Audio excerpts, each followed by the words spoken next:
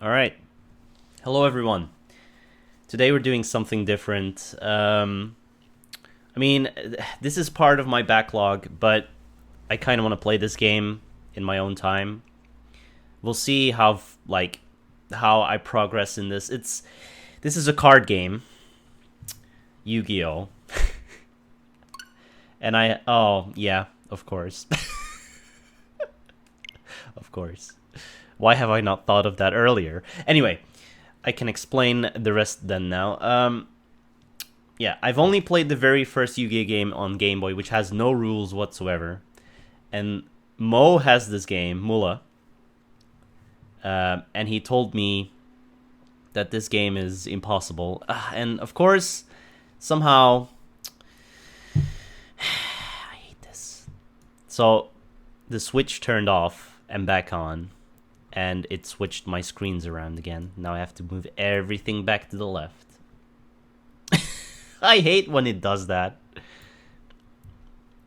You can play until XYZ and Synchro, but you can't understand Pendulum and the newer stuff yet. Well, apparently this has everything. This has everything that is new about Yu-Gi-Oh! So, we'll see. Alright, I think everything's back on the left. Come on, can I... Oh god, switch. Alright. Are you kidding me? That wasn't even the full update. Why did it restart the switch? Oh. 1 minute remaining. Was it Dark Duel on the Game Boy Color? No, I played Yu-Gi-Oh! Duel Monsters on Game Boy. The very, very first Yu-Gi-Oh! Game. Which is a Japanese-only game. Hey, Don.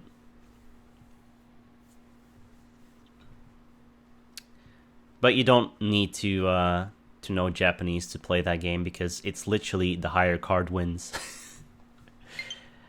There's some fusions you can do, but it's very, very limited. You've been making Skylanders memes? Oh boy. Konami, Outer Ocean. Yeah. Why did it download POD update data? Whatever. What is that face? Is this real? What is that?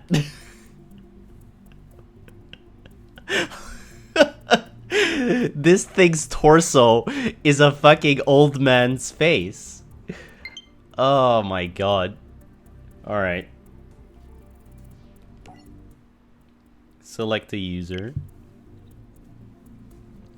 Alright. Oh, it's downloading all the updates. I haven't played on my Switch in forever. We've got single player, multiplayer, battle pack. Play using a temporary deck made from battle packs. Deck edit, card shop. Help and options, select user. Alright, I guess we go straight into single player. Campaign, duelist challenges, tutorial. Alright, let's start that timer. Is it running? Yeah, okay. Tutorial. Names and roles. We're learning, okay. Void expansion spell card. Oh shit, what? Hello. Hey, FK. Why? Because I want to learn how to play Yu-Gi-Oh! Hello there, this is Informate.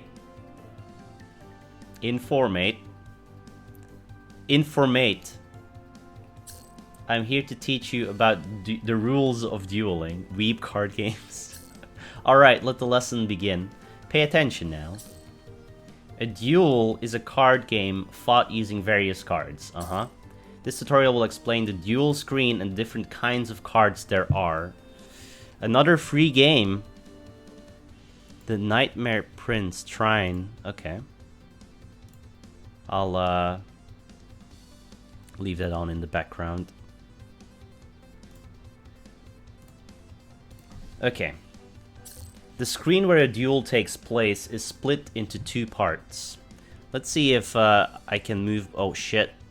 My webcam somewhere that isn't in the way of gameplay.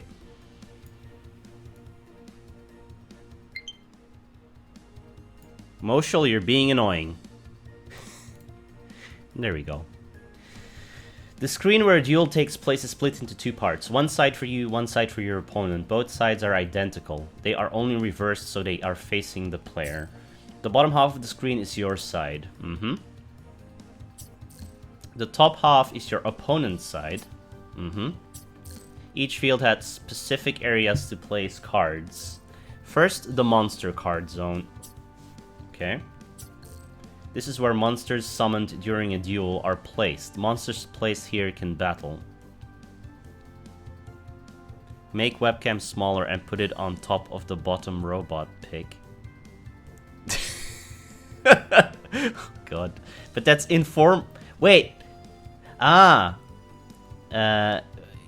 playing against Informate and we are Infnate. Okay. Next, the Spell and Trap Card zone. Okay. This is where you place Spell and Trap cards when you use them during a duel. Okay. The Graveyard. Monsters that are destroyed as a result of battle and Spell and Trap cards that have been used are placed here. Cards placed in a graveyard can be viewed by either player. Next, the Deck zone. You place your deck here upside down. A deck is the stack of cards you use during a duel. In this game, the size of your deck can be anywhere from 40 to 60 cards. Huh. Interesting. You can create a deck using the Deck Edit screen. Add cards with various effects to make duels more exciting. Next, the Banished zone. Okay. Cards that are banished as a result of another card's effect are placed here. Cards placed here generally cannot be used again in a duel. The Field zone. This is where you place field spell cards, which have special effects. For an explanation of field spell cards, see Chapter 7, Various Spell and Trap Cards. The Extra Deck zone. This is where you place a deck made of Fusion Monster, Synchro Monster, Xyz Monster, and Link Monster cards. When you want to use a Fusion Monster, Synchro Monster, Xyz Monster, or Link Monster during a duel, you will need to make an extra deck using the Deck Edit screen. Next we have Pendulum zones. When you activate a Pendulum Monster card as a spell card, you place it face up in this space. Pendulum Monster cards count towards the 5 card limit of your Spell and Trap zone or Monster zone. Next, let's look at the different kinds of cards there are. Cards that are used during a duel can be divided into 3 major types based on their color. These are monster cards, spell cards, and trap cards. Cards that are yellow, orange, violet, white, blue, black, or dark blue are monster cards. Yellow, orange, violet, white, blue, black, or dark blue. Monster cards are divided into 8 kinds based on their color. Any of these monsters can battle and attack your opponent. Next, let's look at the green-colored spell cards. Spell cards can help you out with various effects. Because these effects are different, be sure to read the text of each new spell card you obtain. Finally, let's look at the purple-colored trap cards. Trap cards have the ability to surprise the opponent by disrupting their attacks and strategies. Most trap cards are activated in response to an action taken by your opponent. Remember the difference between monster cards, spell cards, trap cards, and the different places on the field explained in this chapter. That concludes my lesson on card types and how to look at the screen. These are fundamentals of dueling. Well then, till next time, dismissed. Alright. How many tutorials are there? 19. Fantastic. We'll need every single one of them.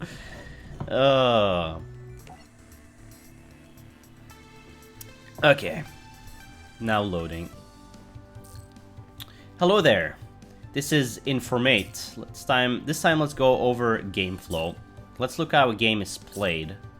Before the actual duel begins, a game of rock, paper, scissors is played. Really? The winner decides if they go first or second. Once the order is decided, the screen will change to the actual duel screen and the duel begins. First, each player draws 5 cards from their deck. These 5 cards are a player's starting hand. Okay. Cards that are used during a duel are mainly played from your hand, so your chance to take over the duel comes when you draw a powerful card. In a duel, both players alternate performing actions. The order in which this happens is called a turn. At the beginning of your turn, pick up the top card from your deck. This is called a draw. The player who goes first does not draw during the draw phase of their first turn. After drawing one card, if you have a monster card in your hand, you can place it on the field. Monster cards are placed on a monster card zone. Normal summon is the action of placing a monster on the field. You can only normal summon one monster per turn. Even if you have a lot of monster cards in your hand, you can only normal summon one monster a turn, so make sure to summon the right one. Summon a monster in face-up attack position is when you place a monster on the field vertically. This is explained in detail in Chapter 4. There are only 5 monster card zones on your side of the field. If you have a monster in all 5 of these monster card zones, you cannot summon another monster, so be careful. Okay, try summoning a monster. Okay, well, what do we have here? Blazing Inpachi, Gairoshin Kuwagata, Ninkendog, the dragon dwelling in the cave. These have mega high attack power, holy shit. Why are these attack powers 10 times higher than the other game I played? 5 normal monsters, never gonna happen with a modern deck. Okay, what do we want here? Let's get the Ninkendog. Summon. Okay. This is the time where normally you would want to attack with a monster, but the player that goes first in a duel has an advantage. So their first turn only, they cannot attack. Now that you've summoned the monster, end your turn. You need to select End Phase in the Phase menu to end your turn.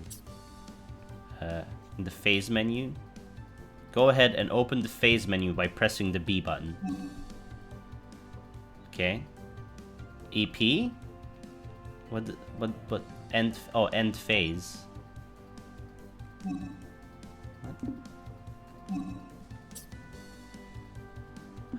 What? What? How do I select it? Start? No. What? Pressing End Phase will end your turn. The word phase will be explained in the next chapter. I don't know why I couldn't do that. A duel is carried out with both players taking turns like you just did. This concludes the general game flow of a duel. Next time, I'll explain game flow in detail. This too is fundamental, so take out a pen and paper if you need to. Well then, till next time, dismissed. Alright. Attacking phases, damage.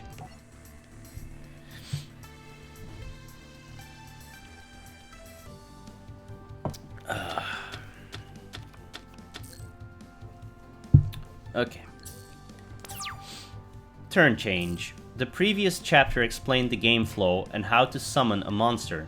This chapter will have you summon a monster, assuming this is not the first turn. Yep, tutorial is gonna take a while.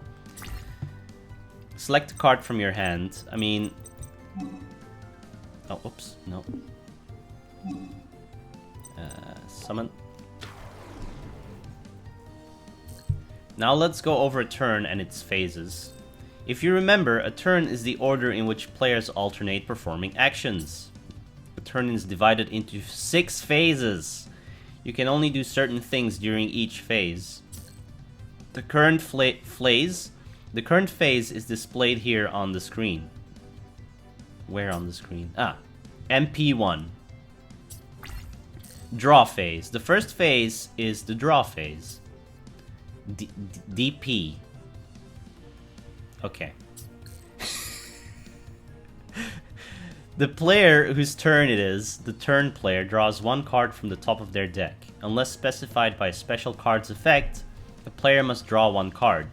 If a player has no cards left in their deck and are unable to draw, they lose the duel.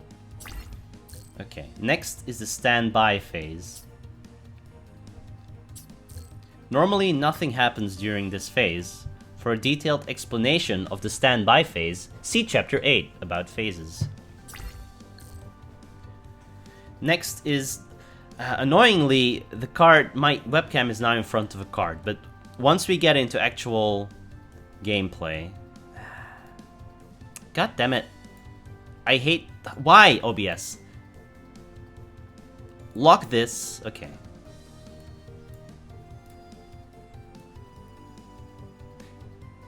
It's moving again. Moshel, god damn it. Alright. There, it's not in the way for the moment. Next is the main phase. The main phase after the standby phase is called main phase 1. The main phase after the battle phase is called main phase 2. Although they have different names, they are the same. During your main phase, you can summon a monster, use spell cards, etc. The battle phase is between main phase 1 and main phase 2. The battle phase is where you can attack using monsters face up on the field. You do not have to battle, so you can skip this phase if you like. Also, as the previous chapter explained, the player that goes first, the first turn in the duel, cannot enter the battle phase. The last phase is the end phase. When you want to end your turn, select the end phase. For a detailed explanation of this phase, see Chapter 8 about phases. Okay, try to battle with a monster. You need to select Battle Phase in the phase menu to battle.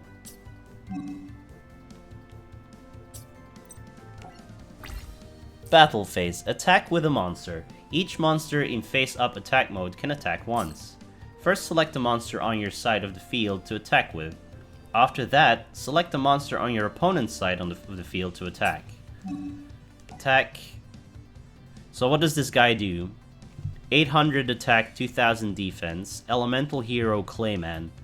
An elemental hero with a clay body built to last. He'll preserve his elemental hero colleagues at any cost. Okay. Oh, he has an effect. And it's on the other side! Oh, it's my enemy. King of the Swamp. This card can be used as a substitute for any one fusion material whose name is specifically listed on the fusion monster card, but the other fusion materials must be correct. You can discard this card to the graveyard, add 1. Add 1 what? I don't know. I don't care. Boom. Your opponent's monster is destroyed and your opponent receives battle damage.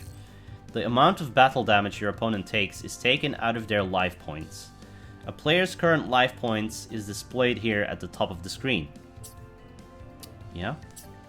Yeah? This number represents your health. Both players begin the duel with 8,000 life points. You win the duel if you reduce your opponent's life points to 0.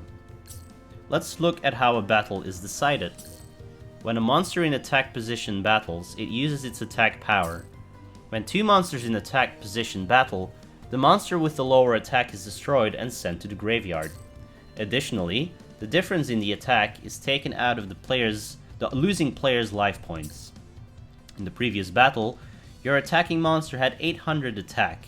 The monster being attacked had 500 attack. As a result of the battle, your opponent, King of the Swamp, had less attack, so it was destroyed. Battle damage is calculated like this, blah blah blah. Therefore, your opponent loses 300 life points. Your opponent's life points was originally 8,000, yeah. There is still another monster on your field that has not attacked. There are no monsters on your opponent's side of the field. When your opponent has no monsters, your monster can attack them directly. It's called a direct attack. During a direct attack, the attacking monster's attack is taken from your opponent's life force. Blah blah.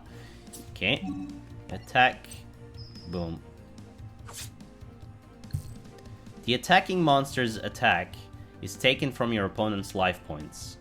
So your opponent now has 6,900 life points. Nice. Uh-oh. Okay, but what happens when two monsters that have the same amount of attack battle each other?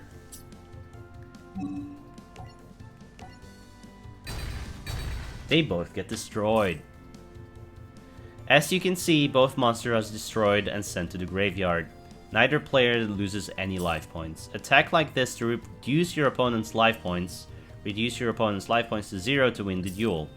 You also win the duel if your opponent cannot draw a card from their deck or by using a special card's effect.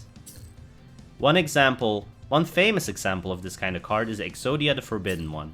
If you can assemble all 5 cards in your hand, you win the duel. This time I love how that's still in the game.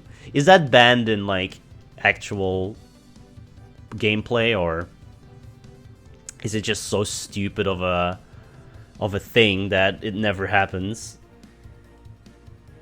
The battle phase. How to battle. Battle is the core of dueling and is where strategy is essential. How well things all go depends on you. Well then, dismissed. Okay. Defense position. Changing card positions.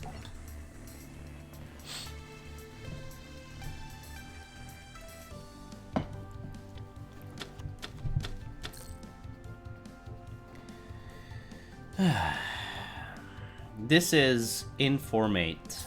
Well then, let's begin. Chapter 3 explained attack position. This chapter will explain the other position, defense position. The word battle position refers to both attack and defense position. Place a monster in defense position. Okay. Who's got good defense? Oh, this dude. Set. Okay. The monster was placed face down horizontally on the field. This is called face down defense position. A monster is in defense position when horizontal and attack position when vertical. Placing a monster in defense position from your hand is called a set. As long as there isn't any special condition, a set monster is placed on the field in face down defense position. A summoned monster is in face up attack position, and a set monster is in face down defense position. Now what happens when a monster in defense position battles?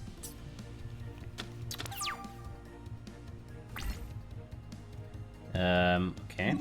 Attack. It's destroyed. When a monster in defense position battles, it uses its defense power. Just like the result of this battle, when a defense position monster is attacked by a monster with an attack higher, the defense position is destroyed and sent to the graveyard. But you don't lose life points. Yep. When a face-down defense position monster gets attacked before the battle is conducted, it switches to face-up defense mode. Okay. How about this? It's probably gonna have higher defense now. Yep. Oh, I lose points! If the monster being attacked has a higher defense than the attack, neither monster is destroyed, but you lose the difference. Yep. Okay, what happens if the attack and defense are the same? I think nothing happens. Neither monster is destroyed and neither loses any life points. If an attacking monster's attack is the same as the attack position monster, both monsters are destroyed. These two situations are different, so make sure not to confuse them. You always like playing burn decks that stall the enemy and inflict direct damage all the time. New meta decks are broken and just kill you in 1 to 2 turns. Yikes. Now you know the difference between attack position and defense position. No matter how high the attack of the attacking monster is, when a defense position monster is destroyed, there's no damage dealt to the player. monster is set face down from your hand, so your opponent will not know what card it is. Use this to throw your opponent off. Even if you don't have a monster with a high attack in your hands, you can still get it out of tight situation by setting monsters. Make your choice depending on the situation on hand. Try changing the battle position of the monster already on the field. As long as this isn't the turn you summoned or set a monster, you can change it from defense to attack position and vice versa. However, you can only change a monster's battle position once per turn. Okay. Select a defense position monster. Change to attack. Yeah. Okay. Keep in mind that if you attack with a monster during your battle phase, you cannot change its battle position in main phase 2. Okay.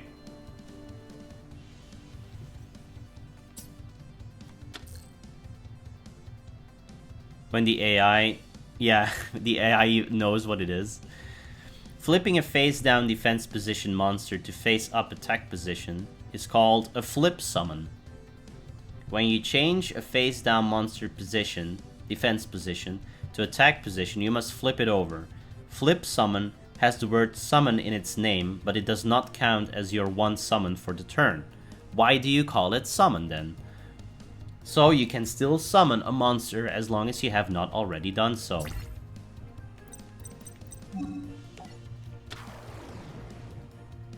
Okay, this concludes my lesson on defense position.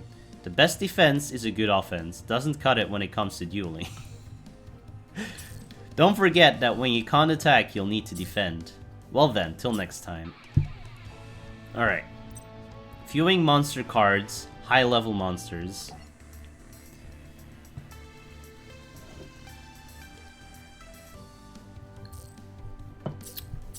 This chapter will explain how to read monster cards. Every card has a name and illustration. This is where the card description is written. For normal monsters, a description of the monster's personality and characteristics are written. Other monsters have their effect written here. Monster cards' attack points and defense points are written here. As explained in the previous chapters, these points are used during battle. Each monster has a specific attribute. There are 7 different attributes a monster can have. There are some card effects that only affect monsters of a specific attribute. Each monster card has a specific type. There are 24 different types a monster can be. There are some card effects that only affect monsters of a specific type. The number of stars shows the monster's level. In the chapters up until now, you have only used monsters level 4 or below. In order to summon a monster that is level 5 or 6, you must tribute one monster. This is called tribute. Sending a monster on your side of the field to the graveyard to summon a high-level monster is called a tribute summon. Try to tribute summon a monster. Oh, it summoned Skull and Frostosaurus. Alright, let's just summon... You must tribute one monster card in order to tribute summon this monster. Tribute summon, yes. So it has to be... Does it have to be one on my field, or can I... No, it has to be one on my field. Okay. In order to summon a monster that is level 7 or higher, you must tribute 2 monsters.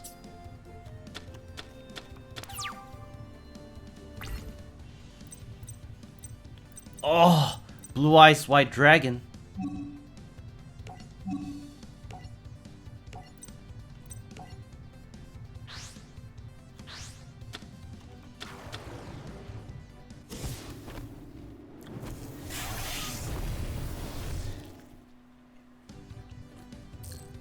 There are no specific rules on which monsters can be tributed. A monster can be tributed even if it's face up, face down, attack or defense position. Blue Balls, White Dragon. That concludes my lesson on one of the methods of summoning a monster, tribute summons. This is the most basic method of summoning high-level monsters. But there are other ways to summon them, but I'll explain those later. Well then, till next time, dismissed.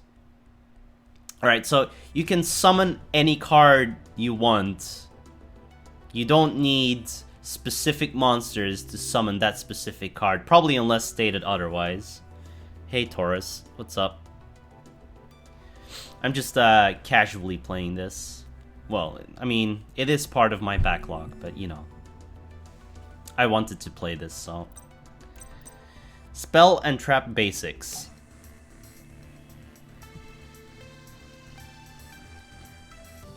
Welcome to the comfy tutorial, Taurus. Enough with the formalities! Chapter 5 explains summon cards. Chapter 5 explained monster cards. This chapter will explain spell and trap cards. Spell cards can normally be activated during your main phases and help you out with different effects. Spell cards have many powerful effects, like destroying other cards or strengthening monsters. Trap cards will help you with different effects, just like spell cards. The big difference between them is that you can activate trap cards during your opponent's turn. Many spell cards have effects useful for offense, but trap cards have the ability to surprise the opponent by disrupting their attacks and strategies. Just like monster cards, spell and trap cards each have a card name and an illustration.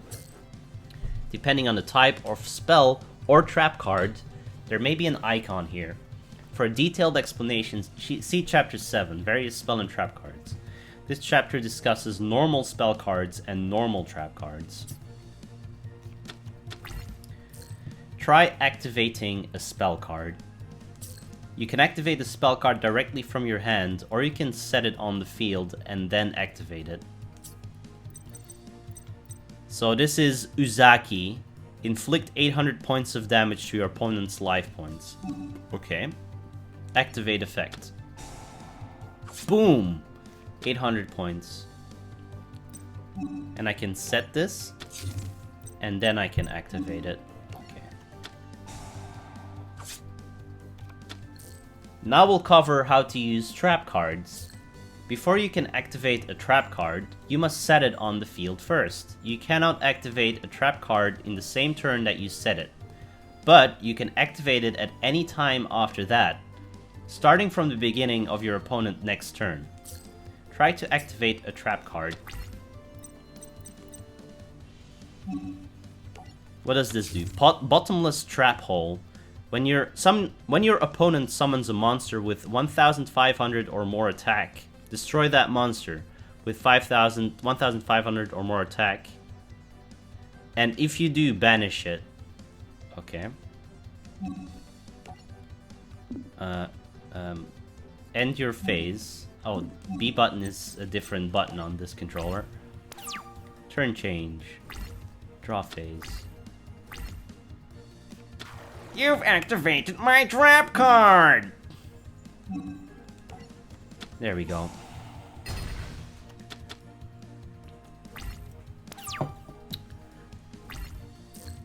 Each time a trap card can be activated, the game will pause and a dialog box will automatically appear. So don't worry about when you can activate a trap card. A trap card can be used during any turn after the turn it was set, but spell cards generally can only be activated during your main phases after being set. Now, what is the advantage of setting a spell card? First, your opponent does not know what card you set, so you can use that to distract your opponent. Also, if an effect that makes you discard a card from your hand is activated, you do not need to worry about losing any spell cards that you have set on the field. This is the most annoying thing about Yu-Gi-Oh games. What? That concludes my lesson on spell and trap cards. Spell and trap cards are equally important. With these cards you can win a duel without having to battle. Alright, so it's only natural you'll want to use these cards. Various spell and trap cards.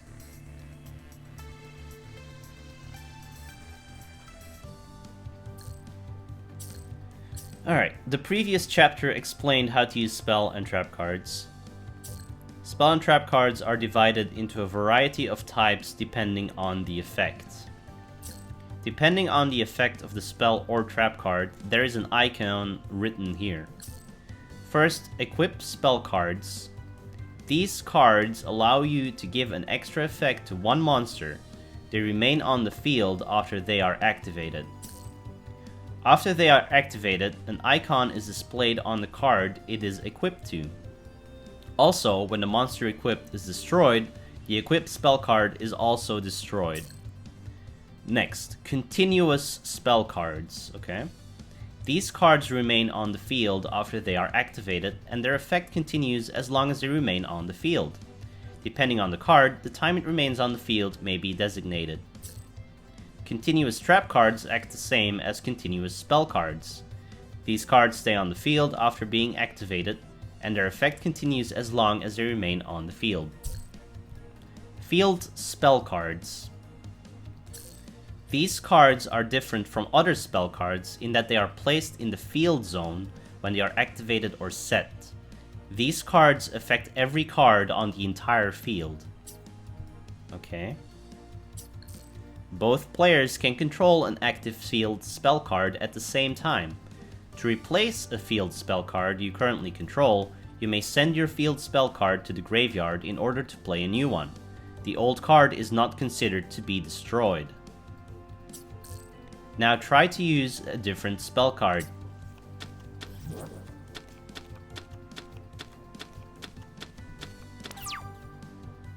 Okay. Once you are done using spell cards, end your turn. So what do we have here? We've got Wetlands, which is an area spell card. All aqua type water level 2 or lower monsters gain 1200 attack. Okay. So do I activate it, I guess? Yeah. Alright. Whatever. Skyscraper. This is also an area effect card. This guy is a hero. If an elemental hero monster attacks a monster that has a higher attack, the attacking monster gains 1000 attack during damage calculation only. Okay. So, technically, if I set this, that only counts for me. So, this guy is an elemental hero, so he gets 2600 if he attacks someone with more than 1600. Alright. What do we have here? An continuous spell card. Change all face-up level 4 or higher monsters to defense position. Okay. Does that mean all face-up cards? That is also my cards, I assume. Level 4. So does that affect my thing? Yeah, okay. Axe of Despair. This card is always treated as an Archfiend card. The equipped monster gains 1000 attack when this card is sent from the field to the graveyard. Equipped monster gains 1000 attack when this card is sent from the field to the graveyard. You contribute one monster. Place this card on the top of your deck. What? Okay. Okay. This card is always treated as an Archfiend card, whatever that means. The equipped monster gains 1000 attack. Okay. When this card is sent from the field to the graveyard, you contribute one monster.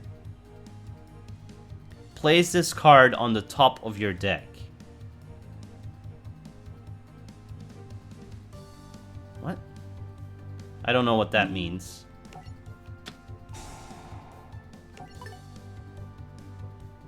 Alright.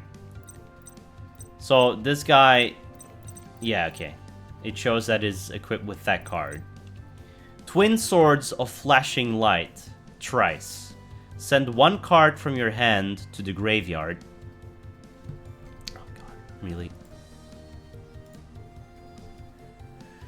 Equip this card to a monster. It loses 500 attack, but it can make a second attack phase during each battle phase. Oh. So you can attack twice with that monster then. Whatever. What? Oh, I can't use it now because I don't have cards in my hand. I guess? I think that's why I can't use it. Whatever, let's end my turn.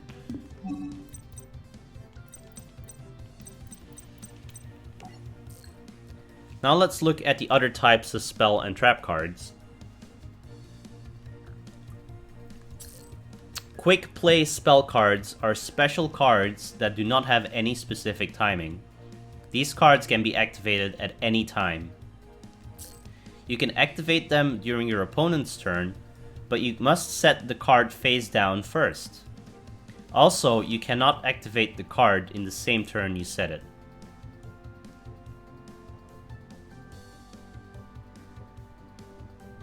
It just gives a monster 1000 attack, and when it gets destroyed, you have the option to get it back if you sacrifice a monster. Ah, okay. Also, lighting. The problem is, I can't really turn on the lights because Susie's sleeping. And my light switch turns on all the lights in that room as well. Let's just boost the settings a little bit. Oh, I fucking swear, dude. Because my...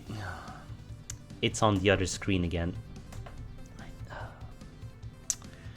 Windows, why are you so fucking stupid? I swear.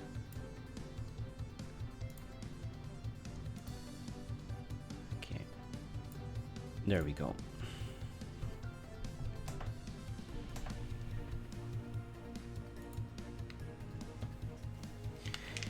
You can activate them during your opponent's turn. Yeah.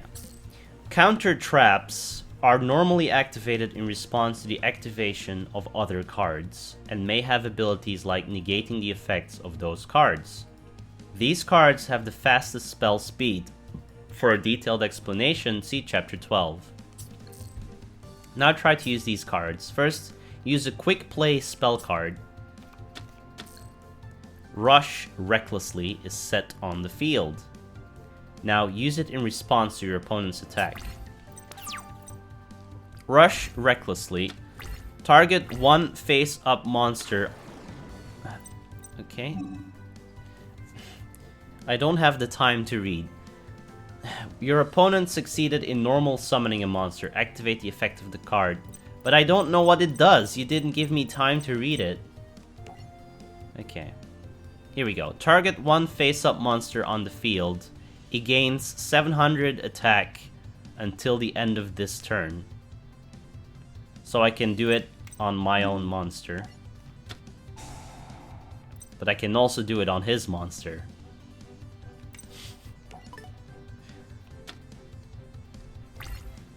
Alright. Did you use it effectively? In this situation, this card gives you the advantage by destroying the opponent's monster if activated when your opponent announces an attack. Next, try to use a counter trap card.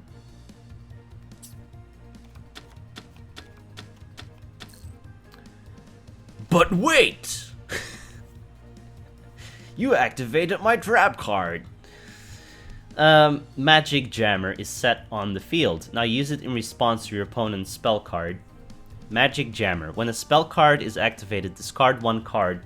Negate the activation, and if you do, destroy it. Okay. Lightning Vortex. Oh no! Shall I chain another card or effect? Yes. Activate effect. Get rid of this card. We chained it. Was that Regeki? Or something like that? I don't know, I didn't see it. And that concludes my lesson on spell and trap cards. Did I pique your is that how you spell pique your interest? Okay. Shall I pique your interest? About phases. The Fairy King. Also, let's get some more audio in here. I know it's the tutorial, but... You're looking more like a duelist every day. Okay then, I'll help you bring out even more of the duelist in you. Let the lesson begin. This chapter will explain each phase in detail. Draw phase. Yeah. A player with no cards left in their deck and unable to draw loses the duel. Standby phase. The standby phase is a special phase. If a card says to do certain things during the standby phase, it is done at this point. If there isn't a card like this, jump to the next phase without doing a thing. Doing? Some cards that are resolved during the standby phase are cards with a cost or effects that can be activated during this phase. One example of a card with such a cost is Fairy Box. There's Diglets on it. Fairy Box. When your opponent's monster declares an attack, toss a coin and call it. If you call it right, the attacking monster's attack becomes 0 until the end of the battle phase. During each of your standby phases, pay 500 life, but I can't really see how. Well, okay. While this card is face up on your side of the field, you must pay 500 life points during your standby phase or destroy it. Ah, okay. Next is the main phase. The main phase is when the turn player can freely play cards. First, summoning or setting a monster. You can only summon or set a monster once per turn, including during your main phase 2. There is no limit in the number of times you can flip summon and special summon in a turn. These are explained in other chapters. Okay. Next, changing your monster's battle positions. This includes flip summoning a monster, or changing the position of a face-up monster to face-up attack or defense position. You can do this once for each monster on the field. Also, you cannot change the battle position of a monster that was summoned or set this turn. Okay. Activate a card or effect. You can activate as many different spell cards or trap cards or the effects of a spell trap or effect monster card as you want during this phase. Okay. Set spell and trap cards. You can set spell and trap cards during this phase as many open spell and trap card zones you have available. One exception is field spell cards, which have to be used in the field zone. The battle phase. The battle phase is when you can battle with your monster cards that are face up on the field. You do not have to conduct a battle phase, and the turn player can choose to skip this phase if they wish. The battle phase is split into 4 steps. The start step, battle step, damage step, and end step. In this game, the computer will automatically resolve these steps for you. However, there may be cases where you cannot activate a trap card during the damage step, and special rules may apply. There may be cases where you cannot activate a trap card during the damage step, and special rules may apply. Okay. Sure. Main phase 2. Was that basically saying there are rules this game cannot apply? Sorry. I think that's what the game said. Main phase 2.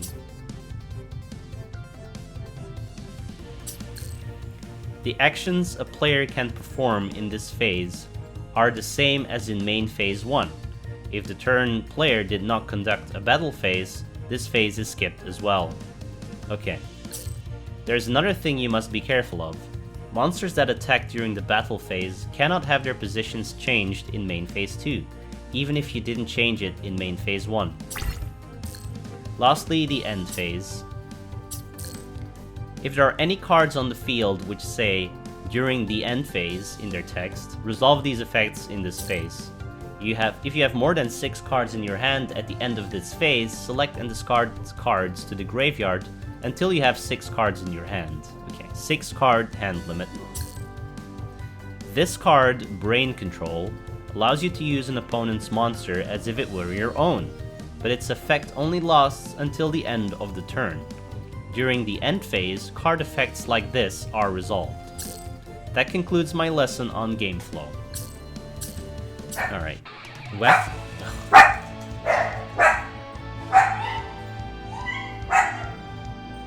Fuck.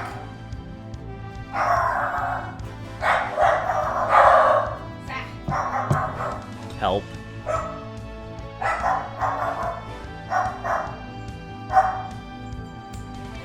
Well, fusion and ritual summons.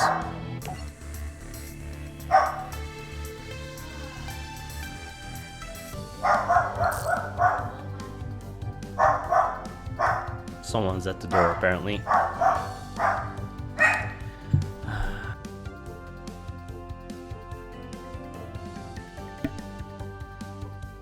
I don't know. Well, seeing as I'm ready to go, let's start the lesson. This chapter will explain fusion monsters and ritual monsters, which are different from normal monsters.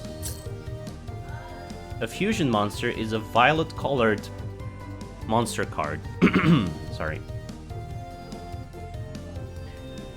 Okay. Fusion monsters are special monsters that go in your extra deck, not in your main deck. Fusion monsters are summoned by using the specific monsters listed on the card, combined with the spell card Polymerization. As the description of Polymerization says, you can send fusion material monsters that are listed by a fusion monster card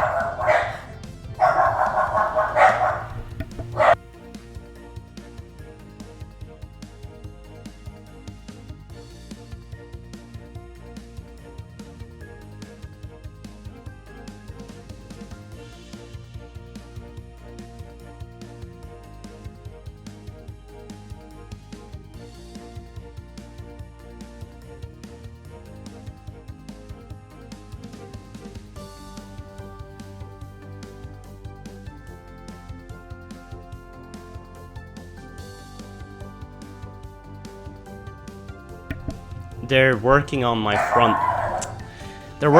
front door, which makes sense why the dogs are barking. It's like people are trying to invade our house, but they did not say they were gonna do that today, but apparently they are. Oh well.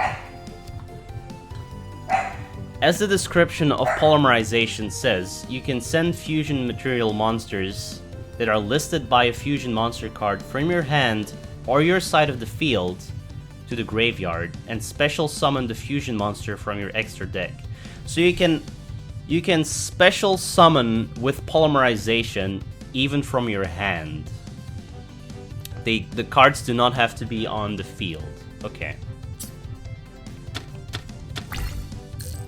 Try using Polymerization from your hand to fusion summon a monster.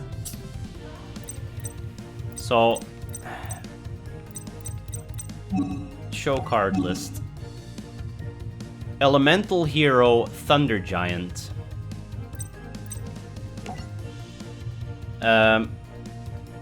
Elemental Hero Sparkman plus Elemental Hero Clayman. Okay. Must be fusion summoned and cannot be special summoned by other ways. Once per turn, you can discard one card to target one face-up monster on the field with original attack less than the attack of this card. Destroy that target. Wait, so once per turn, you can discard one card to target one face-up monster on the field with original attack less than the... So you can basically attack twice with this card, I think. Okay, so we want a Polymerization. Okay.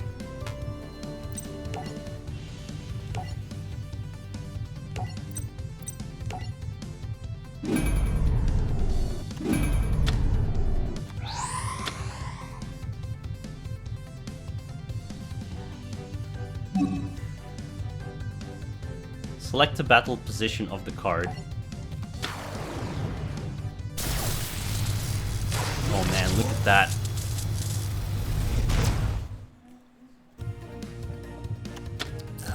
You can select fusion material monsters from your side of the field, your hand, or both. There are other methods to fusion summon. Zet Sanders in de dingen.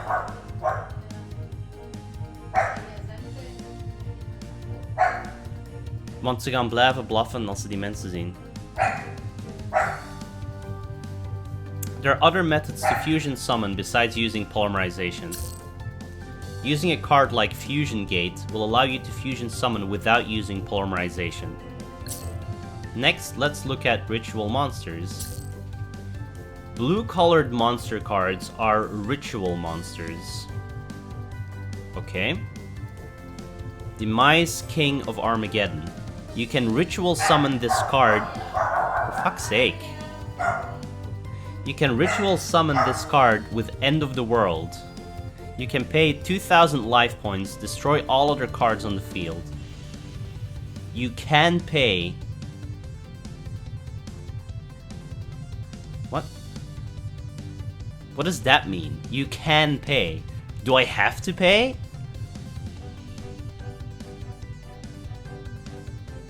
Oh, if I pay 2,000 life points, I destroy all the other cards on the field. I think that's what it means. Ritual monster cards are different from fusion monster cards in that they are placed in the main deck.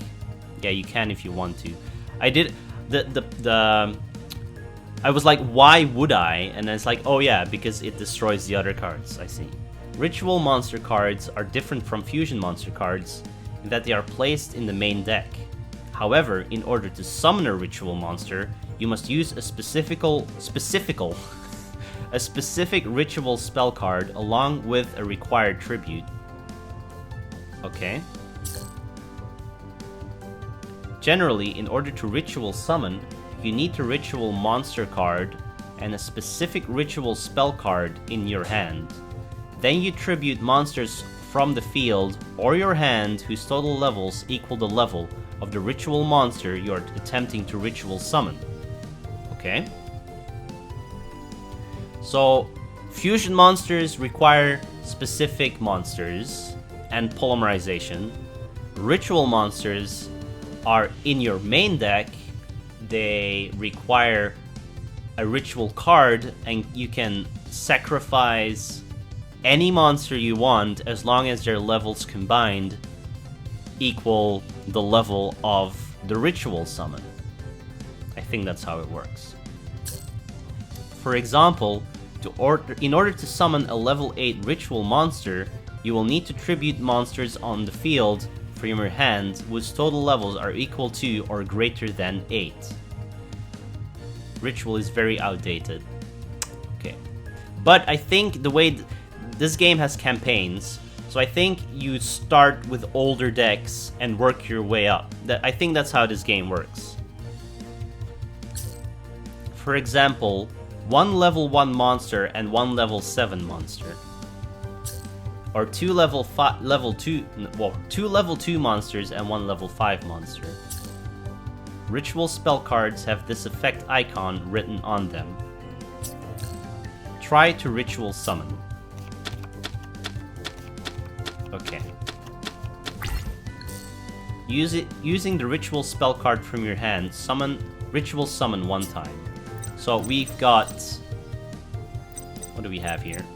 We've got Demise King of Armageddon, End of the World. This card is used to ritual summon Ruin Queen of Oblivion or Demise King of Armageddon.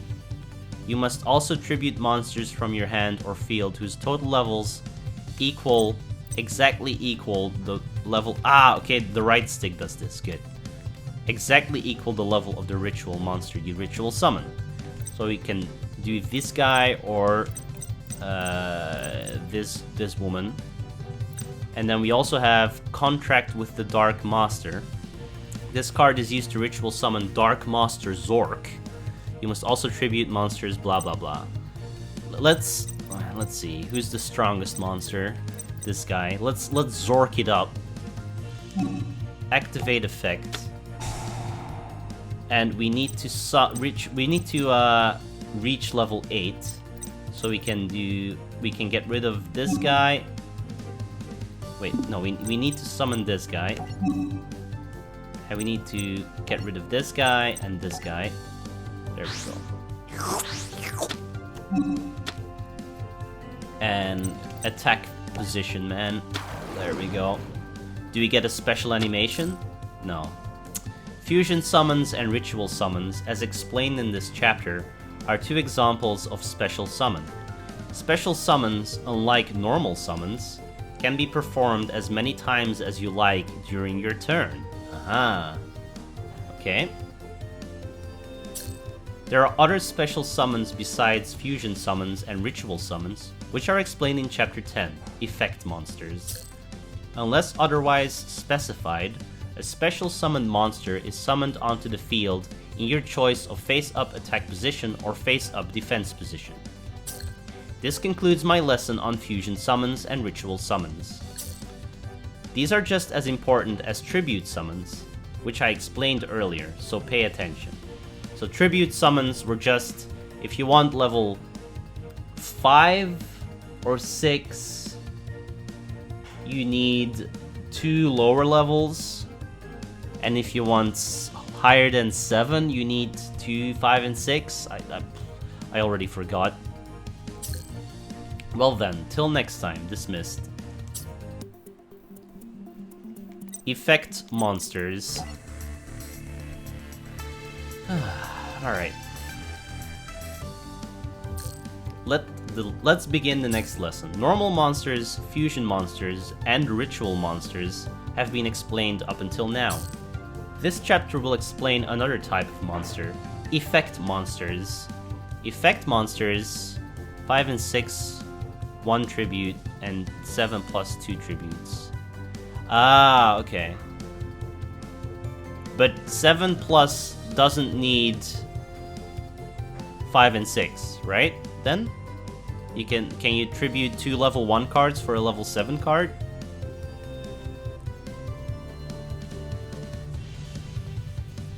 Alright. Effect monster cards are orange colored. With the exception of a few cards, effect monsters do not have any special way of summoning them like fusion monsters and ritual monsters do. They do not have any special way of summoning. Effect monsters, like spell cards, have effects that can be activated. Effects are broken down into 5 major types. Although you do not necessarily need to memorize the names of these types, let's look at them. First, continuous effects. What's up with your 1000 typos? You learned it from FK. My brain gives FK the power to typo you into oblivion. I keep mispronouncing shit, so it's just the curse of whatever card we're gonna play 72 hours into this game. The effects are active while the effect monster card is face up on the field. Command Knight is a good example of this kind of card. Alright, Command Knight. All warrior monsters you control gain 400 attack. If you control another monster, monsters your opponent controls cannot target this card for attacks. Okay.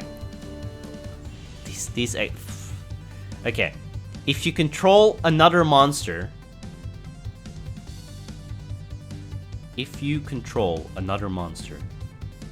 So if you have this card and another card, monsters your opponent controls cannot attack this card for attacks. So, this card cannot be attacked unless it's the only card on your side of the field.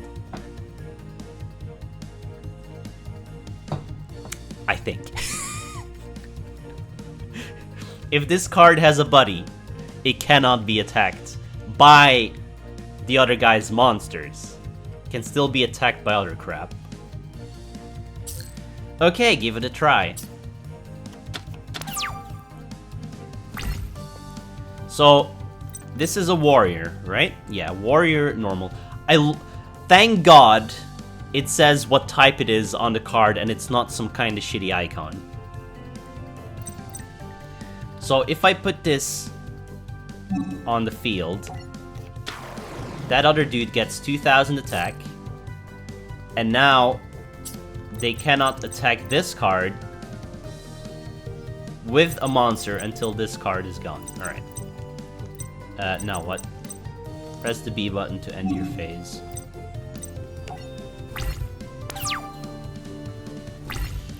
Draw phase. Blah, blah, blah. Okay.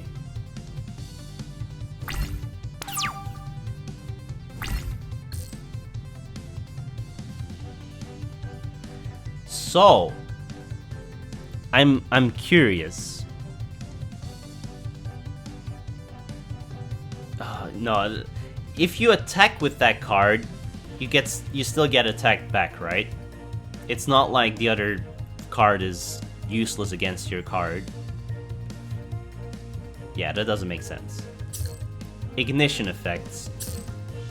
You can use this type of effect just by declaring its activation. You can normally activate this type of effect only during your main phases.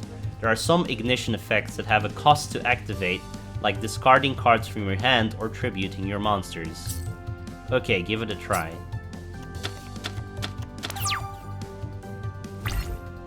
Okay, so you can tribute this card to target one monster on the field. Destroy that target. Okay. So you can just sacrifice this to destroy any card on the field. That's pretty strong. This card cannot attack the turn it is summoned. If Toon World is... Oh, Toon World. Oh no. Is on the... If Toon World on the field is destroyed, destroy this card. While you control Toon World and your opponent controls no Toon monsters, this card can attack your opponent directly. You can tribute one monster, inflict 500 damage to your opponent. Okay, so... Alright. A poor goblin that was sucked into a different dimension. However, he's doing his best. So this is the only thing that works, because I do not have Toon World.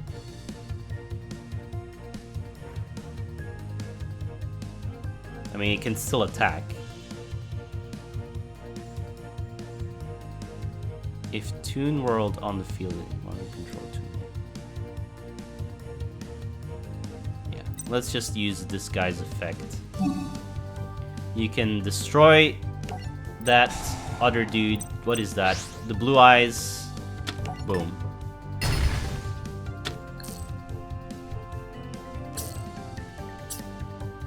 Wait, activate Toon Cannon Soldier? But I don't have Toon World.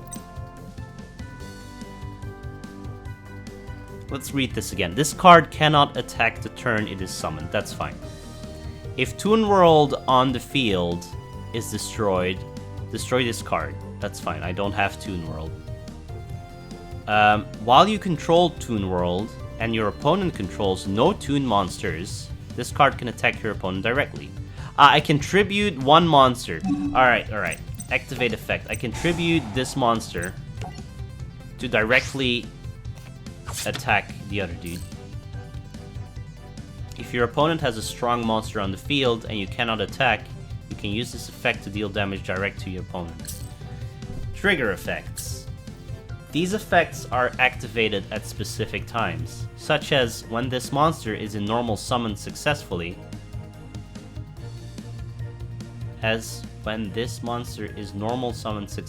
or during the standby phase. Okay. Marauding Captain has an effect that activates when it is summoned. Your opponent cannot target warrior monsters for attacks except this one. When this card is normal summoned, you can special summon one level 4 or lower monster from your hand. Okay, so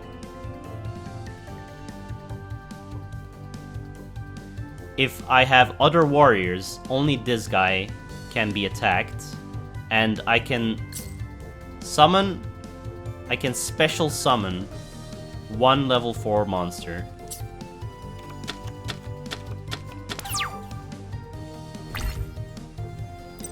So, I use this card, and I get to summon...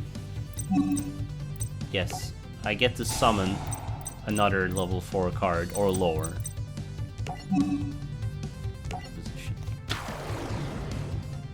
And this is a warrior, so he can't get attacked.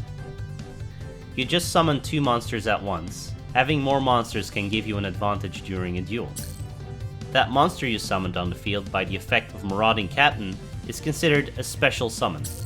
Summoning a monster in any way except summoning it, normal, summon, or set is a special summon.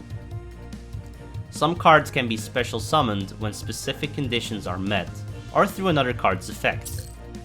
Special summoning using the effect of Marauding Captain is just one example. Cyber Dragon is an example of a card that can be special summoned through its own effect. Cyber Dragon. If your opponent controls a monster, you can special summon this card from your hand. If only your... Okay, so if you don't have any cards on the field, you can special summon this card, and it doesn't count as a summon, so I can summon another card on top of it. Alright. Using special summons, you can place multiple monsters on the field in one turn. This can give you an advantage during a duel. For example, even by special summoning a weak monster, you can immediately tribute it to summon a high-level monster. Next, multi-trigger effects. There are special monster effects that you can activate even during your opponent's turn, as long as specific requirements are met. Okay. Summon a monster. Injection Fairy Lily. If this card attacks or is attacked during damage calculation in either player's turn, you can pay 2,000 life points once per battle. This card gains 3,000 attack during that damage calculation only. Okay. That's that's quite a thing. So you can actually, if you have like, if your opponent has is almost dead, and you have more than 2,000 life points, you can just fucking destroy him, right? Whatever. Select the battle phase. So, the monster on your opponent's side of the field has a higher attack, so normally you would not want to attack. However, if you use Injection Fairy Lily's effect... how do I use the effect? No. How do I use the effect? I guess I need to attack first. Yes. So I lose 2,000 life points. But I kill his blue eyes. You can do this to destroy your opponent's monster. Last flip effects. These are effects that are automatically activated when a face-down card is flipped face-up. This can happen when it is flip summoned, attacked while face-down, or flipped face-up by a card effect. Old Vindictive Magician. Vindictive Magician. Target one monster your opponent controls, destroy that target. Oh, okay, give it a try.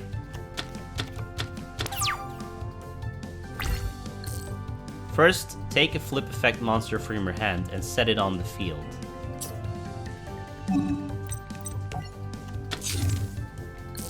You cannot flip summon because you just set it. Flip summon Riku, Light Sworn Hunter, and destroy one of your opponent's spell cards.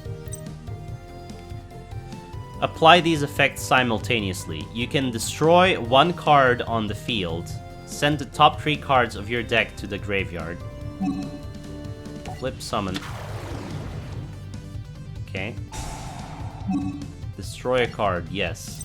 So I can destroy his Blue Eyes, or I can destroy his spell card. Each time your opponent takes damage from a card effect, except Dark Room of Nightmare, inflict 300 damage to your opponent. Okay. So get rid of that, because the tutorial told me to. And then end my phase.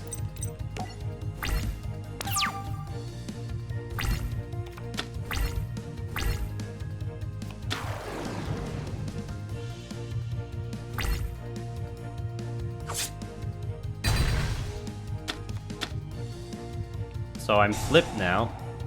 Select a card to destroy.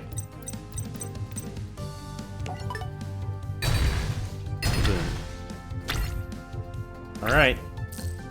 Now do you understand flip effects? Flip effects are used best by first setting the flip effect monster on the field. That concludes my lesson on effect monsters. If you want to get mathematical about it, effect monster is spell and trap plus monster. Or something like that. What? Whatever. Whatever, man. Alright. We're halfway through this tutorial. 1 hour and 12 minutes in. Display card list.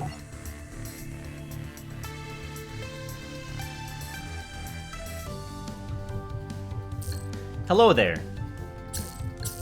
During a duel, you can select and display a card list of both players, graveyard, banished zones, and your extra deck. Okay. First, let's look at the graveyard list. You can close the list by pressing the B button. Okay, my graveyard has a bunch of shit in it. Cards in the graveyard are generally in the order in which they were sent there. The first card on the right is a card first sent to the graveyard, and the last card on the left is a card that was last sent to the graveyard. Okay. Oh.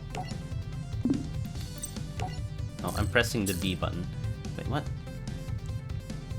What am I doing? Use this to find a specific card you are looking for. An icon is displayed here showing the status of the card. Cards with the cool blue border are your cards, and cards with a pink border are your opponent's cards.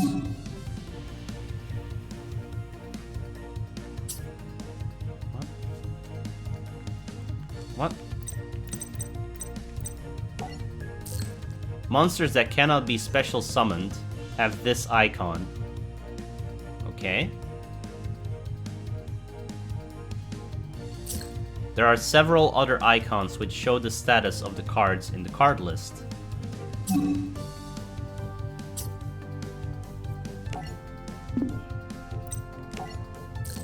Let's look at a special card that lets you select a card in the graveyard. Monster Reborn is a card that lets you select a monster in either your opponent's graveyard, either your or your opponent's graveyard, and special summon it. When you use this card, a list of monsters from both graveyards will be displayed. Try it out.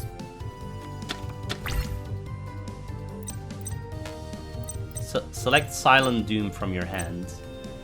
Target one normal monster in your graveyard. Special summon it in face-up defense position, but it cannot attack.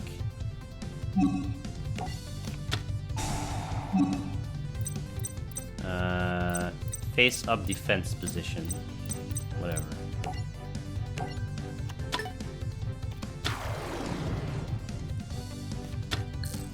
By using cards like this, that will let you special summon from the graveyard, you can bring a powerful monster onto the field. Of course, after doing this, you can still summon a monster from your hand, and you can use the special summon monster as a tribute to tribute summon a high-level monster. Use these methods to broaden your dueling strategy. Next, let's take a look at a card that lets you select a card in your deck. The controls are basically the same, but you cannot see the cards in your deck, so be sure to remember the cards in your deck and the cards that have been used in the duel. Now, assuming your deck has warrior-type monsters in it, use Reinforcement of the Army. Add one level 4 or lower warrior monster from your deck to your hand. Okay.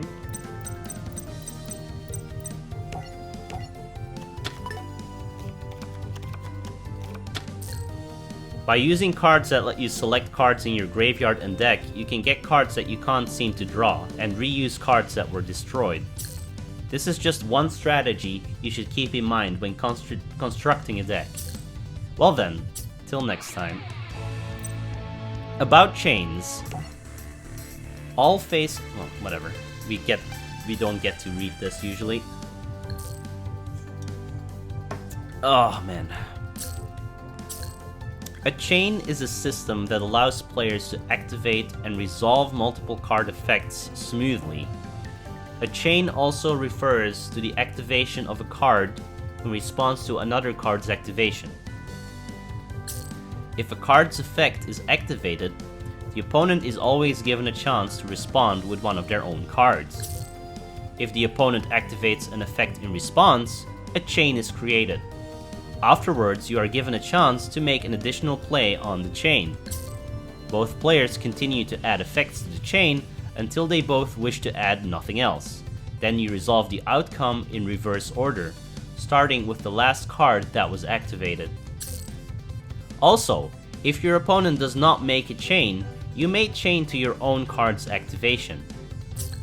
If you do not want to chain a card to your activated card, press B button right after the first card. Now do you understand about chains? What? Now do you understand about chains? Is that English? During the game, the computer automatically resolves chains. If you have a card you can activate, an activation confirmation message is displayed so there is no need to worry. Depending on the order, effects are added to a chain. The outcome is different, so be sure to fully understand chains through dueling. On top of understanding chains, there's one more thing that is important, which is spell speed. Spell speed refers to the speed of a card's effect. If you want to respond to a card's effect in a chain, you cannot respond with a card that has a slower spell speed. There are spell speeds from 1 to 3. Spell speed 1 is the slowest, and spell speed 3 is the fastest. Spell speed 1 consists of normal spells, equip spells, field spells, and effect monster effects other than quick effects. These cards cannot be activated in a chain to any other cards. Chains are always easier than the explanation of it. Yeah, it's just like you do a trap and then you're like, no, undo that trap with my trap, right? That's just how it works, right? And then you're like, no, I'm undoing your trap that undoes my trap. Shit like that. Spell speed 2 consists of quick play spells, normal traps, continuous traps, and quick effects of effect monsters. These cards can be used against a card with a spell speed of 1 or 2. Okay. Spell speed 3 consists of only counter traps. These cards can be chained against a card of any spell speed. Try to create a chain.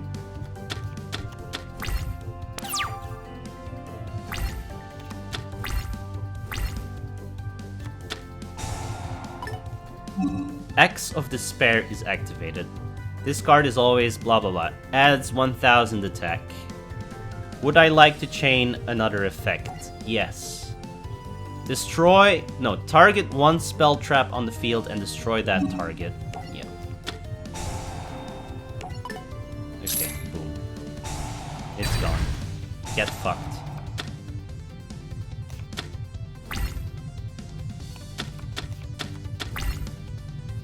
Select Chiron the Mage. Once per turn, you can discard one spell card, then target one SpellTrap card your opponent controls. Destroy that target.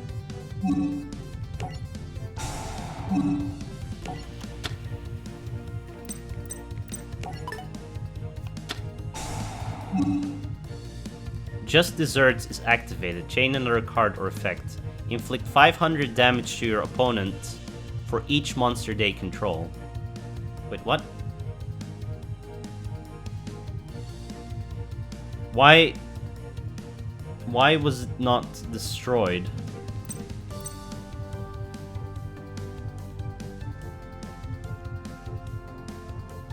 Why was it not destroyed? It said destroy... I already forget what it said, but whatever. Activate only when a card's effect that would inflict damage to you is activated. It is faster than your effect. Okay. How do you know that it's faster, though?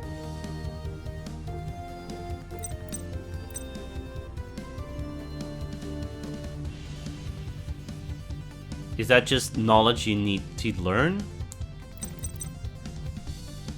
Activate only when a card's effect that would inflict damage to you is activated. Your opponent takes the damage instead.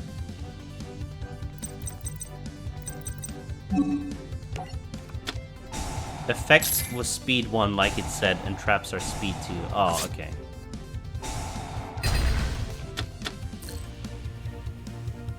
And speed 3 was... something else. You change it before your effect triggered.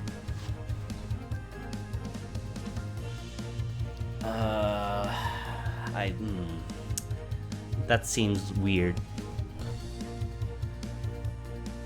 So he was gonna do that before I destroy his card? I don't know. Whatever. Look at this card. Cards like this have timing restrictions based on the number of chain links there are. Accumulated Fortune. Activate only as chain link 4 or higher. Draw 2 cards. You cannot activate this card if multiple card effects with the same name are in that chain. You cannot activate the card. Multiple cards effects with the same name are in that chain. Okay.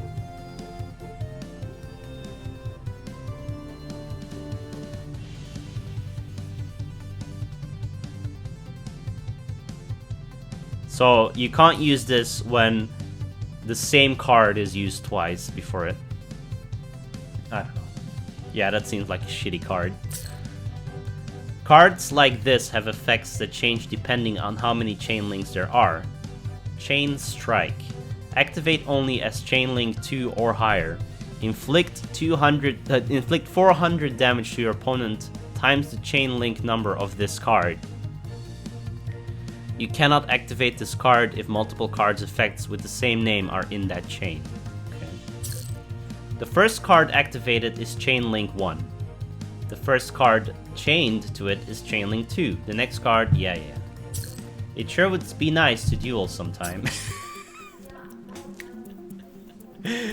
Yes, it would. Yes, it would, game. Oh, match duels.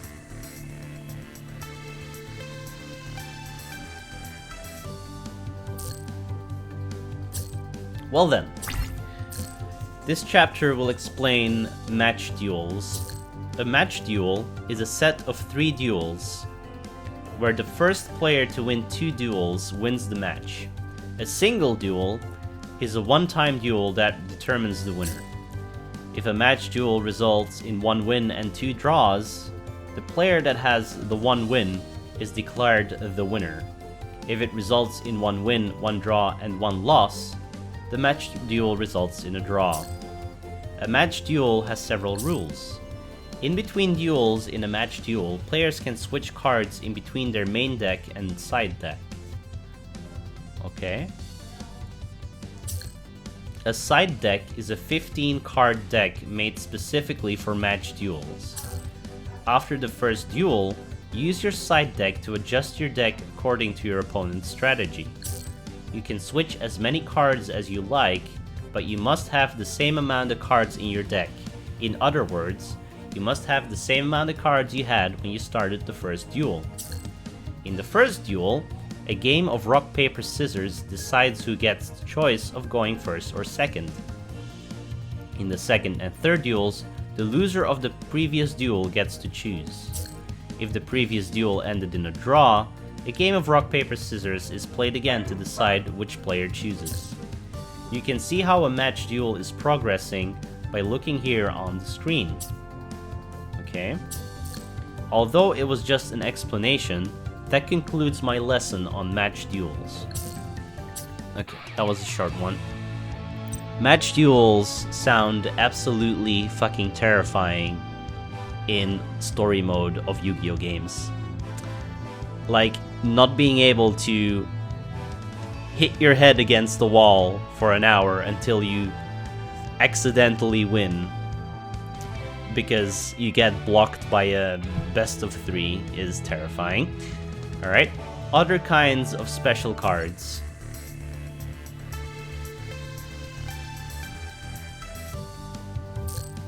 I know this lesson is tough. Are you keeping up? Practice, blah blah blah. Up until this point, the general effects in the game have been explained. There are actually even more kinds of effects a card can have. This chapter will introduce and explain a few major examples of some of these effects. First, let's look at trap monsters.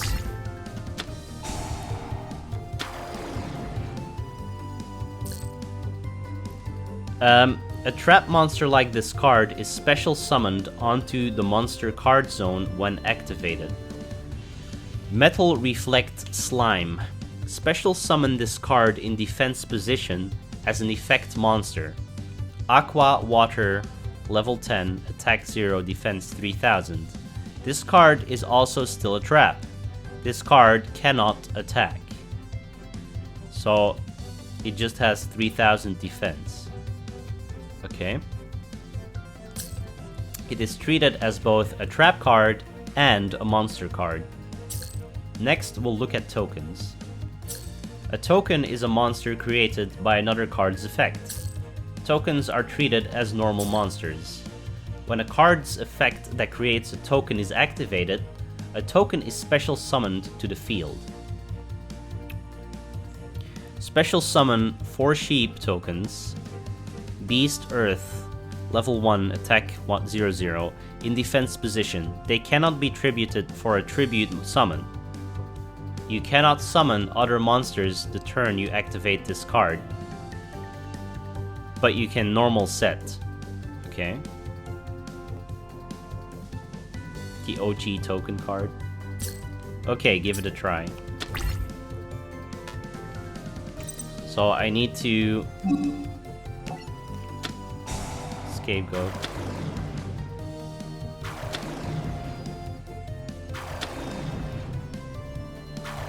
They each get their card, man. Tokens are special summoned to the field like this. Tokens are gray colored. Tokens cannot be in face down position. A token cannot be the target of a card's effects that changes a monster to face down defense position.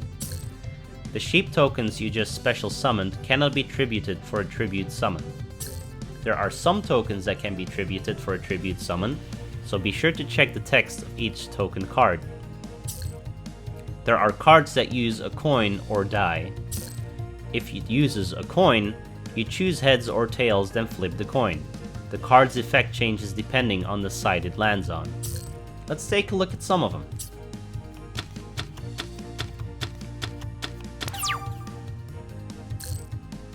There are several cards on the field that use a coin or die. Give some of them a try. Select the end phase when you are finished. Okay. Okay, what do we have? Barrel Dragon. Once per turn, you can target one monster your opponent controls. Oh shit.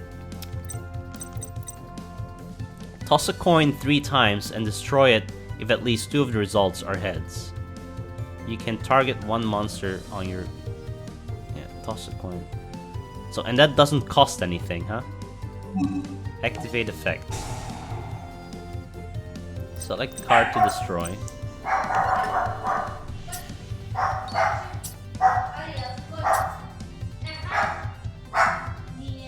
So,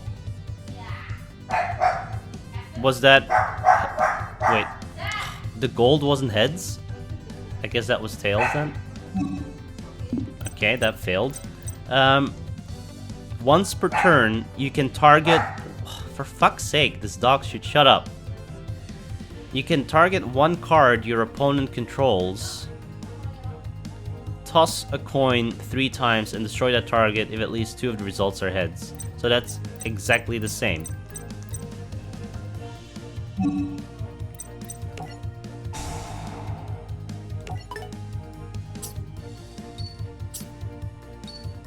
I guess silver is heads, yeah. Alright. You can discard one card, then target one card on this field. Roll a 6-sided die. Roll a 6-sided die and destroy that target unless you roll a 1 or a 6.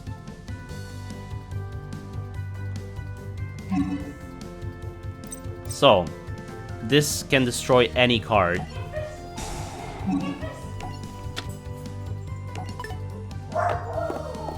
Just not a 1 or a 6. So that's pretty strong. And then you can ritual summon this card, blah blah blah. You can roll a 6-sided die, then destroy all monsters your opponent controls. If you roll a 1 or a 2, destroy one monster your opponent controls. If you roll 3, 4, or 5, destroy all monsters you control. Wait. Or destroy all monsters you control if you roll a 6. So if you roll a 6, you're fucked.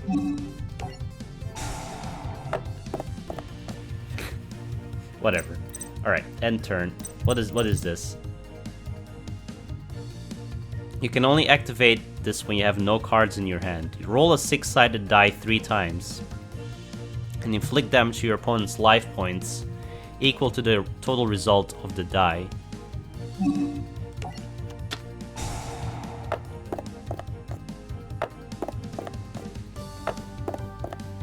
So 9? Yep. Alright. End phase.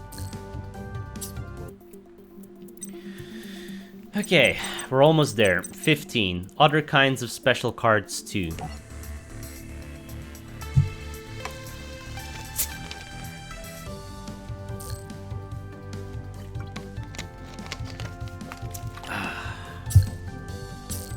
Let's look at union monsters. A union monster is a special kind of monster that can equip itself to a specific monster. Once per turn, you can equip and unequip a union monster. When treated as an equipped card, it is placed on the spell and trap zone instead of the monster card zone. So you can change them around, it looks like. If the equipped monster is destroyed by battle, the union monster is destroyed instead. Oh. Okay. Next, spirit monsters. A spirit monster is a monster that returns to its owner's hand at the end of the turn it was summoned or flip summoned. Because it returns to its owner's hand, the risk of it being destroyed is lower. Most spirit monsters have powerful effects. Okay. So like, you put it on the field, you attack, and it comes back to you.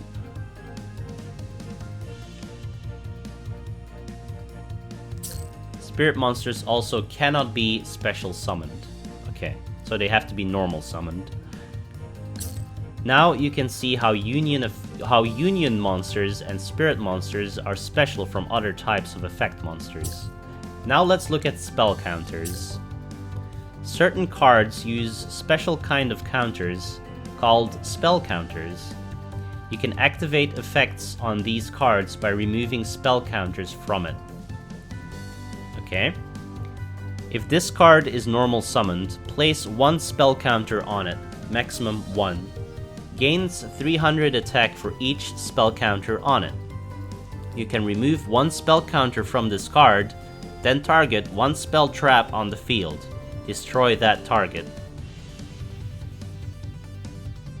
So you can have...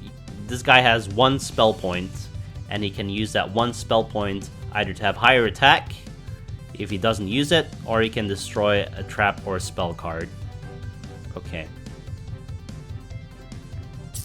You cannot put spell counters on a card that does not use spell counters. Okay, yeah.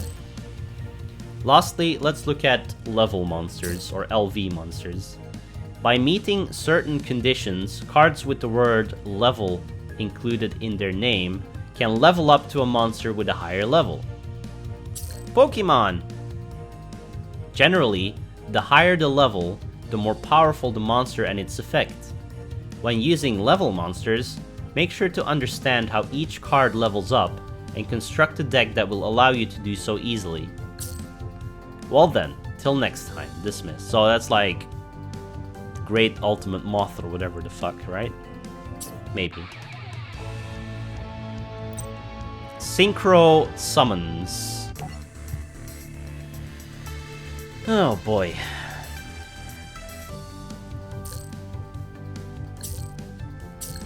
This time I'll explain Synchro monsters and how to summon them. Synchro Summon. Synchro monsters are monster cards with white frames. You can't add these cards to your main deck. Like fusion monsters, you keep them in an extra deck. To summon a synchro monster, you need a tuner monster. Gaia Knight, the Force of Earth. One tuner plus one or more non-tuner monsters. Okay. Now, as far as how to summon a synchro monster, you need at least one tuner monster and one or more monsters on the field as synchro material. The combined level of the monsters used as synchro material must be equal to the level of the synchro monster you want to summon. Note that a monster must be face up to use it as synchro material. Okay? Sounds like a difficult summon. In main phase, you can send synchro material to the graveyard and special summon the synchro monster from your extra deck. This is called a synchro summon. Unlike fusion or ritual monsters, you can special summon without spell cards. So you don't need a specific card, you can do it at any time. But you do need face-up monsters, okay. However, you always need a tuner to synchro summon. Note that you can't synchro summon without at least one tuner monster and a non-tuner monster. What is a tuner monster? So, let's try synchro summoning a synchro monster. Select special summon from the extra deck.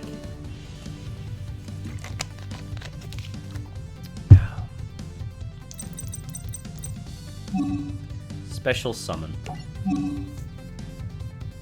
Gaia Knight. Select the card to send to the graveyard.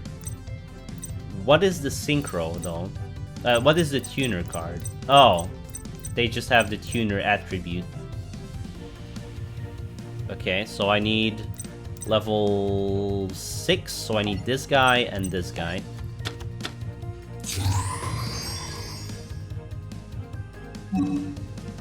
Attack position.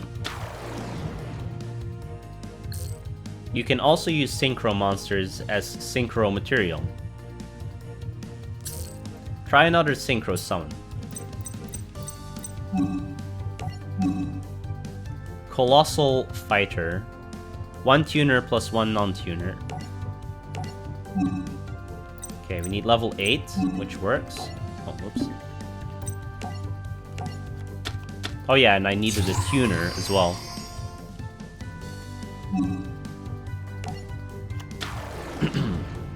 Alright. If you meet the conditions for a synchro summon, you can play a powerful monster, so learn to use it effectively. When you make your deck, be careful to balance the tuner monsters and other kinds of monsters. Some synchro monsters require specific synchro materials, so read the text on the synchro monster card carefully. Junk Synchron, plus one or more non-tuner monsters. If this card is synchro summoned, blah blah blah. It gains the attack equal to the total attack of all level 2 or lower monsters you currently control. Okay. Some monsters like this one require specific tuner monsters. Alright. Xiz summons and effects. There's so much!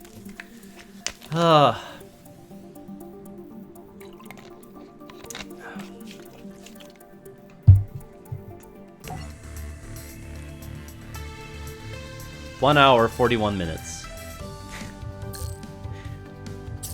Let's learn about a new kind of monster. The last thing you have knowledge about. I've forgotten most of it, yeah. No, I think I've remembered a lot of it, but probably not all of it. I'll explain Xiz monsters and how to summon them. Xiz summon. Is it Xiz or is it XYZ? Xiz monsters are monster cards with black frames. You can't add these cards to your main deck. Xiz monsters are kept in your extra deck like Synchro and Fusion monsters. When summoning it's XYZ. When summoning an XYZ monster, you need a number of face-up monsters on the field to be used as XYZ materials. The number of needed XYZ materials will vary between Xiz monsters. The level of monsters chosen to be Xiz materials must match the rank of the Xiz monster the player wants to summon. Okay, what's the catch? During the main phase, you can XYZ summon by stacking XYZ materials and placing XYZ monsters from your extra deck on top of them. During the main phase, you can XYZ summon by stacking XYZ materials. Stacking and placing the XYZ monster from your extra deck on top of them. Stacking them, okay? Let's try XYZ summoning an XYZ monster.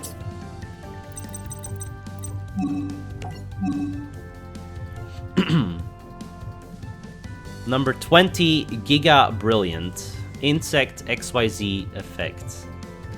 2 level 3 monsters. Once per turn, you can detach 1 XYZ material from this card. All face-up monsters you currently control gain 300 attack.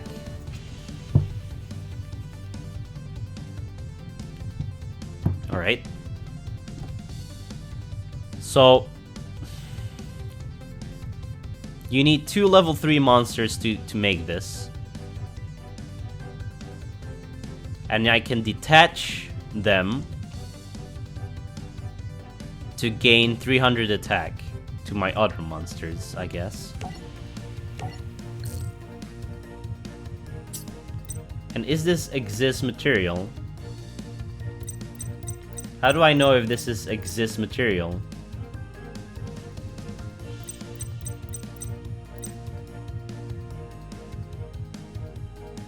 Do I need insects, or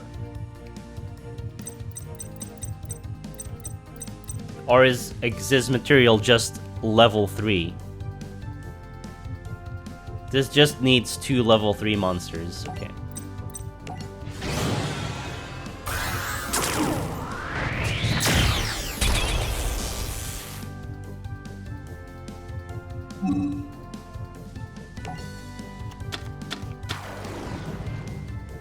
Alright. XYZ monsters cannot be used as XYZ materials. Okay. XYZ monsters have powerful effects, so learn how to XYZ summon them effectively. Speaking of their effects, XYZ monsters have special effects that are activated by detaching their XYZ materials. This XYZ monster allows the player to boost all of their face-up monsters by 300 attack. Let's try using this XYZ monster's attack. Activate effects. So I get rid of one of these, and everyone gets plus 300. Okay. As you can see, the effects of the Xiz monsters can be very useful in duels. Okay. Pendulum okay. Are you ready, Moshel? Are you ready for this?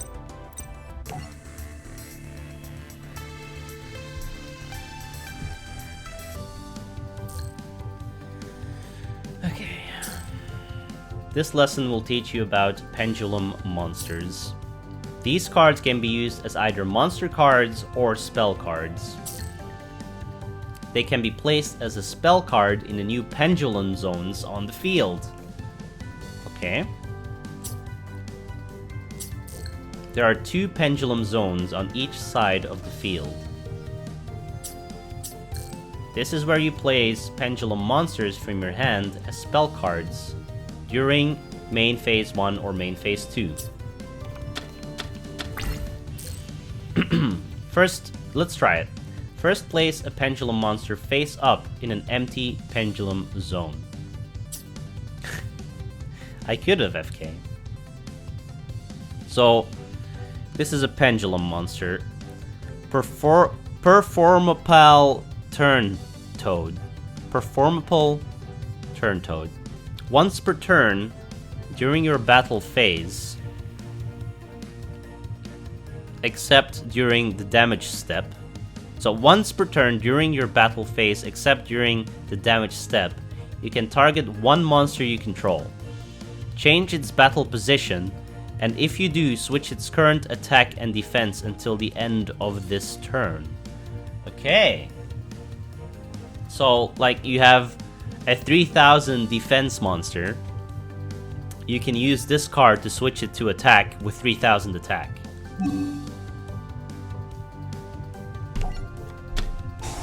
Okay. If one pendulum zone is already occupied, you can still place a pendulum monster in the other pendulum zone. Since they act like spell cards, you can place more than one in a turn.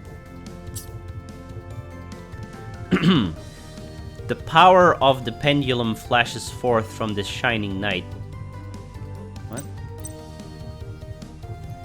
But he doesn't have an effect.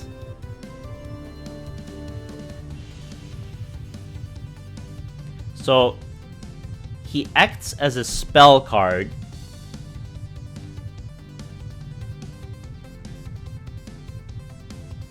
But can you attack with it?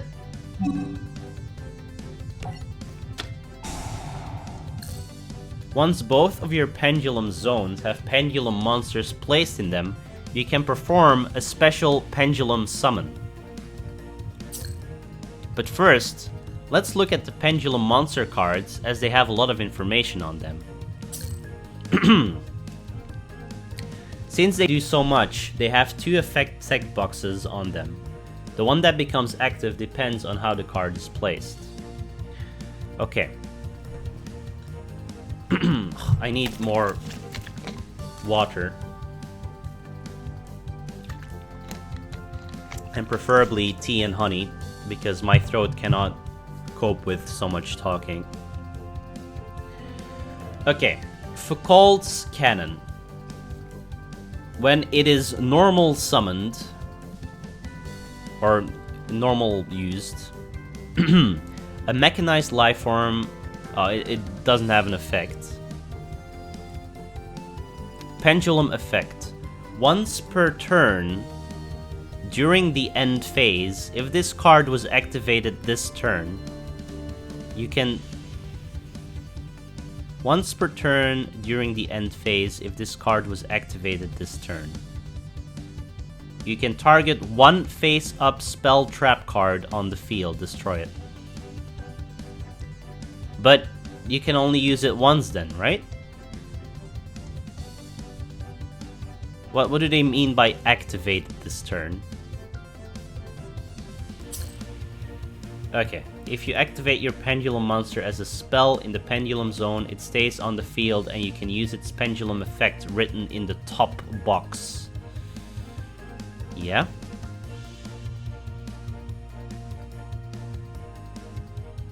Once per turn during the end phase. You can also summon or set a pendulum monster as a monster by placing it in a monster zone. Rescue Hamster. If this card was normal summoned this turn and you have a face-up level 5 or lower pendulum monster in your extra deck, you can tribute this card, choose one face-up level 5 or lower pendulum monster card in your extra deck, and special summon 2 cards from your deck with the same name as that card. What? Okay, if this card was normal summoned, so there, this turn, and you have a face-up level 5 or lower pendulum monster card in your extra deck, I don't know why it would be in my extra deck. I guess you can just place them there. You can tribute this card. Choose one face-up, level 5 or lower pendulum monster card in your extra deck. And special summon...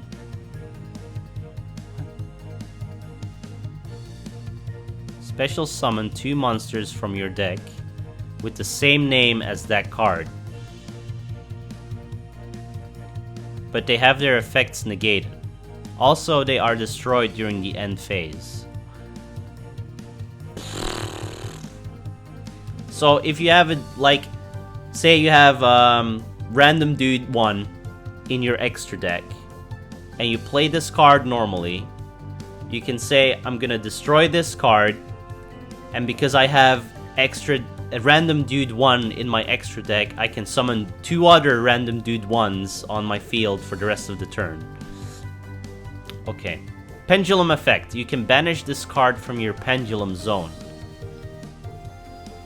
Add 2 face-up Pendulum monster cards with the same name from your extra deck to your hand. You can only use this effect of Rescue Hamster once per duel. You can banish this card from your Pendulum zone. Add 2 face-up Pendulum monster cards with the same name from your extra deck to your hand. You can only use this effect of Rescue Hamster. So you just get 2 more Rescue Hamsters?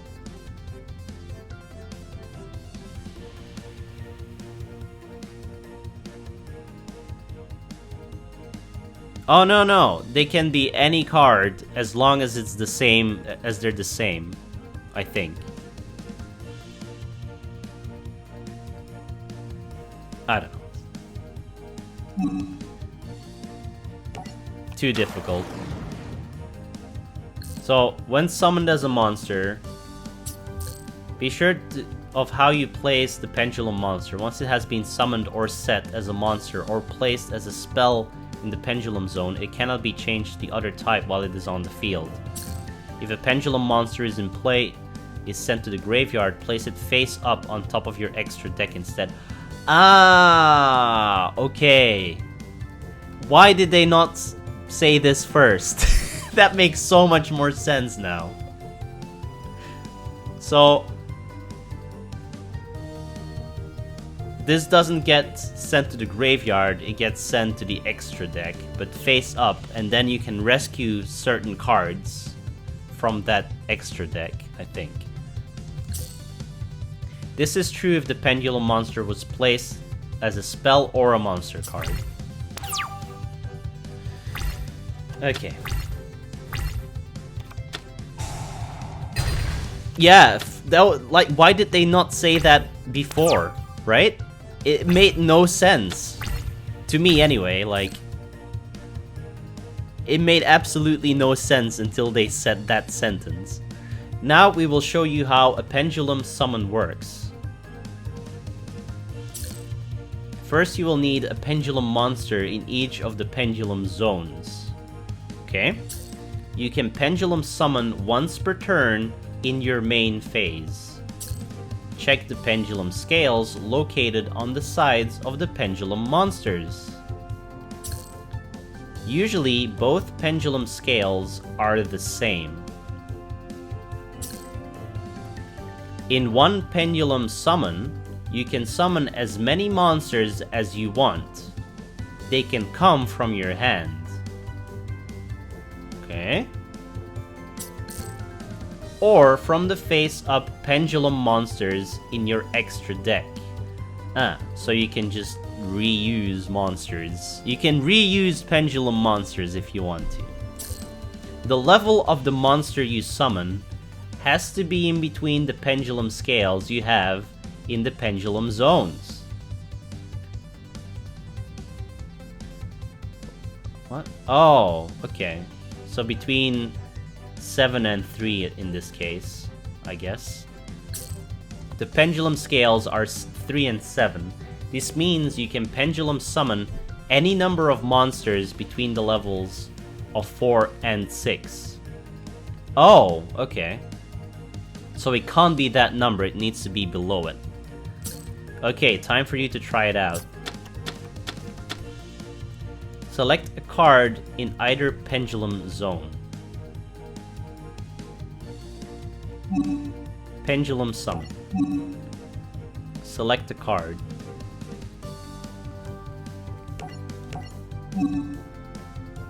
Oh, wait. What? Oh, yeah. What? No. What do you mean? What?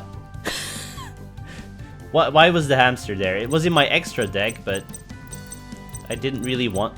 Whatever. You may select up to 3 cards. Just all of them. Do they need to be pendulums? They don't need to be pendulums. Okay. You can just summon any monster between those levels. Summon 300 monsters and win. Well, you can only summon 5, right? Unless there's a card that lets you summon more.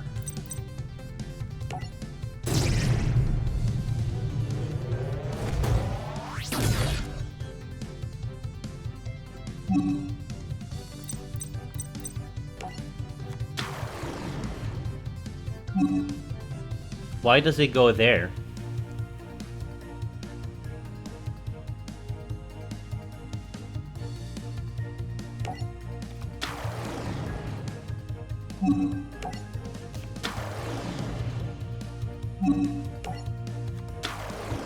Why did it go in the middle? You can only pendulum summon once per turn, but can summon as many monsters as you want at that time. Okay. Let's review. Pendulum monsters are monster cards while they are in the hand, deck, monster zone, graveyard, and extra deck. But when they're placed in the pendulum zone, they become a spell and activate their pendulum effect. Pendulum monsters sent to the graveyard are placed face up in the extra deck. They can be pendulum summoned like monsters in your hand. Pendulum monsters do not get the extra deck, do not go to the extra deck when they sent from the hand or deck.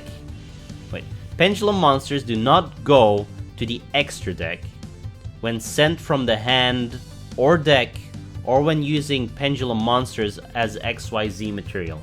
Okay, so they only go to the extra deck when they are sent to the graveyard by... when they're already on the field. Except when they're XYZ material. When they're in your deck or your hand, they just go to the graveyard. Pendulum summons make it easier to XYZ, Synchro, and Fusion summon. Especially if you pendulum summon more pendulum monsters.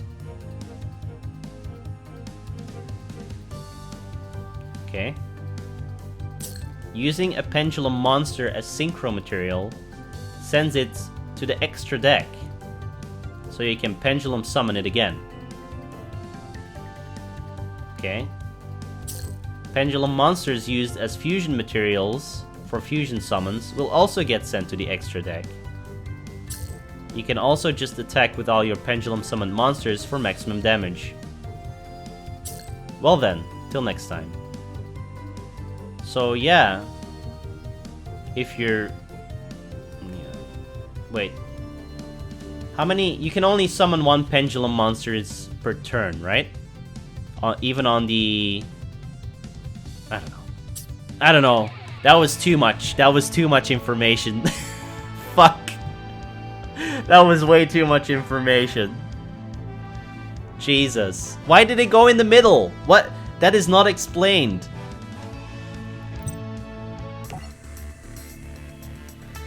Alright, Link summons.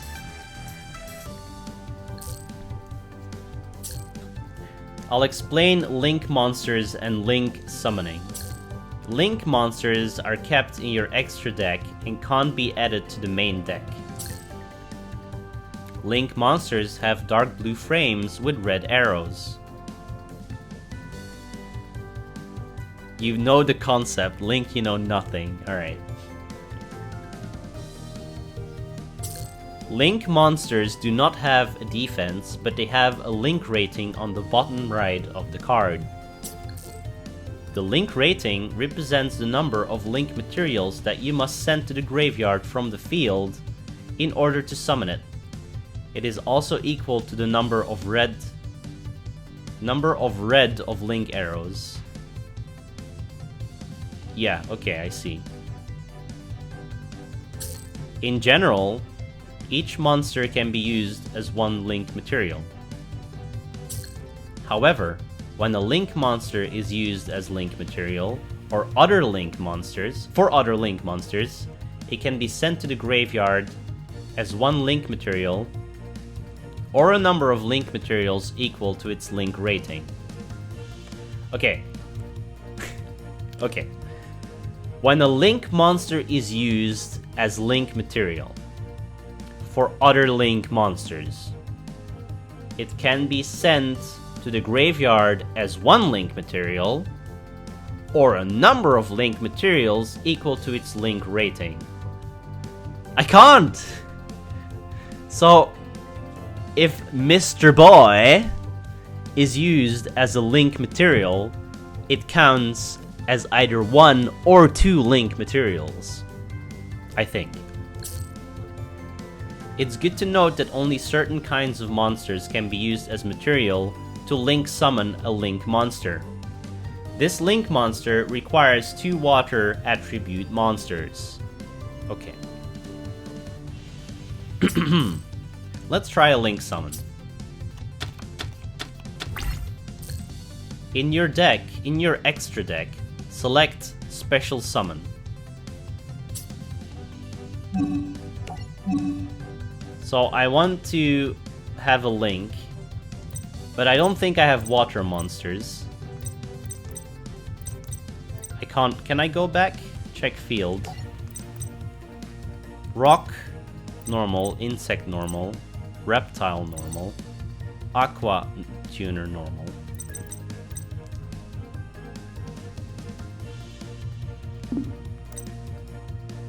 Two earth monsters. 2 water. I don't have either, right? Or am I stupid?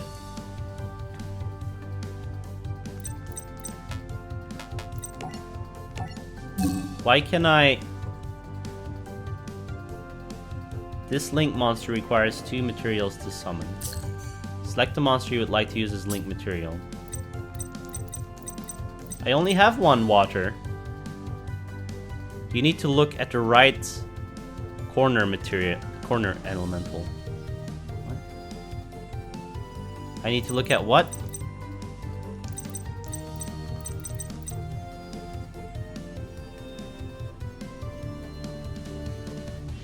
On the card. But I only have 1 aqua monster.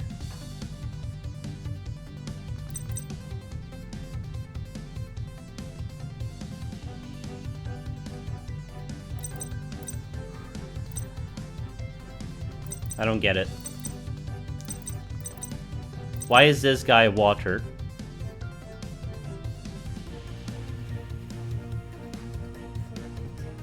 Okay. Ah, okay.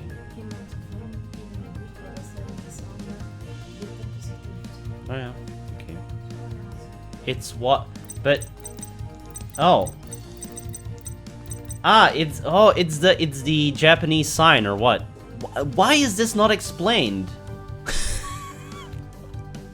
This is not explained. This is the tutorial. Yes.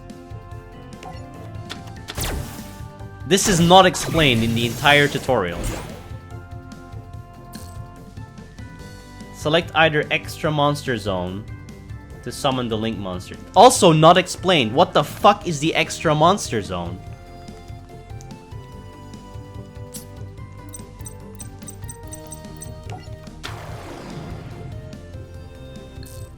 There are no link monsters on the field.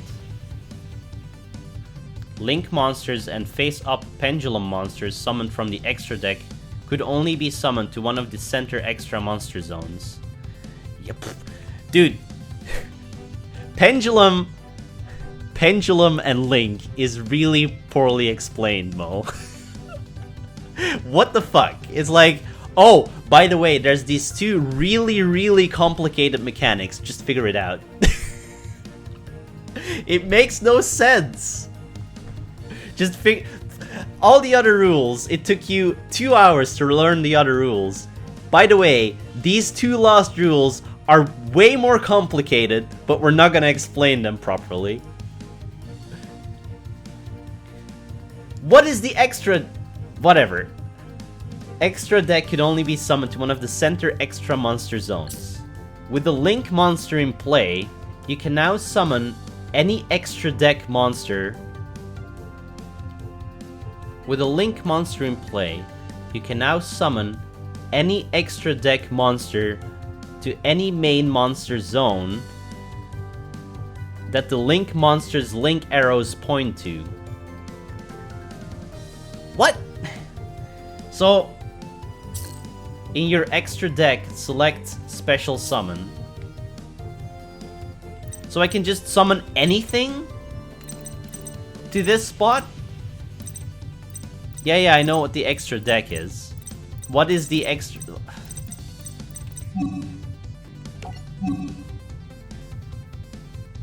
Oh, does it have to be a Link monster?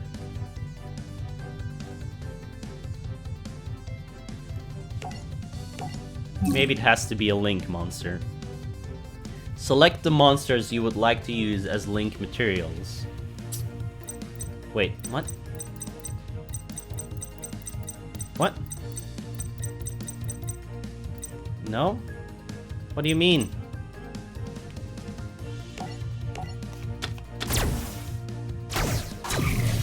This is not what is explained.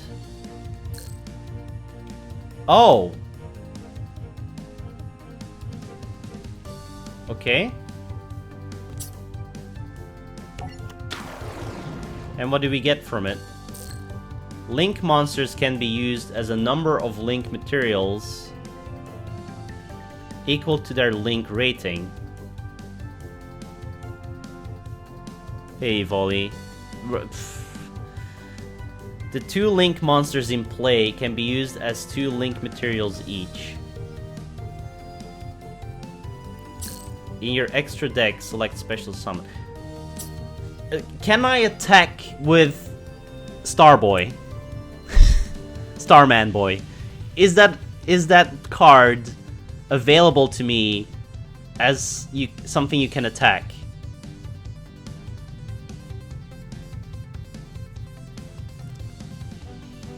Yes. So no attack, only Link. Conflicting information.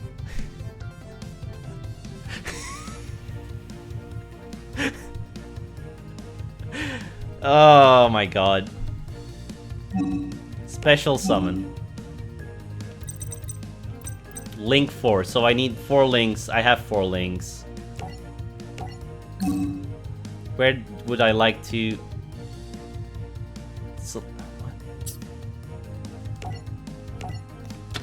Okay, and where do I place it? In the extra monster zone. And it doesn't matter which one? Be sure to think ahead when placing your monsters. Well then, till next time.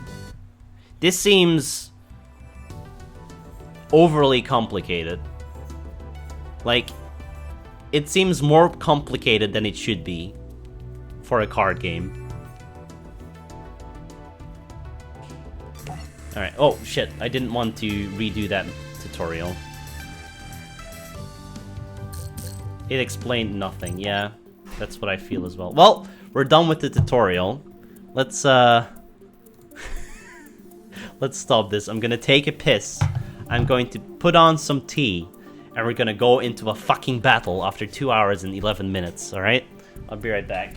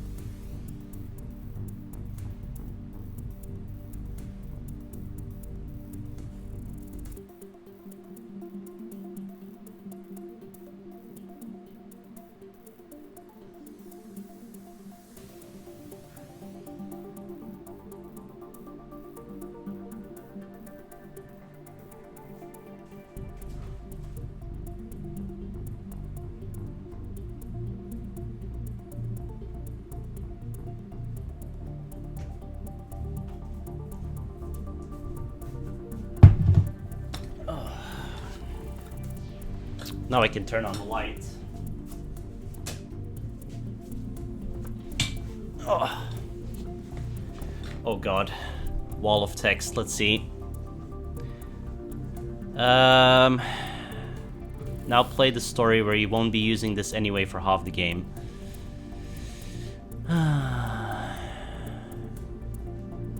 Yep. Everything was fine until 18 and 19, exactly. You can only play one monster from the extra deck on the field in the extra monster field zone. If you want to play more monsters, you need to play a link monster that activates the zones with the red arrows as extra monster zone. So you can summon more extra monsters to the zones that are pointed with the red arrows. Okay. Yeah.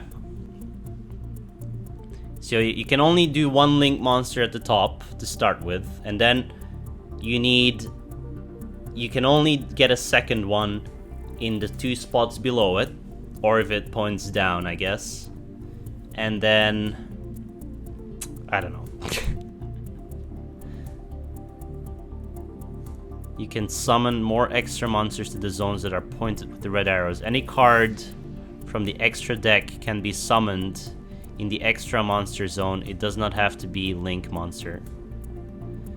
Ah, okay. Okay. So you can just use your extra deck as extra cards in your hand, basically. Well, not really, but that's what it comes down to. If they don't have a summon requirement, you can just summon them next to a link card, I think. I don't know. Oh, man. I put a good amount of honey in my tea, so my voice doesn't die completely. Alright, campaign. Let's go. Yu-Gi-Oh! 0% complete. Okay. The Duelist Kingdom. Oh my god. Oh my goodness. Oh my goodness. Okay. It's against Joey. Loading Yu-Gi-Oh! Histories. The story of Yu-Gi-Moto begins at Domino High School, where Duel Monsters, the hottest card game in the world, was all the rage. Yugi was the best duelist around, and his friend Joey wanted desperately to learn how to duel as well. So our history of Yu-Gi-Moto starts with Yugi teaching the rules of Duel Monsters to Joey, as their friends Taya and Tristan watch. Alright. I'm not gonna be voice acting all of this shit. This is like a 1,000 hour game. It looks like it.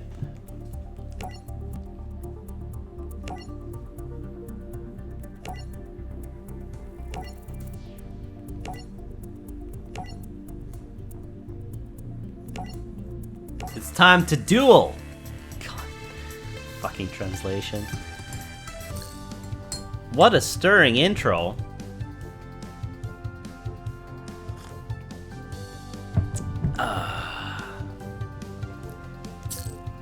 Greetings, duelists. I am Informate, part of the Virtual Game Simulator. I have been programmed to teach you proper dueling rules and best practices.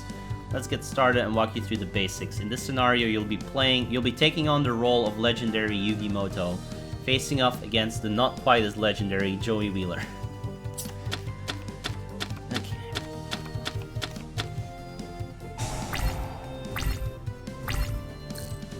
First, let's learn how to summon a monster. Wait, we've been through this. Select the dragon dwelling in the cave and set it onto field in defense position. In defense position? Because that's 2000 defense?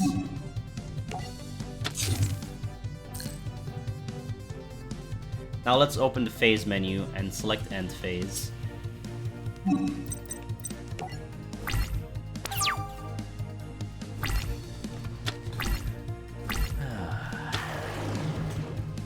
Dude, they were not playing with cards this high.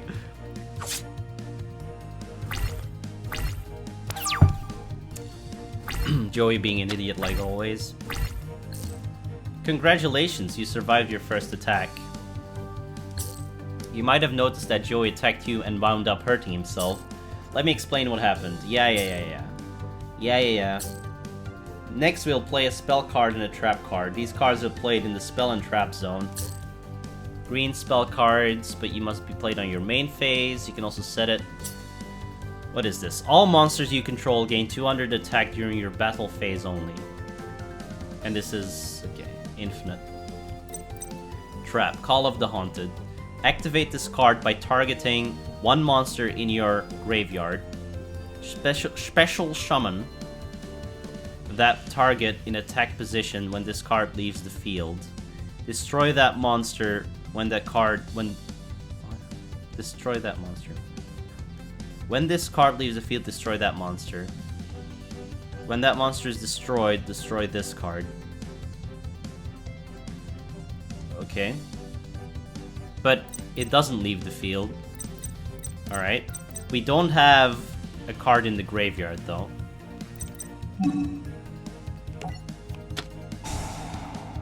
Okay. Pink trap cards can be activated on your turn and during your opponent's turn. You must set them face down on the field first. You cannot activate a trap card in the same turn that you set it, but you can activate it any time after the start of the opponent's turn. Okay.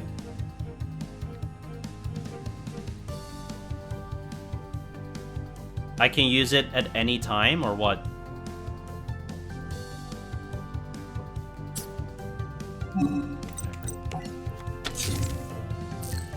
Now let's get ready to attack. Let's switch the dragon dwelling in the cave to attack position. Let's summon Ninkendog in attack position, so we have another monster that can attack Joey. But... oh, during your battle phase only. Okay.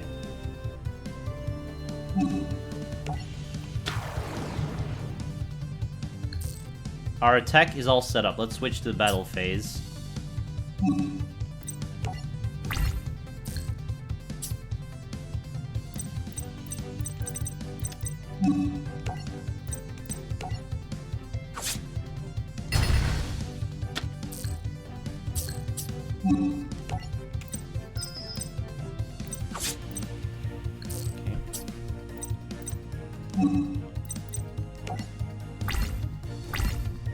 Hey, Gilgatex. Oh no! This is our first battle after 2 hours and 16 minutes.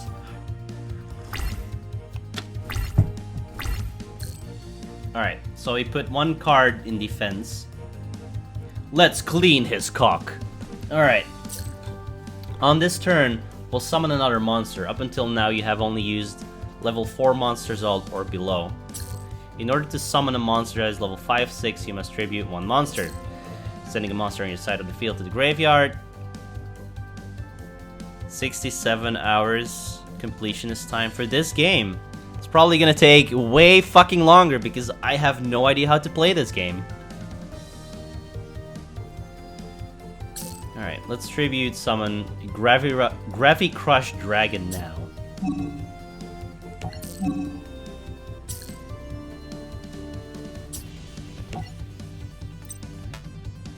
Select the monsters as tribute.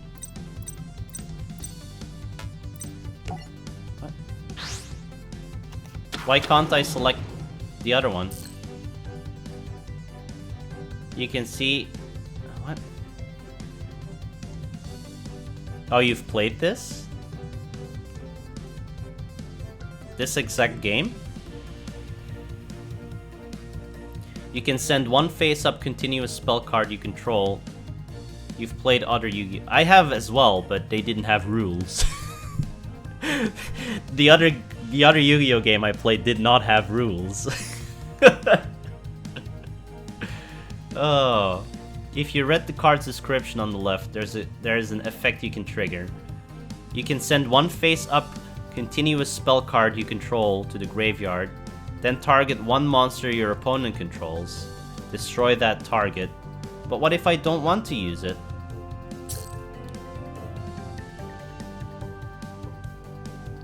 Okay.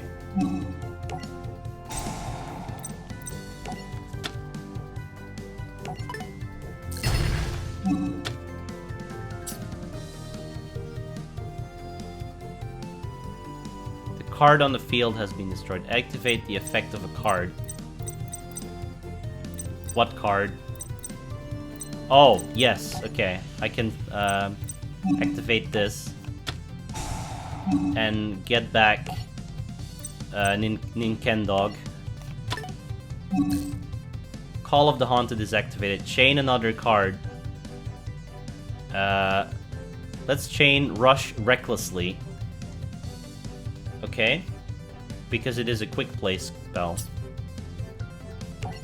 What is Rush Recklessly? Target one face-up monster attack on the field. It gains 700 attack until the end of this turn. Okay.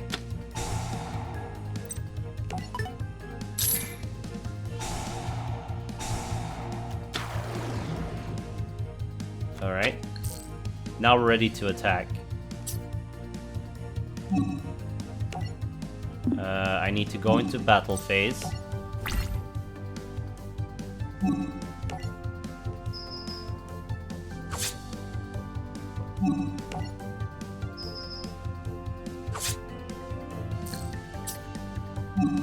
Yu-Gi-Oh! Is the easiest of all card games? I doubt it.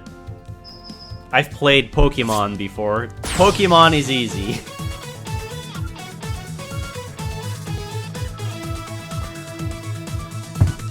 Scripted, yep. That totally wipes me out! You suck at this game, Joey. Alright, whatever.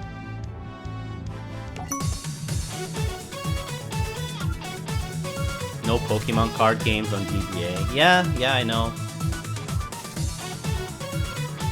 There's no Pokemon card games on consoles after TCG2, which was Japanese only as well. New campaign duel unlocked. New Duelist. 7 of 159. New deck recipe unlocked. Monster Raider. X-Raider. DD Warrior. Battle Warrior. Oh, we get new cards. Victory Duel points awarded. 1996. Okay. Alright. Try it out. What do you mean, try it out? Oh, God. Yeah, Pokemon TCG 1 was Game Boy Color, and then TCG 2 was also Game Boy Color, but it was never released outside of Japan. Starter deck. So, oh my fucking god.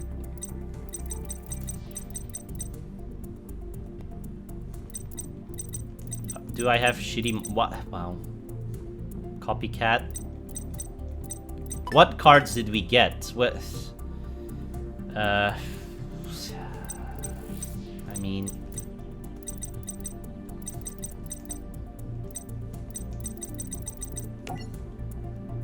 Transfer... What? Oh my god. How do I... What? How do I see the two cards that I won?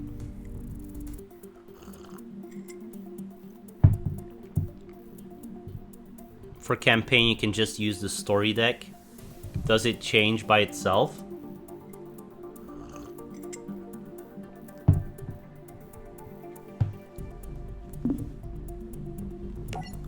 I don't know.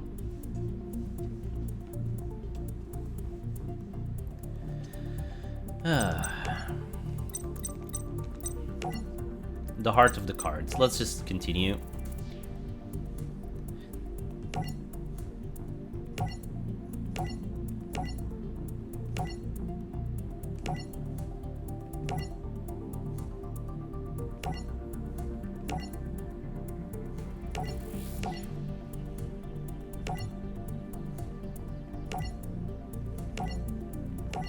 I mean, these are just the episodes.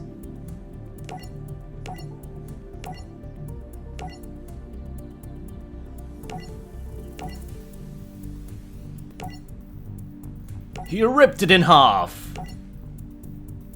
Oh, that should have been like an anime sequence.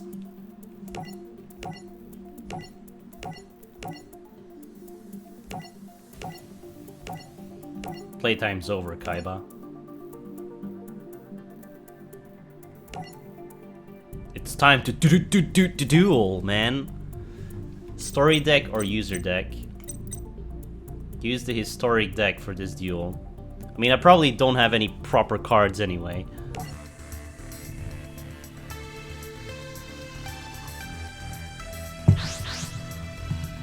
Alright, rock, paper, scissors. Yeah, first to go. Oh, you can choose? Whatever.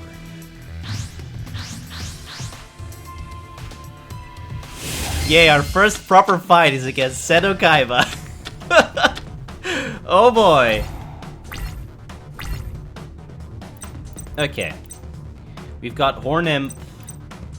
Does nothing. Heart of the Underdog.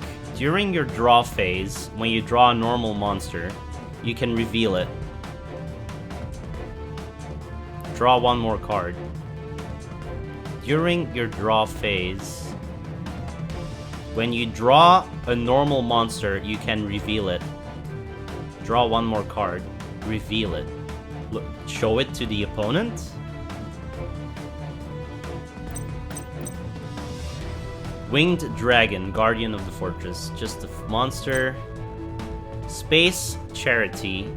Spaced? What? Graceful Charity. I'm spacing out, man. Draw 3 cards, then discard 2 cards. Okay. I mean, we've got Left Arm of the Forbidden One.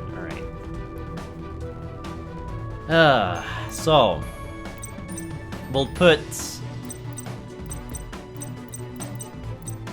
Horned Imp down in defense mode. And then we're gonna put this... We're gonna wait, actually. We're gonna wait a turn. Yeah, we're gonna wait a turn. Because we can combine this card with this card. And...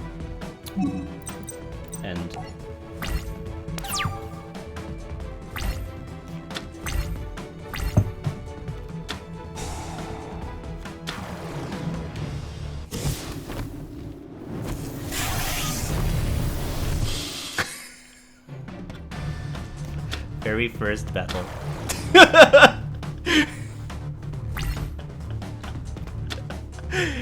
Oh. Yep, GG.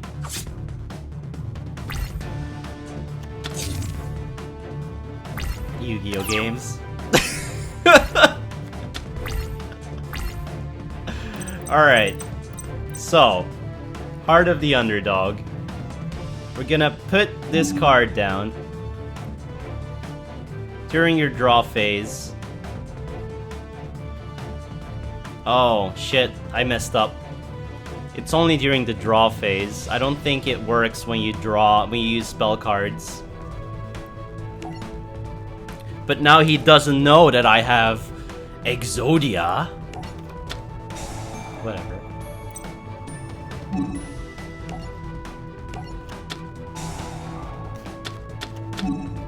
Yeah, it's a permanent card. So, discard from your hand. We want to discard these 2 fuckers. I mean...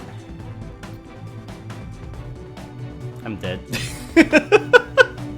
I'm dead. If this card is sent from the field to the graveyard, add 1 monster with 1,500 or less attack from your deck to your hand. But you cannot activate cards or the effect of cards with that name for the rest of this turn. You can only use this effect of Sun Gun once per turn. Okay.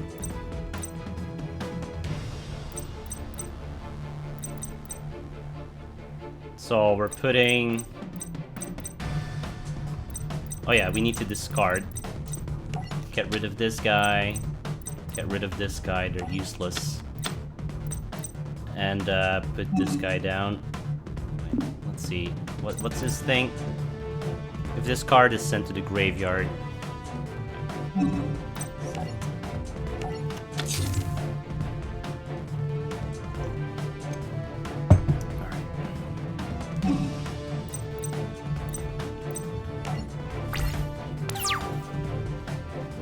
Not much I can do.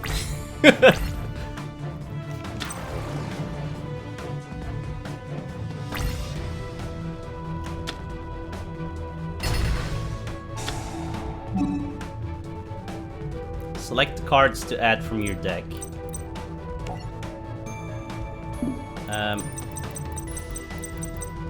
What's his face? Sure.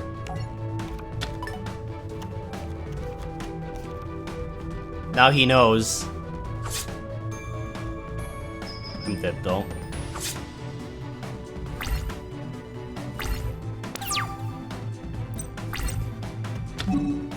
Activate, yes.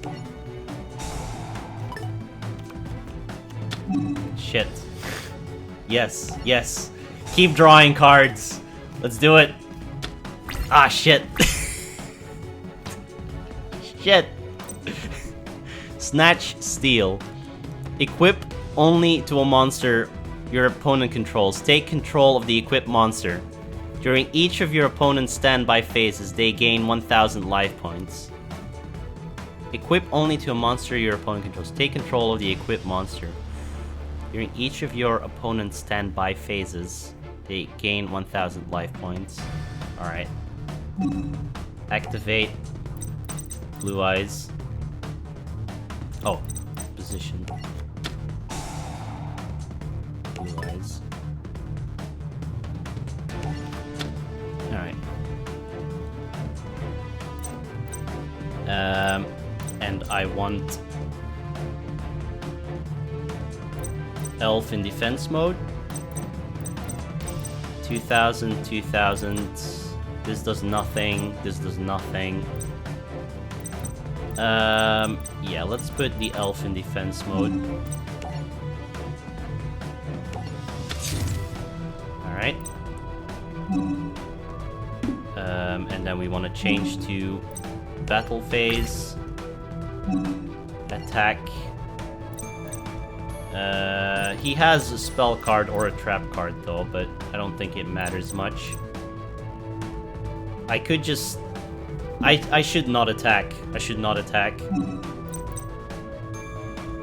End phase. Because if he destroys my blue eyes, he can fuck me up. Ah! What did he do? He got 1,000 points. Yeah. Because I got a snatch. I play Swords of Revealing Light.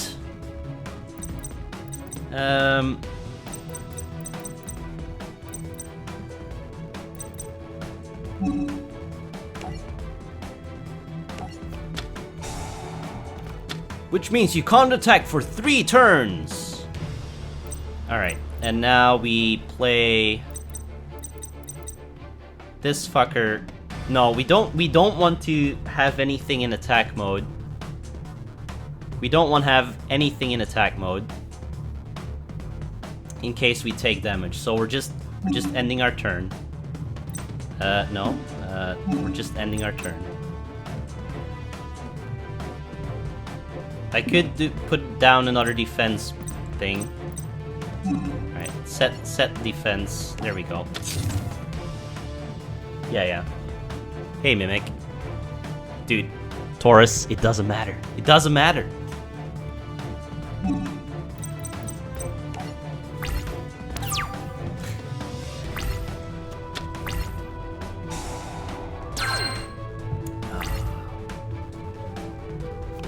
Kaiba is unstoppable! Set your spell cards in defense. What? That's not an option. Activate Heart of the Underdog. Yes.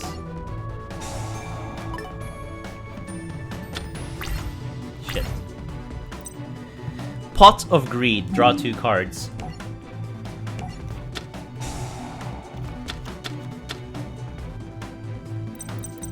Alright. Spellbinding Circle. Activate this card by targeting 1 monster your opponent controls. Pot of Greed lets you grab 2... well, draw 2 cards. That's it. I'm not getting very lucky, but... this is fine. Activate this card by targeting 1 monster your opponent controls. It's a meme? Okay. It cannot attack or change its battle position. When that monster is destroyed, destroy this card. It cannot attack or change its battle position. Okay, so if he draws another Blue Eyes, I can fuck it up. Set. Okay. I don't want to summon Skull. We're just ending our turn.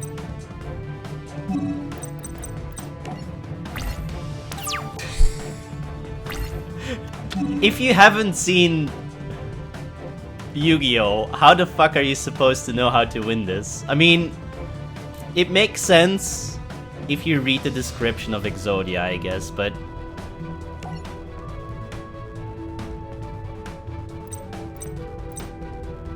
wait, select the card to activate.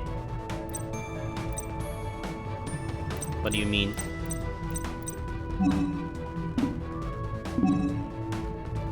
Your opponent drew cards. Activate the effect of a card. What card? Oh! No. I do not want to... no. It's a draw phase. Activate the effect of a card. No. Yeah, I have swords on the field. Doesn't matter.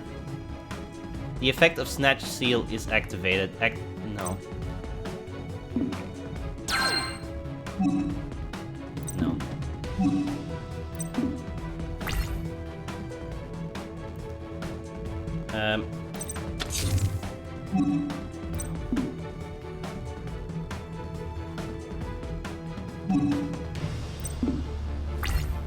This is annoying.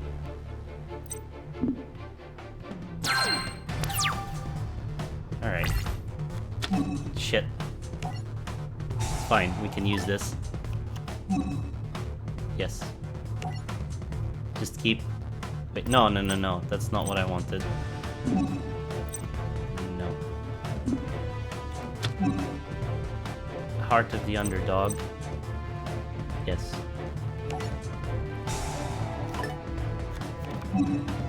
No. Activate the effect of a card. No.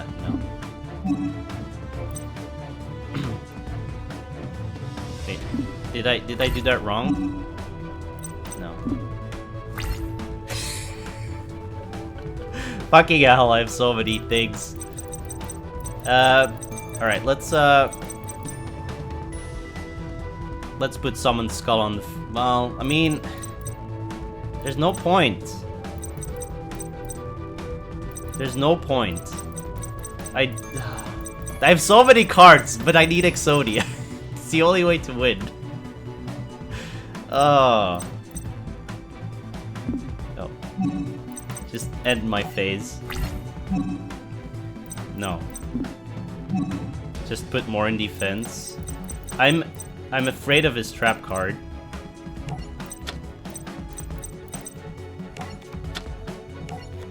Oh.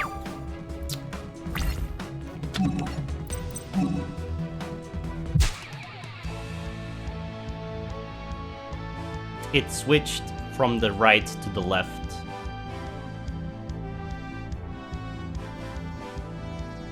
It went... so what did it do? I took away the right card, and it shoved to the next card. I took away that card, and instead of shoving to the next card, it went to the other side. Well, let's do that again. Skip. Shit. Yeah, don't spoil, please.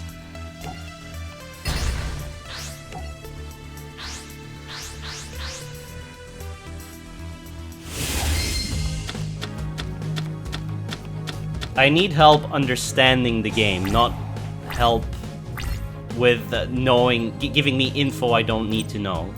I have 2 swords of revealing light. Okay. Destroy all monsters on the field.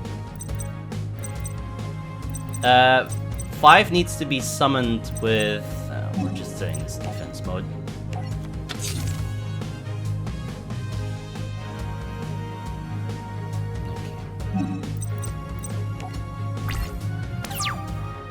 Is he gonna summon Blue Eyes first turn again? No. Okay.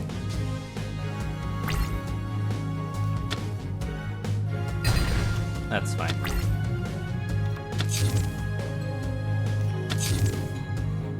Okay. Okay.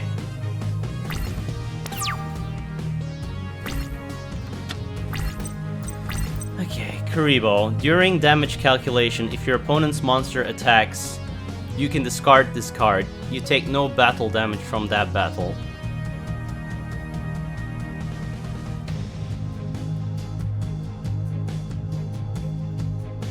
So you can just use this as a spell card.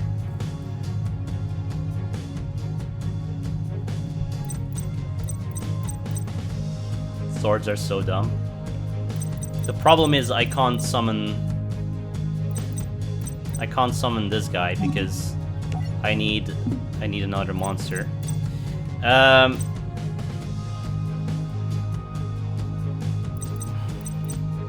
Let's just use swords. There is, by the way, an option in the game, so it doesn't ask every turn if you want to use an effect. Yeah, Karibo seems useless otherwise.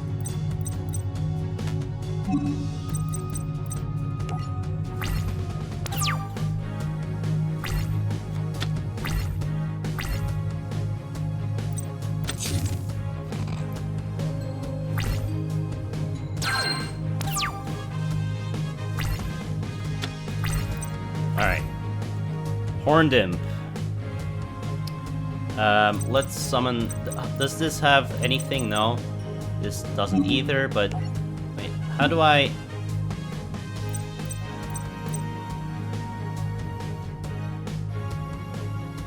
How do I... Special... How do I... Can I not summon this guy with something in my hand? You have to tribute monsters on the field. Okay.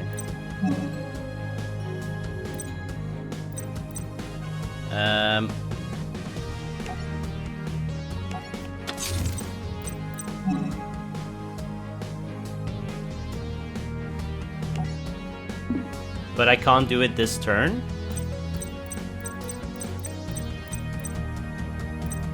Doesn't matter, I guess, because...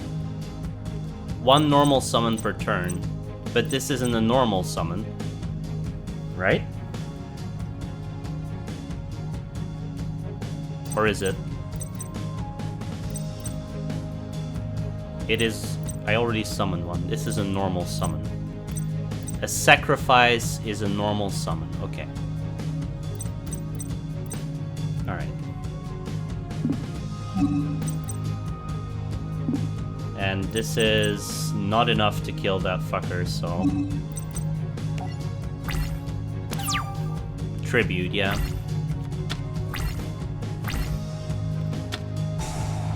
Stop defense, that's fine.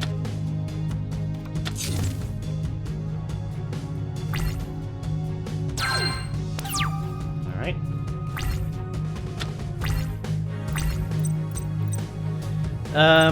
So...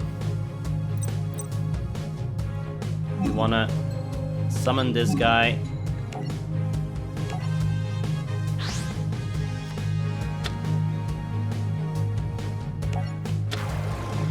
Yeah, I know. Mimic. I was just unsure whether that was a normal summon or not. Yeah, stop defense. That was a good move. I mean, it's somewhat dangerous to attack now, but...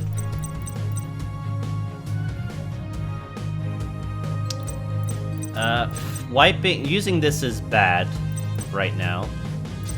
I can always use this. Okay, let's just, let's go into the battle phase.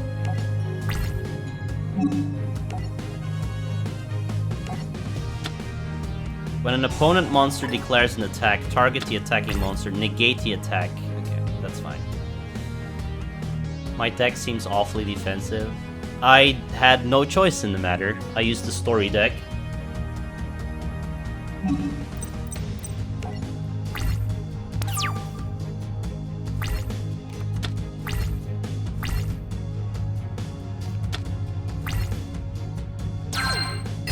Okay. Yeah, the hole is for blue eyes. We've got Mammoth Graveyard. This guy can kill the other thing, so we're gonna use this. Oh, no. Summon.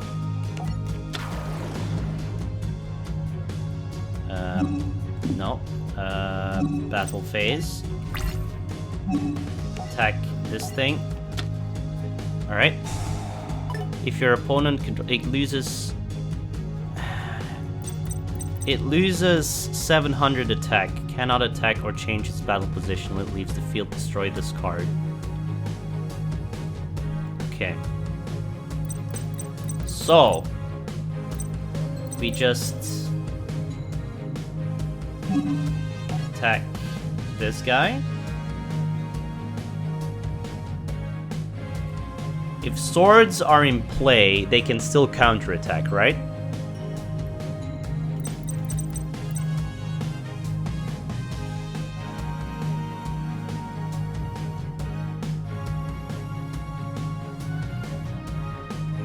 While they cannot declare an attack, but they can still counter, I assume. So I'm gonna play Swords of Revealing Light now, so I can at least... No, that's... I'm gonna attack first. I can still play it later. We're in the battle phase.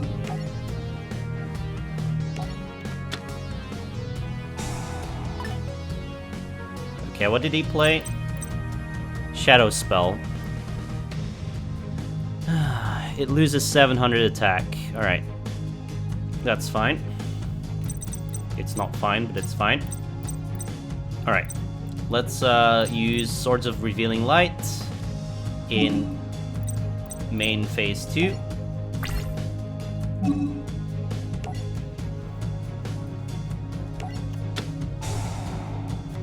Alright. 2000 defense. Good that I didn't attack that. And then we end our turn.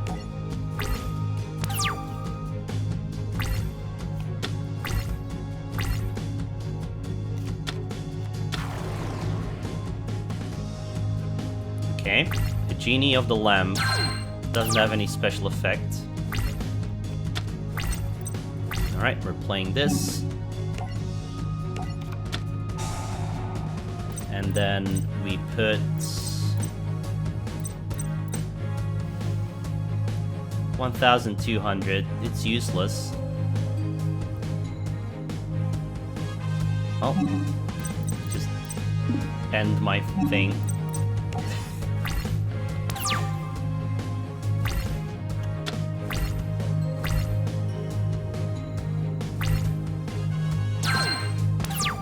We're pretty dead. I'm not getting anything useful. Alright. I still have one turn to waste, so... Wait, why didn't my, my thing trigger? Is Exodia not a normal monster?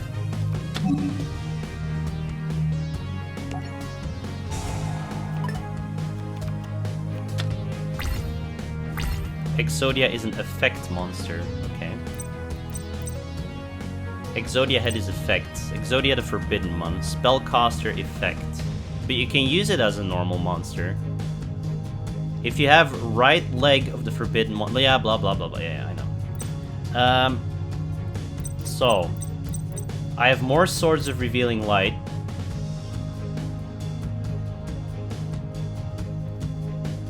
I'm not gonna use my Dark Hole yet. Gaia requires two Pokemon.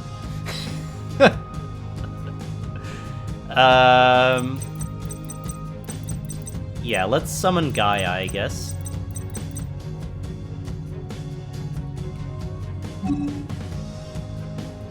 Summon Gaia. He has 2,300. If I get fucked by a trap card, I can always use Swords of Revealing Light. So let's summon this guy. Yep. These two are worthless anyway.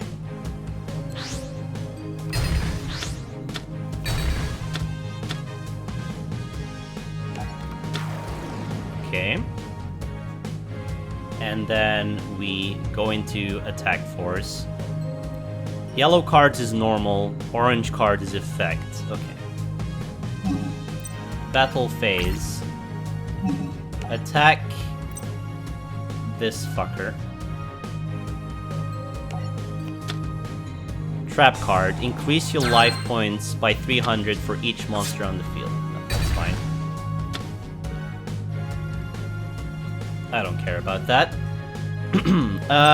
I already summoned, so I can't summon another one, right? No? Yeah, let's end my turn then. I don't think there's any point in...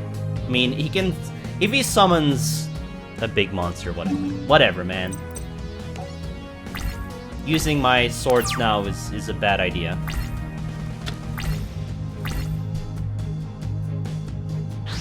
Well, he's sacrificing something. Well, shit. It's fine. It's fine. It's fine.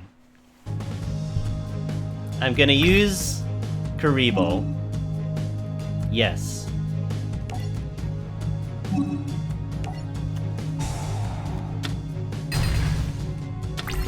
Wait, what?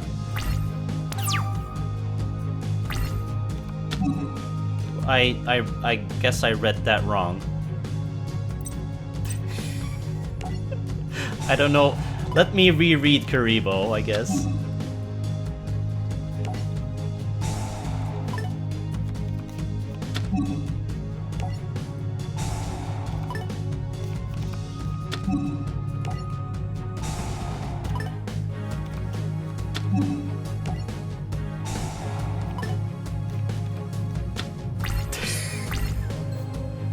Let me reread Karibo. During damage calculation, if your opponent monster attacks, you can discard this card. You take no Oh, okay. You take no battle damage, but your card still gets deleted. Okay. Yeah, we can snatch his blue eyes. No, we can... We need to...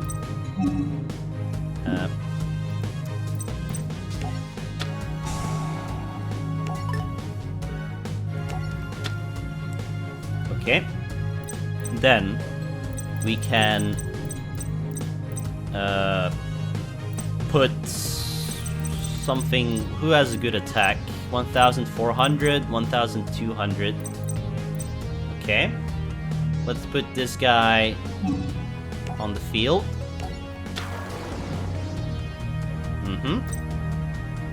Then I need less than 6 cards in my hand. So 1, 2, 3, 4, 5, and then yeah, I can. That's fine. So no one has good attack in your deck. It's fine. I don't think I need to use anything else right now. So we can go into battle phase and wreck his face. Okay. There we go. And then we go into end phase. And we get rid of Mammoth. We get rid of... Let's not do the same mistake as last time. We get rid of... Oh, for fuck's sake. Hello?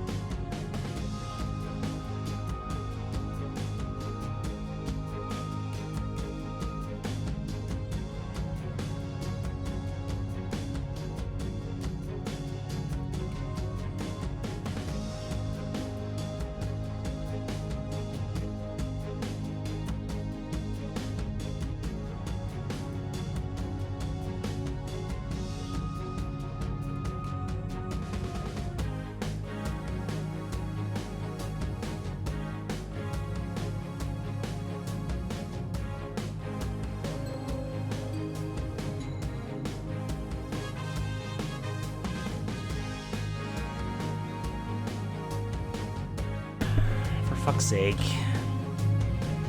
Alright, what the fuck was I doing? I'm discarding cards, right? Discard from your hand. So do you want to discard the Beaver Warrior or Mystical Elf?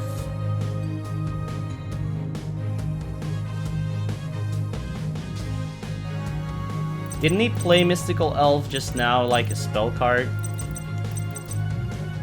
But this doesn't have any effects, whatever. Let's get rid of the Beaver Warrior.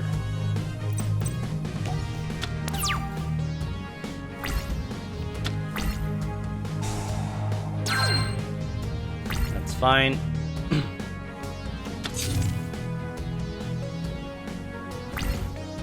Oh, he doesn't play anything, interesting.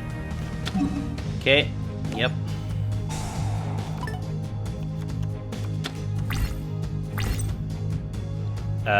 Can you stack this?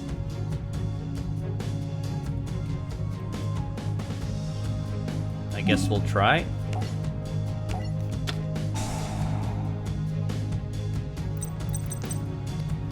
Dark Magician. Heart of the Underdog can stack. That's ridiculous. Okay. How much? 2,500, but that needs 2 cards, so we're gonna put Mystic Elf on the field in defense mode. We're gonna attack with this guy.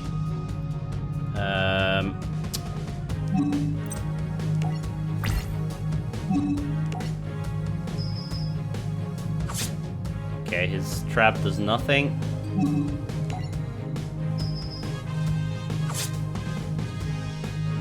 Alright.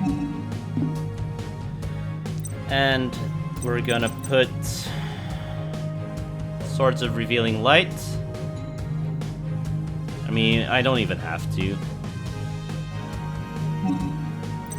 Let's just end it.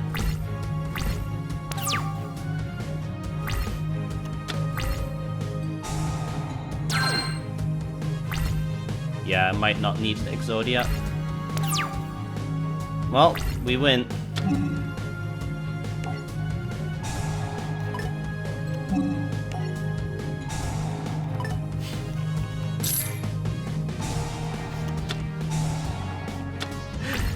Oh my god.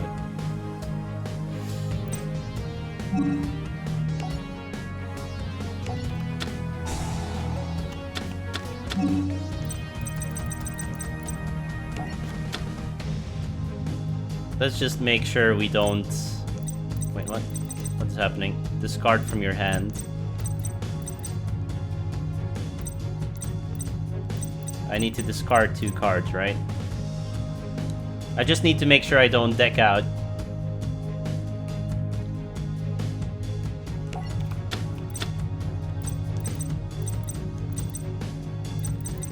Let's just end it, I guess.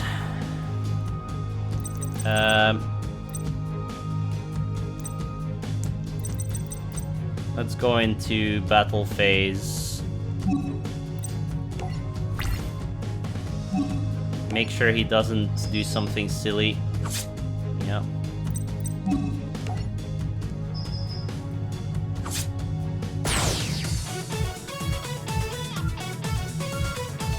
You win. You play only for power, Kaiba.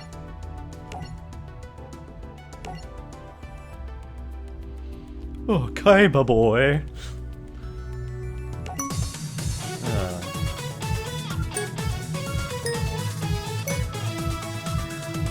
New recipe unlocked. Signature card awarded. Blue Eyes White Dragon. I got a Blue Eyes. Battle Ox. Gift of the Mystical Elf. Nice. Okay, quit. What does the X do? Reverse duel? Okay. You can play as Seto, I guess? Does that give me anything? I don't know. I guess There is an exclamation mark. I don't know. Ultimate Great Moth. Let's do Yugi's story first. You have to do both. All right.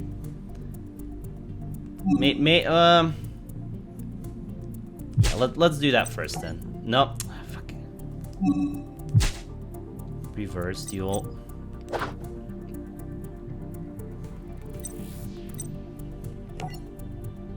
Wait, did that reverse duel? There we go. Jesus. Story deck.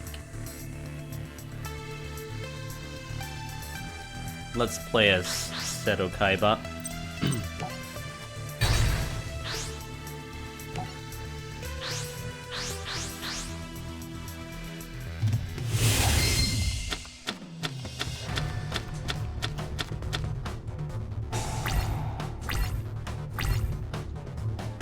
Alright, what do we have? Trap card. Negate attack.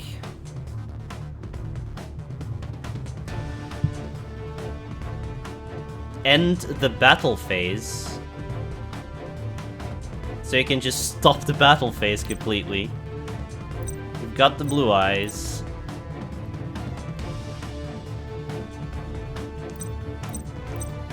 Alright. If this card is attacked by a monster, after damage calculation, return that monster to the hand. Okay.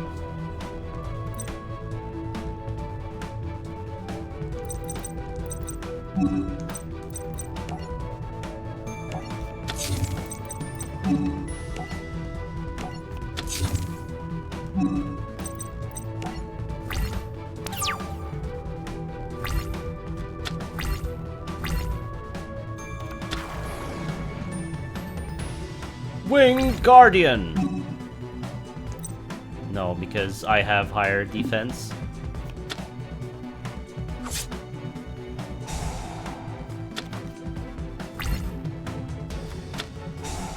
Oh no. Shit. Oh, this might suck. Okay.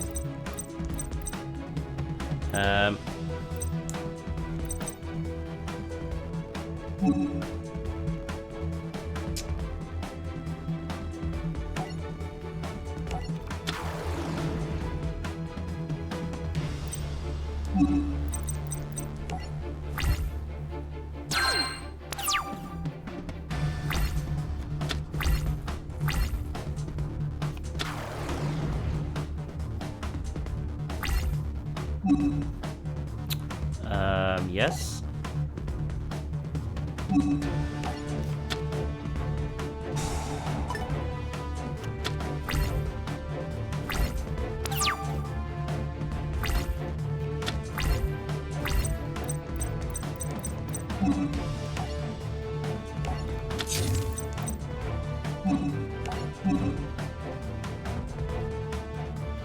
Sure.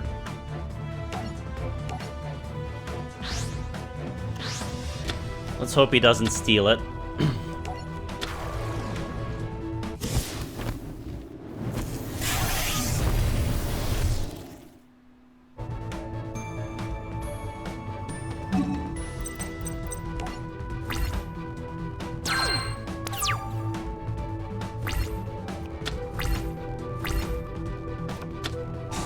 Well, that sucks.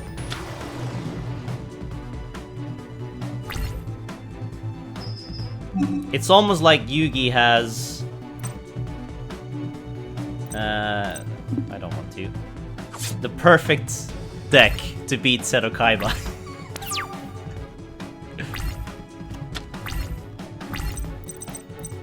D-spell. Target one face-up spell or one set trap on the field. Destroy that target if it's a spell. If the target is set, reveal it. Okay. Well, there's nothing I can do.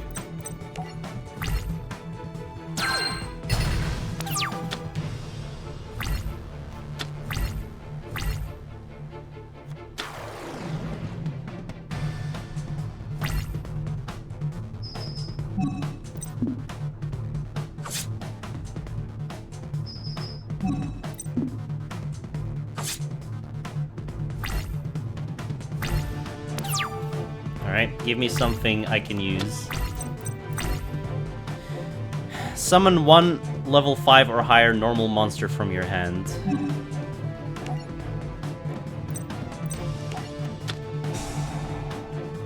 Alright, what do we want? Sword Stalker or Judge Man? Judge Man is more powerful.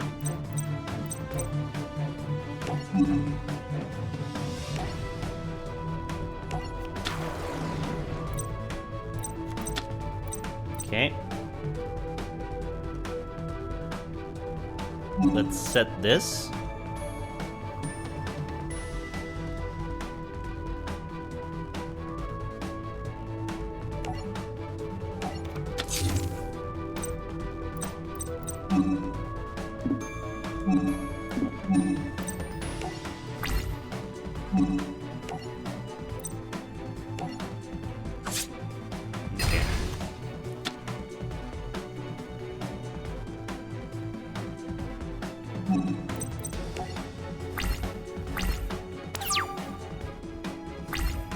Yeah, the decks aren't the story decks.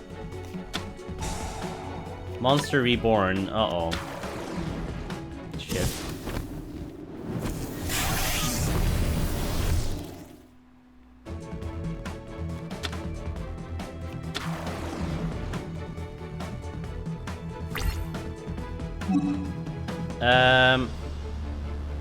Yes.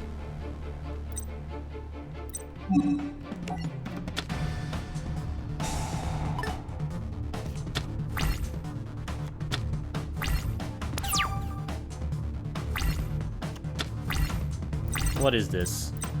Crush Card Virus. Tribute one dark monster with 1000 or less attack. Your opponent takes no damage until the end of the next turn. After this card resolves. Tribute one dark monster with 1000 or less attack. Uh-huh. Your opponent takes no damage until the end of the next turn. After this card resolves. Also, you look at your opponent's hand and all monsters they control. And if you do, destroy the monster among them with 1500 or more attack. Then your opponent can destroy up to 3 monsters with 1500 or more attack in their deck. Yeah, so this is nerfed from the anime, because in the anime you can't play anything above 1500 anymore. But I don't have a dark monster with less than... I'll put the trap down though.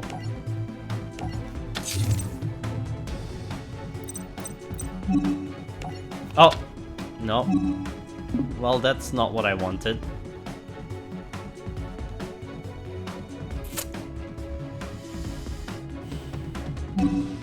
I fucked up.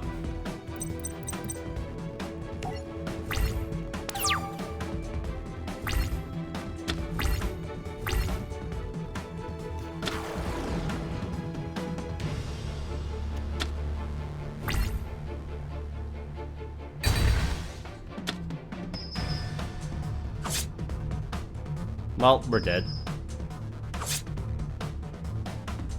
Pretty much.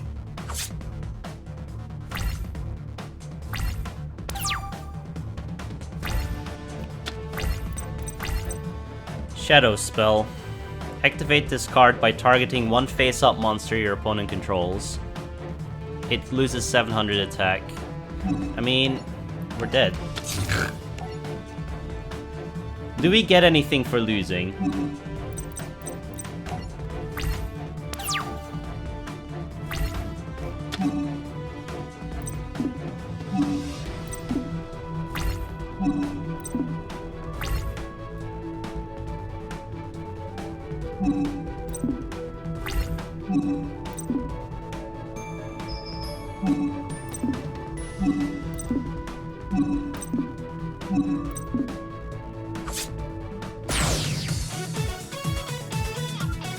You lose. I got a card.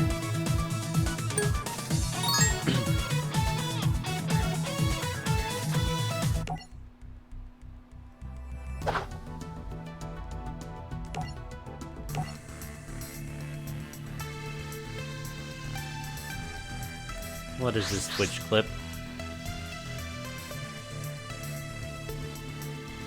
Yeah, you get something. Lankies, goodbye! Oh god, that was way too fucking loud. Whatever.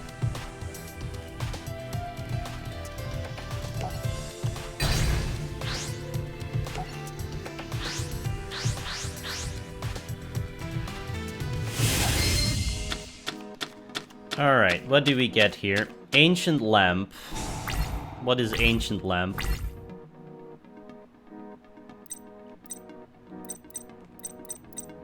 During your main phase, you can special summon Lai Jin, the mystical genie of the lamp, from your hand. This card must be face up on the field to activate, and to resolve this effect before damage calculation. If this card is being attacked by an opponent's monster, and was face down at the start of the damage step, you can target one monster your opponent controls except the attacking monster. The attacking monster attacks it instead, and you proceed to damage calculation. So, you can target one monster your opponent controls, except the attacking monster. The attacking monster attacks it instead. So you can make your opponent attack one of his own monsters, I think. And if I have this on my field, I can special summon La Jin. I have La Jin. Can I do it on this turn, though? I think I can.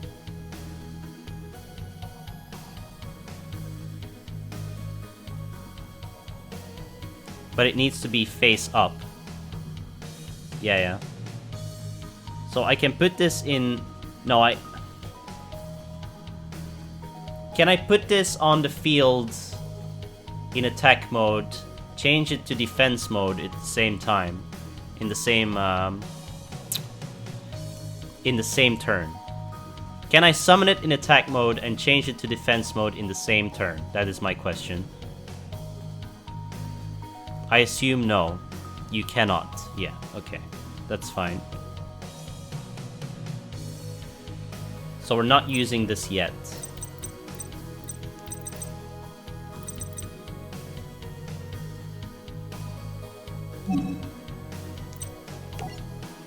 Why would I...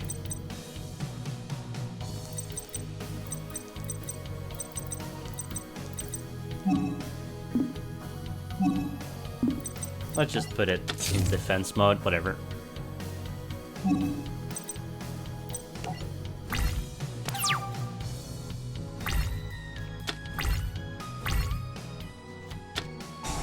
Oh no!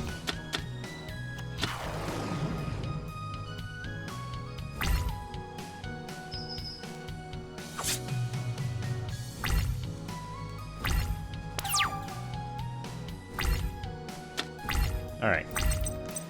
Battle Ox. Let's put Battle Ox on the field.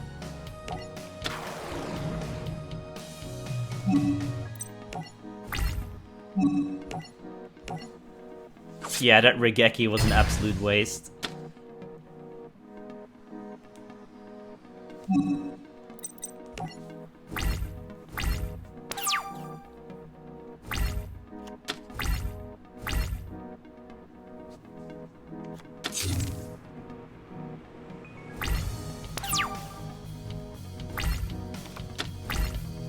Okay.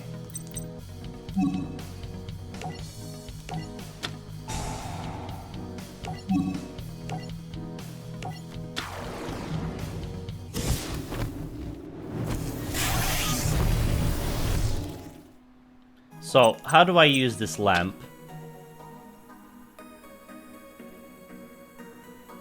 It's best to put this in defense mode.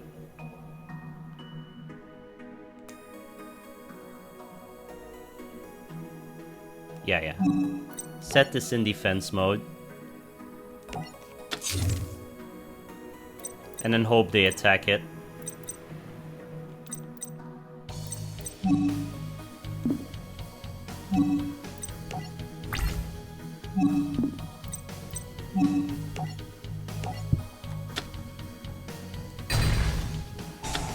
That's fine.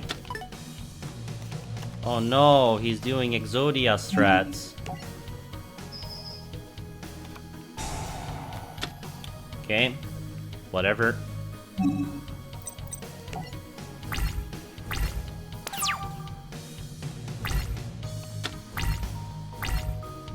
Losing by Exodia sucks.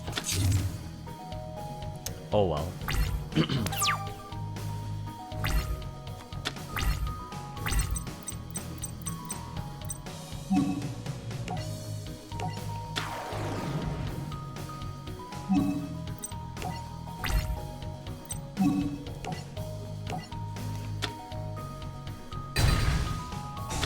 In GBA they had yeah, even the very first Game Boy game has a special cutscene for Exodia.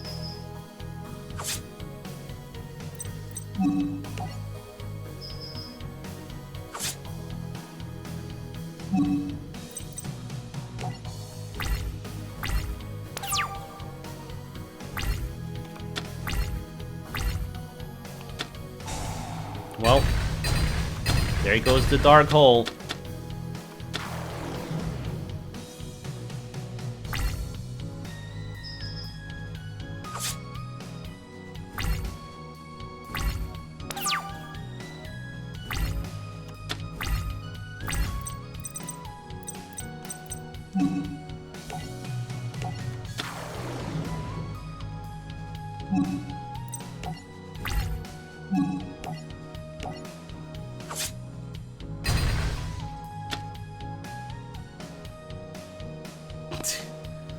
Sounds about right.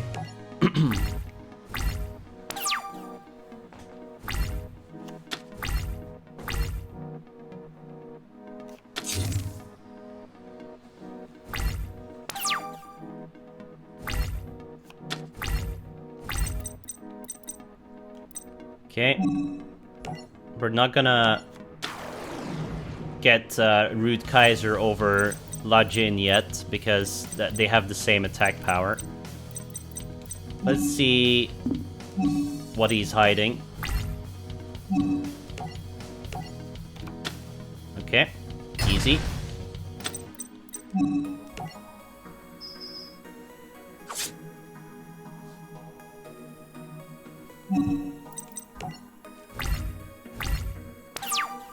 Alright, if Yugi doesn't come up with a great idea soon, he's fucked.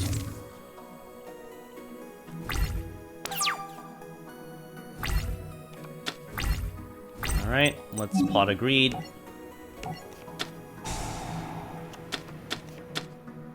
Alright. Activate this for Judgment.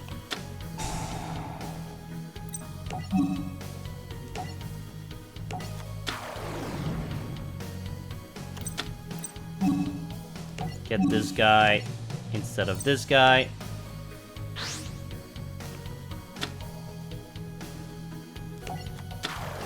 And now we just gotta hope Judgment can kill whatever's under that card, and we win. Nope.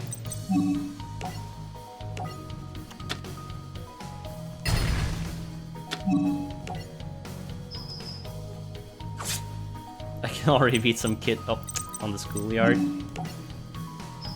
There we go.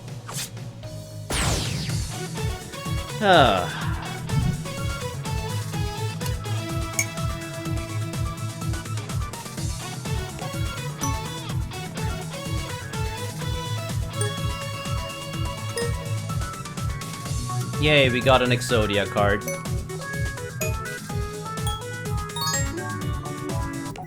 Alright, I need to piss. I'll be right back.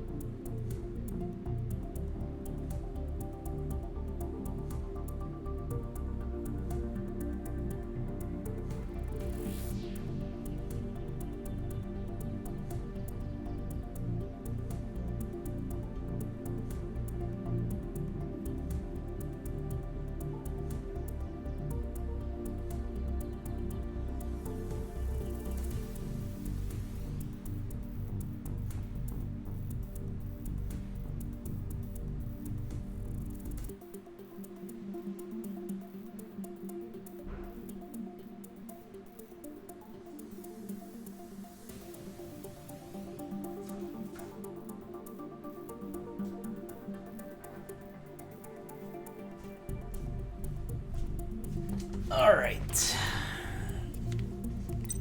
Fuck Pendulum.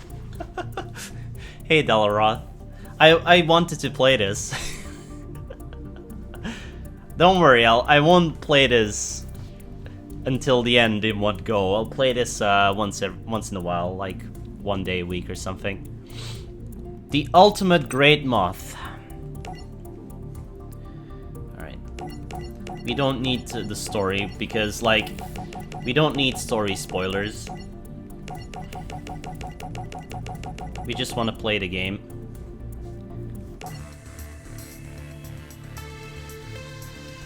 Alright. I've yet to lose a rock, paper, scissors. How good am I?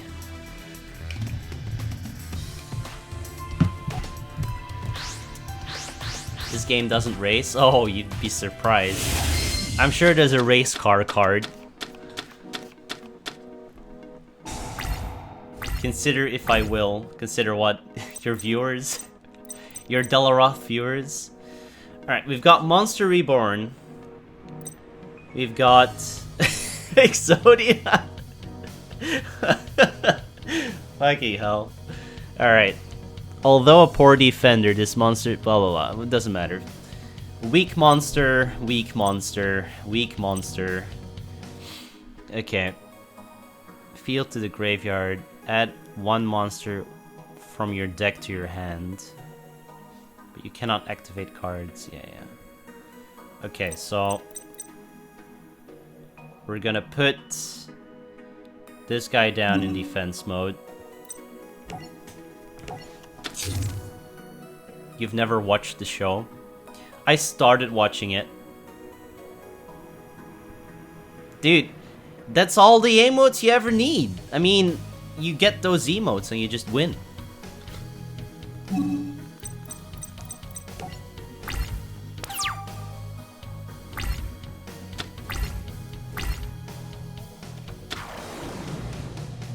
Howling Insect.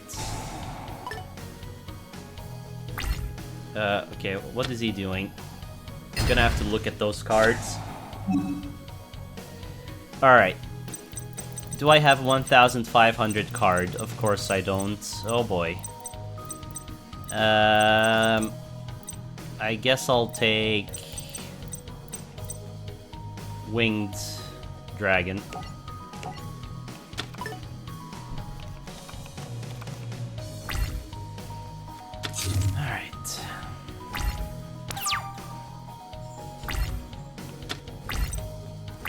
So,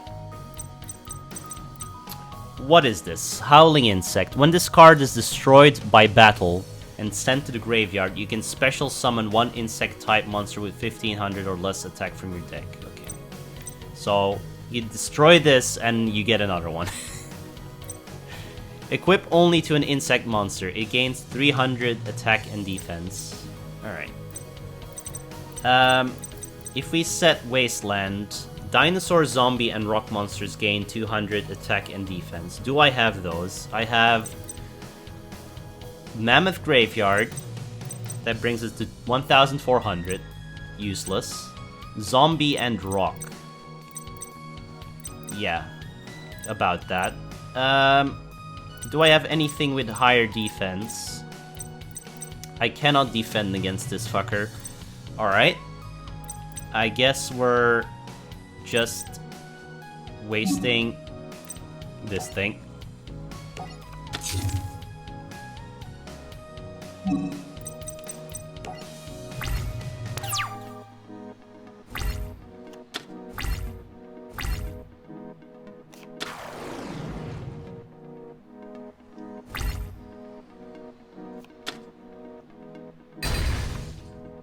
Alright. That's fine.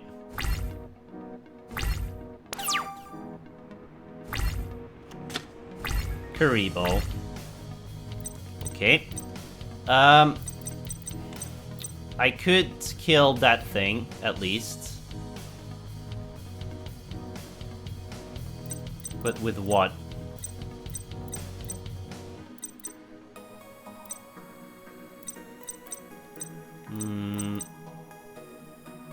my Celtic Guardian, but then it's dead. I mean, I have Monster Reborn, but that's not really gonna help. Let's just summon this thing.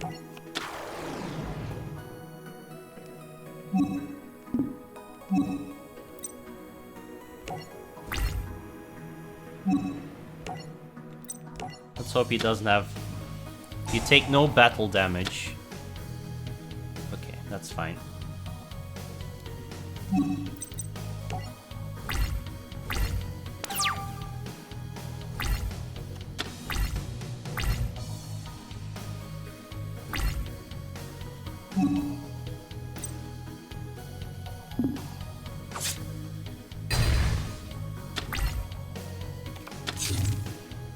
Okay. Oh, it puts it in defense mode. Interesting. Okay. I have polymerization. Alright. What do I have in my extra deck? I have Gaia the Dragon Champion, which requires the Fierce Knight and Curse of Dragon. Okay. Fantastic. I have neither. I can't really do anything. I can attack his whatever card, I guess.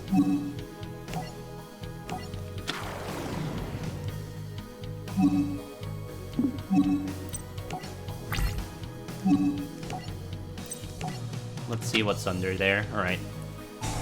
Oh. Well, whatever. Fine. I can go into main phase 2, and I can Monster Reborn. I'm gonna Monster Reborn.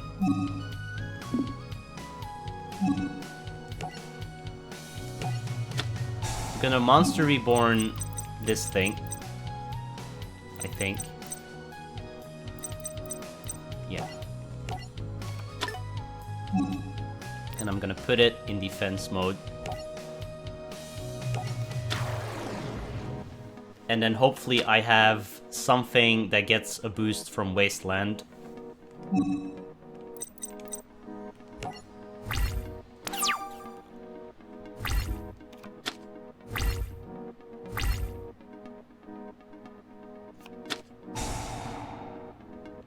Cocoon of Ultra Evolution. Oh my god.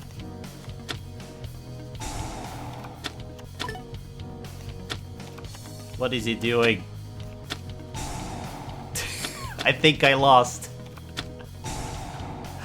Oh my god.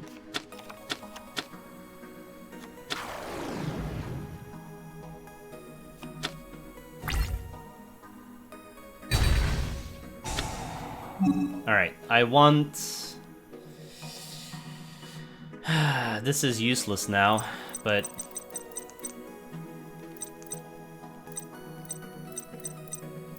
I mean... Okay.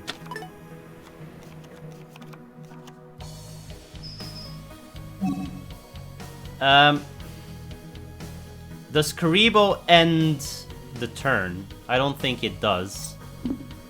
I need to do it when he attacks with his moth. Yes.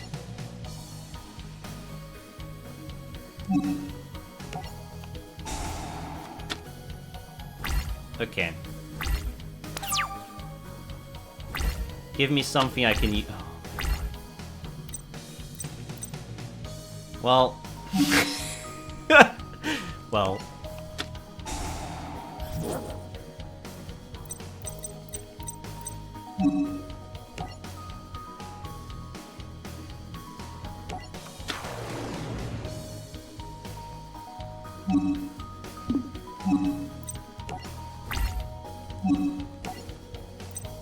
If this card is sent to the field, from the field to the graveyard, you can add one level 5 or higher insect-type monster from your deck to your hand.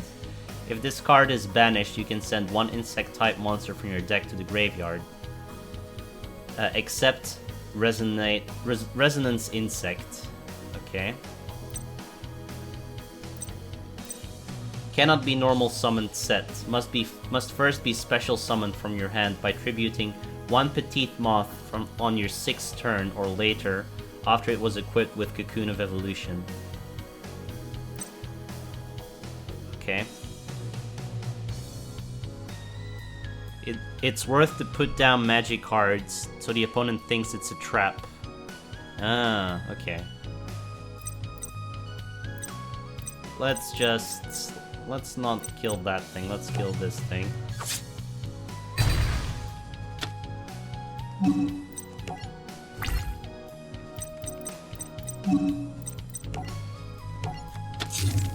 Alright. I think we're pretty dead, though.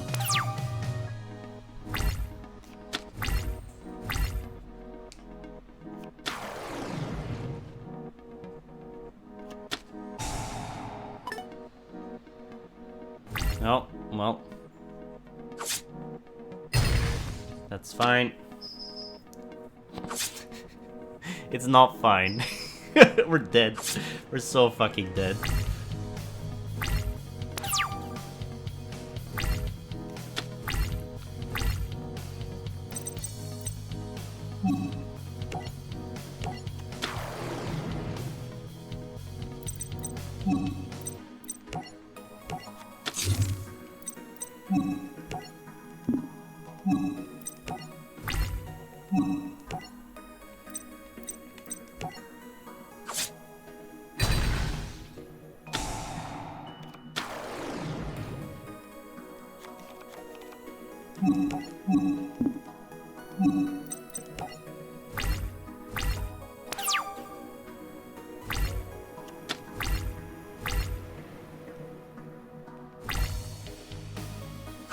Rip.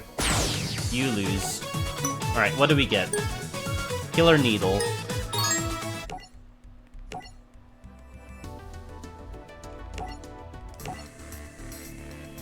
Let's try that again.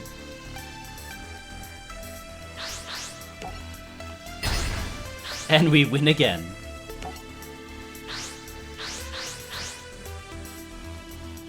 I wonder if it's better to go second. I don't know. Alright, new cards. What do we have here? Burning Land. When this card is activated, if there are any field spell cards on the field, destroy them. During each player's standby phase, the turn player takes 500 damage. Okay. Okay. So it only burns the fields when it's activated. Maiku the Magical Mist. Target one Summoned Skull or one Thunder monster in your monster zone. Destroy all monsters your opponent controls with defense less than or equal to the attack of that monster. Okay, you cannot conduct your battle phase the turn you activate this card. Okay, I get it.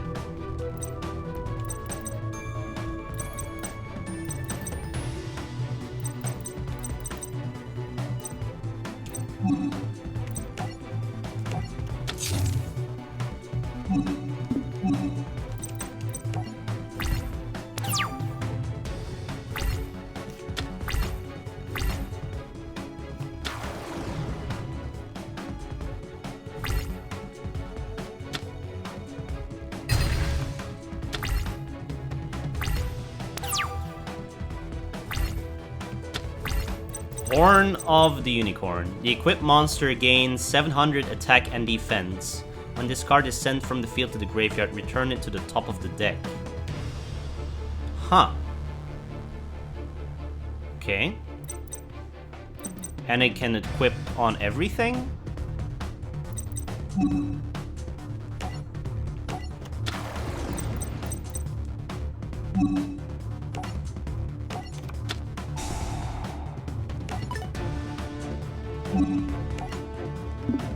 So there's no point not using it because you get it back.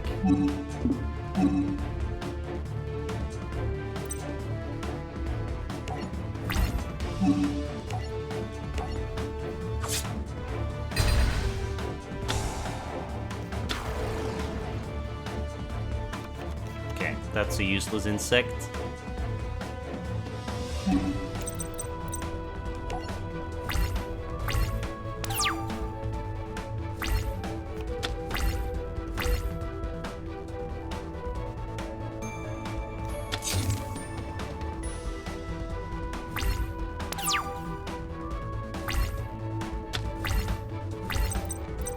Okay, that's a lightning. No, that's not lightning. We're putting it on the field anyway, though.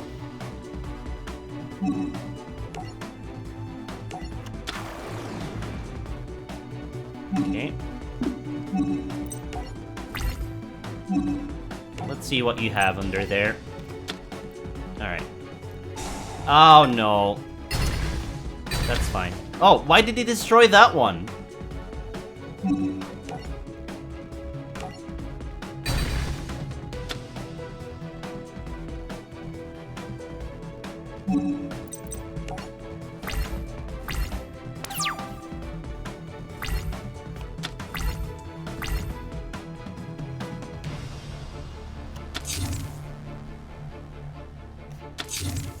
Oh no, a trap card.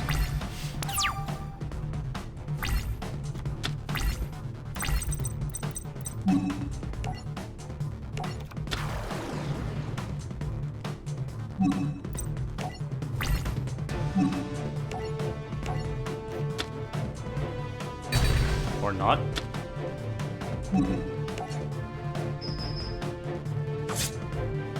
Okay.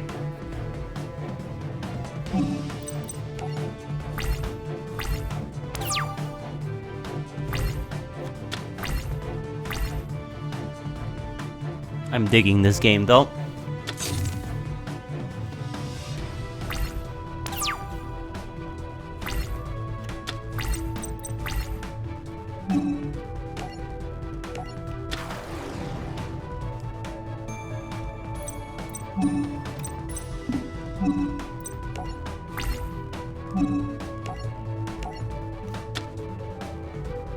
He wants to summon that great moth.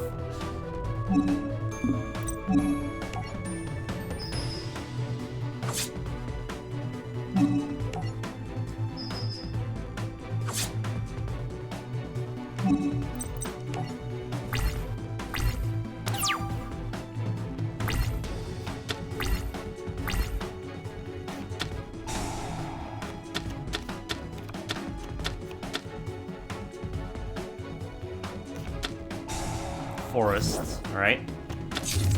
That's fine.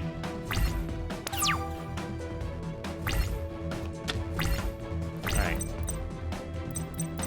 So, it burns all field things, and then during each standby... Yeah, let's activate this. I don't want your stinking forest.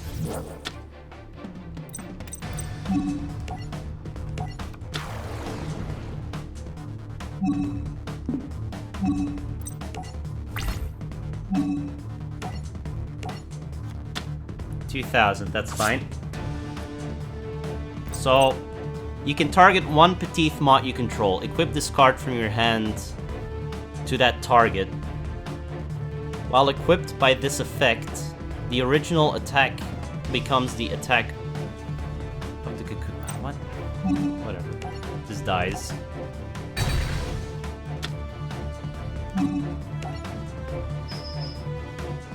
And he dies. Alright. You win. We get a booster pack. What is the booster pack? Cocoon of Evolution, Waboku, Big Insect. What is the booster pack? Try it out. Oh. Oh, we can buy these. I see. I see. And, like, oh, okay. It tells you how many cards of this you own as well. Alright, alright. Cool, cool. Alright, reverse duel.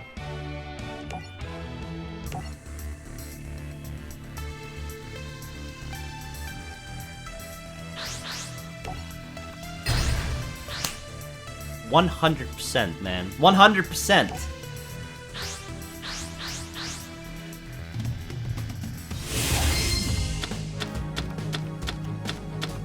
Alright, this guy's deck is weird, so... Let's see. We've got this, forests, beast, plant, and insect. Get 200 extra. Cocoon of Evolution. You can target one petite moth you control. Equip this card from your hand to that target. While equipped by this effect, the original attack defense of that petite moth becomes the attack defense of Cocoon of Evolution.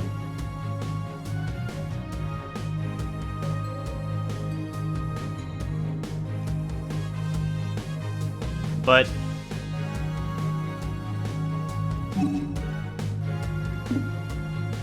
I don't know. Cocoon of Ultra Evolution. Tribute one insect monster from either field, equipped with an equipped card. Oh, so this is an equipped card.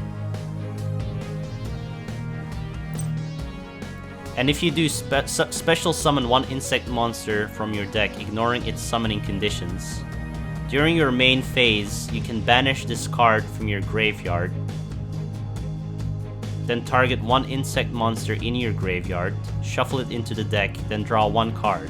You can only use this effect of Cocoon of Ultra Evolution once per turn.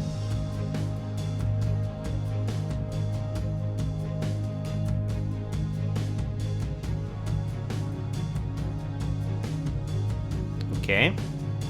So we basically want a petite moth. We want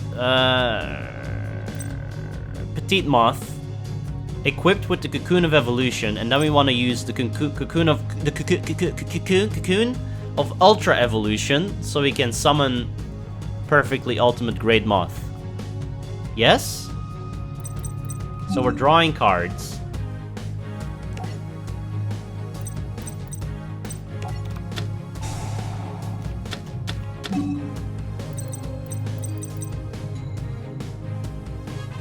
And then we have to discard 2. Cannot be normal summoned set.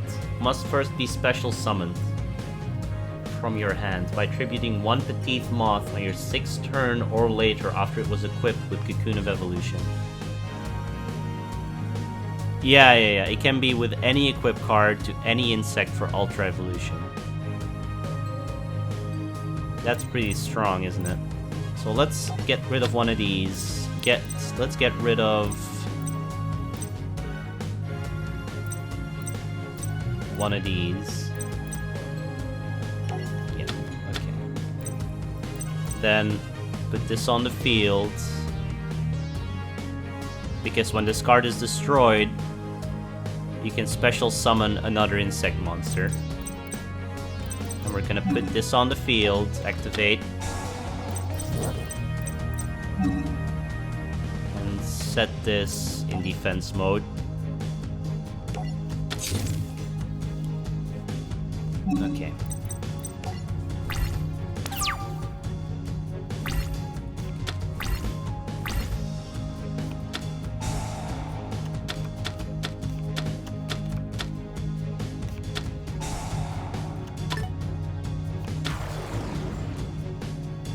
Cheats. Hacks. Oh my god. I didn't get those cards when I played them.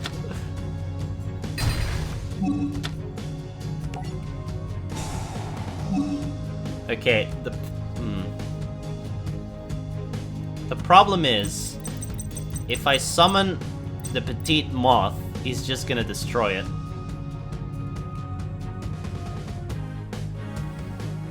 With his other card. So I have to avoid doing that.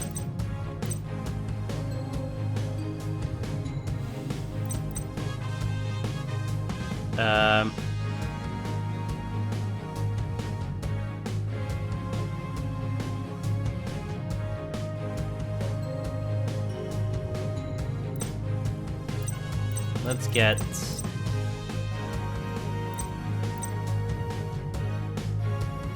this guy out again.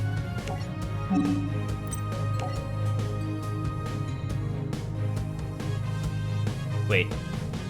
In attack mode? I can't go back. I can't go back, I can't undo. Why in attack mode? Oh, shit, because, yeah, well, whatever. You get 200 extra, that's fine. Burning land. Well, good thing I put it in defense mode. Oh.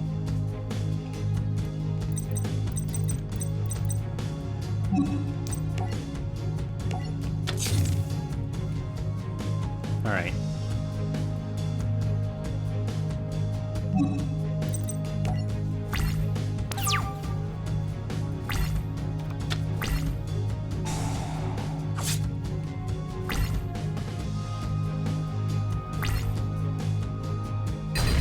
That's fine.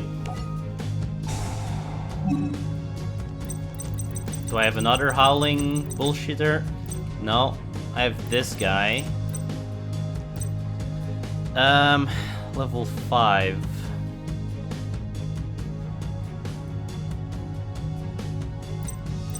I can't play that. Wait.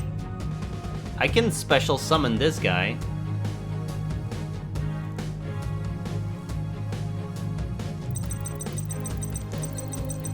Or this, but you don't get...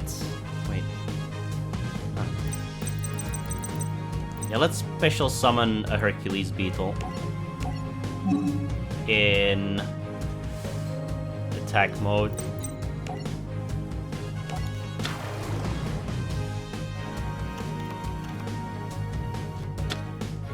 And that destroys his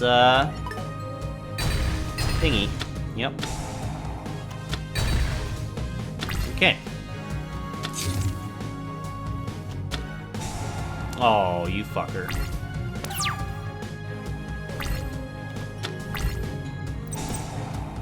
Oh, I can equip this though. So, if I equip this to an insect monster, I can then use this and summon this? Let's try it.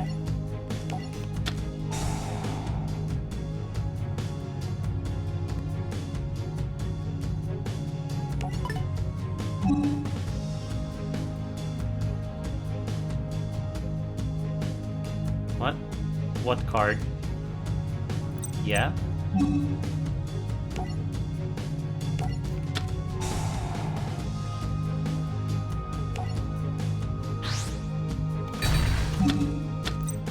And then I can do... Wait.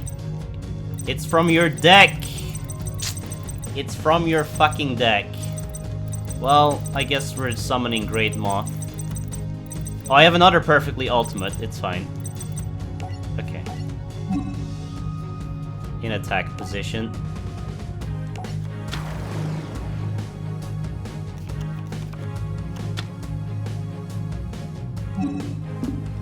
And now I can do nothing. Because Swords of Revealing Light.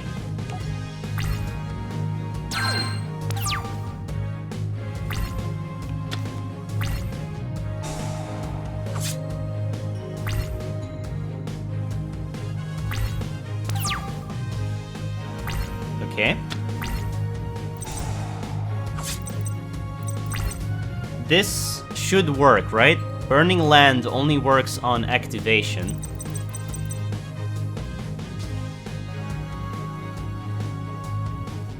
So I should be safe to add Forest, right? I guess we'll try it.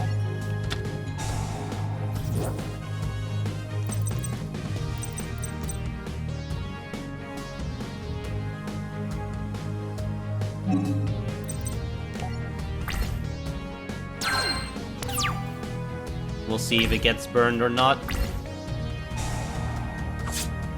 It doesn't. Okay, good.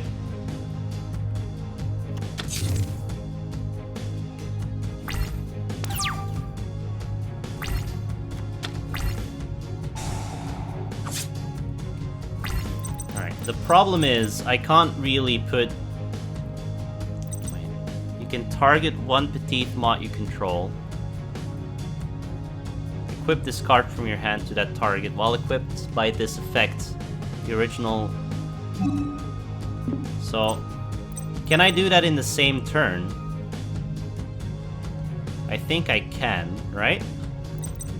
So if I summon Petite Moth, I can then activate the effect of the cocoon onto the Petite Moth. Yes. What? Yeah, okay. Fuck, I didn't put it in defense mode. Oh. Alright. I didn't put it in defense mode. That's unfortunate.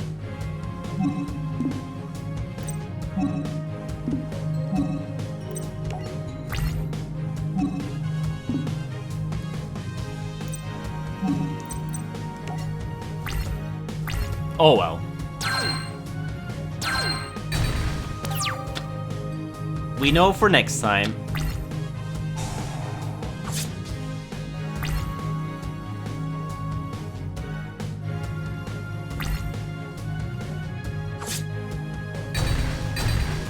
That could literally be my death.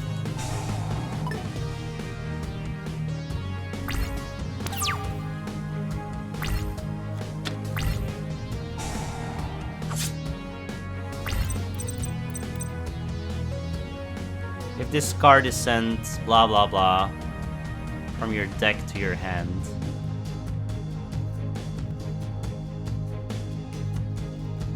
This is a useless card. Whatever. Set.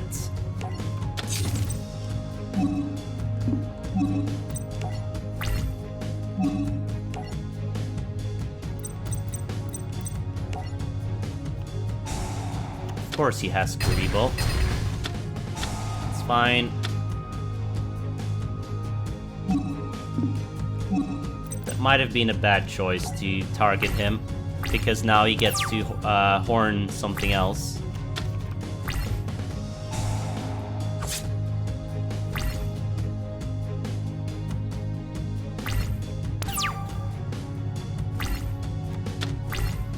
Okay.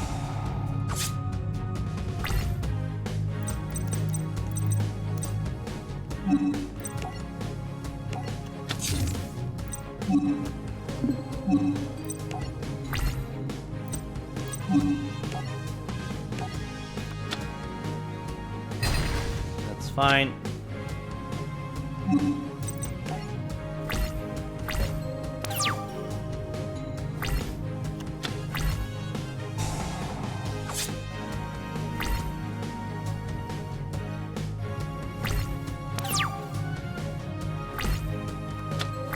Okay, we get another cocoon.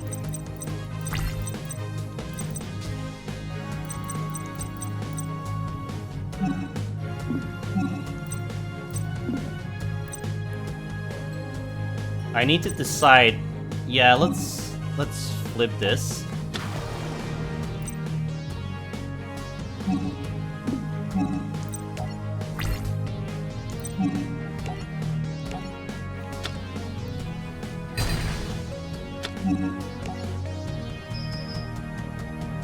Okay.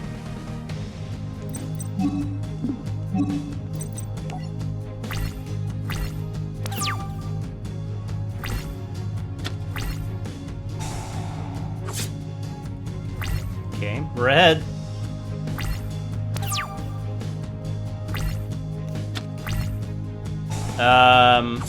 Man-Eater is useless. It only has 450 attack. This monster cannot be normal summoned or set. It can only be special summoned by tributing Petite Moth on the 4th turn after Petite Moth has been equipped. Okay, well, blah blah blah blah blah. Would be over. Oh. I can just kill him right now. Sure, flip summon.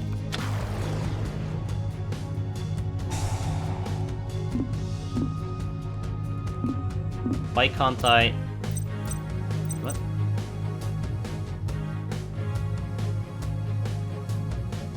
Thanks. Thanks, Moshel.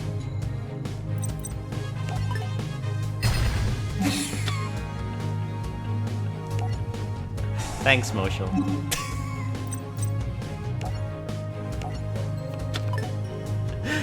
Oh.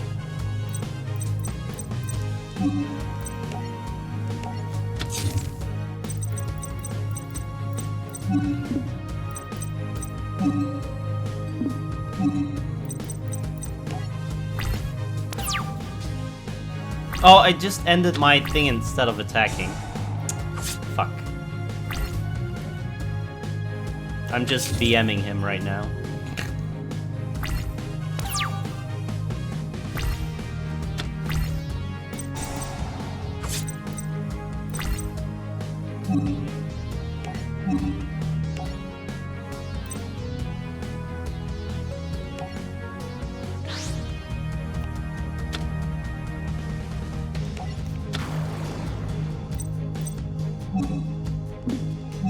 Okay, let's battle this time.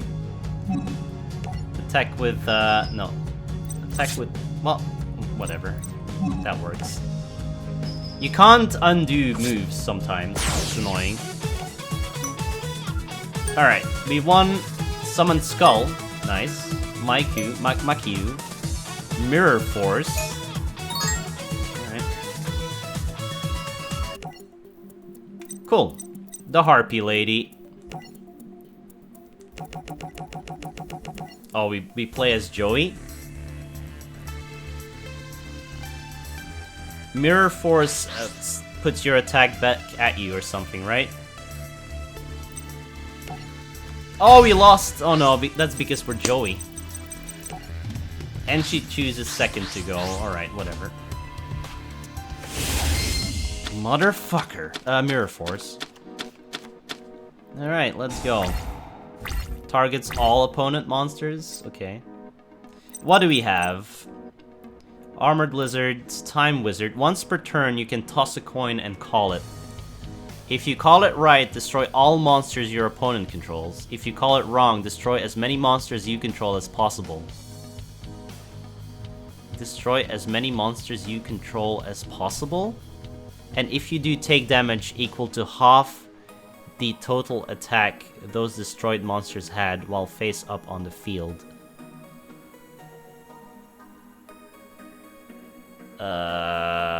Okay. Interesting. Dark Hole, Root Kaiser. Fusion Sage. Add 1 polymerization from your deck to your hand. Okay.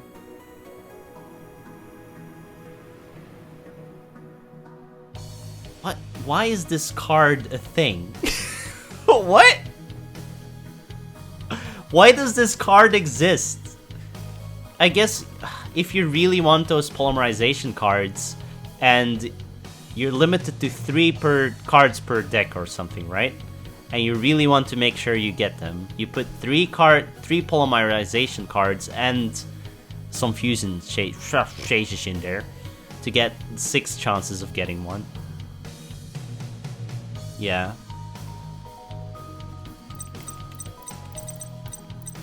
I mean, you could say just put another polymerization card in your fucking deck, but there's a limit on how many cards you can put in your deck, so...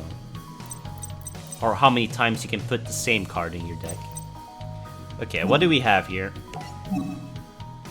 Flame Swordsman needs Flame Manipulator and Masaki the Legendary Swordsman. Okay. 1000 Dragon. Time Wizard and Baby Dragon. Flame Manipulator and Masaki the Legendary Swordsman. Okay. I guess we're playing the Armored Lizard.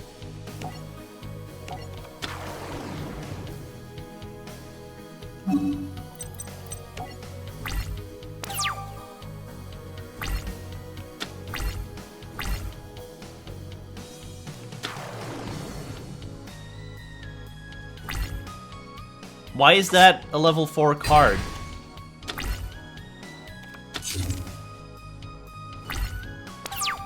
What the fuck? Why is that a level 4 card?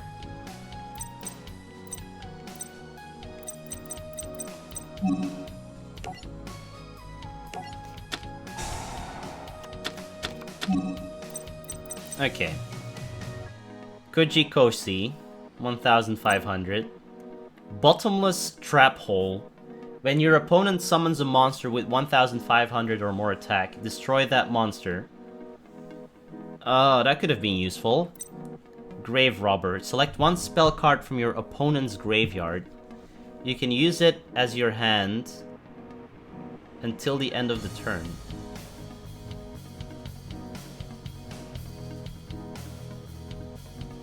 If you use it, you take 2000 points of damage. Okay. Interesting.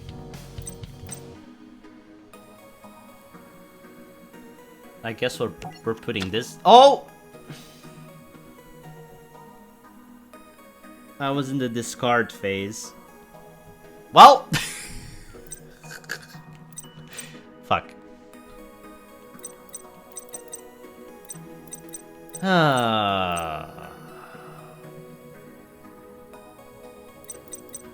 What do I get rid of? Grave Robber.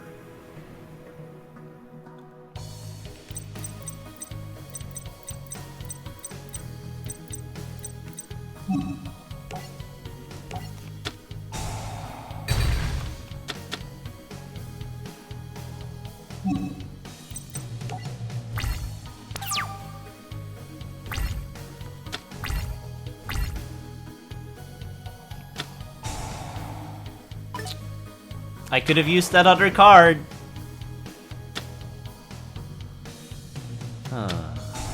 Mountain. Great. Well, GG. Oh. She's powering up.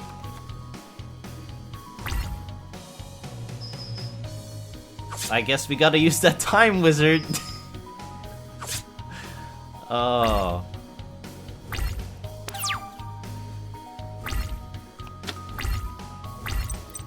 Battle Locks is not gonna help us. You can toss a coin and call it.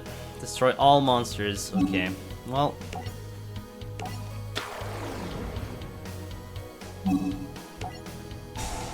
Let's go.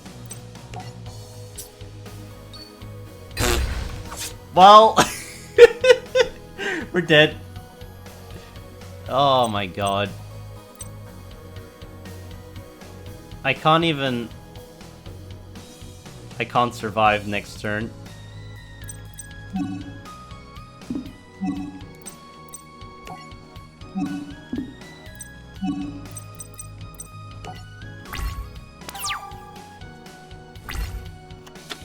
GG, yep.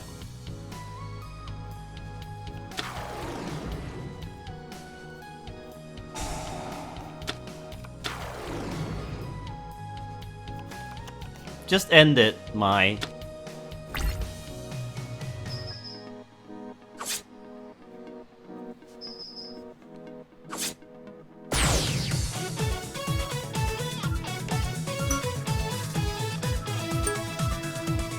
We got Elegant Egotist, at least.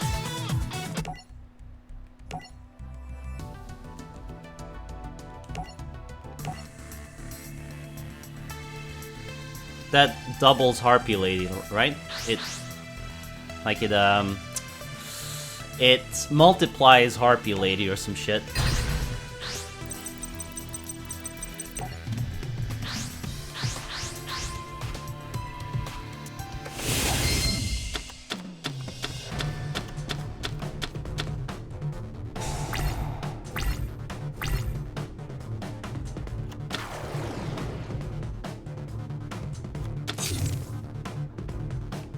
No, I'm having fun.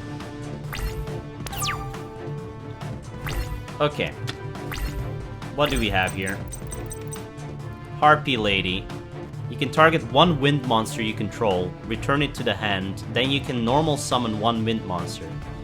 You can use this effect of Harpy Dancer once per turn. This card's name becomes Harpy Lady while on the field or in the graveyard. Okay. So you can trade a wind monster for another one. So, for example, if your wind monster is negatively affected, you can just call it back and get rid of the effect. Alright, what do we have? Flame Manipulator. We can use this guy to summon Flame Swordsman.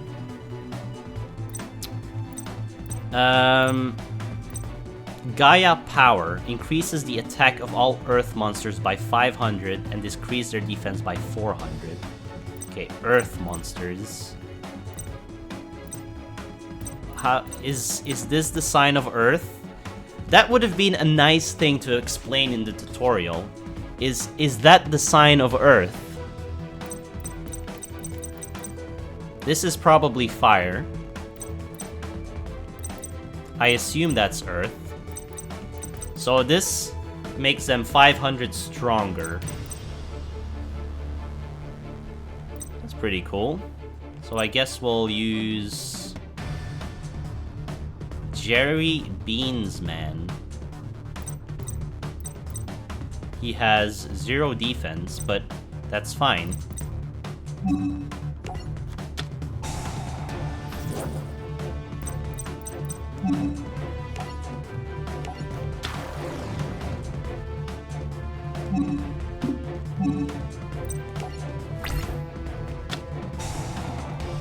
What is that? Your opponent something.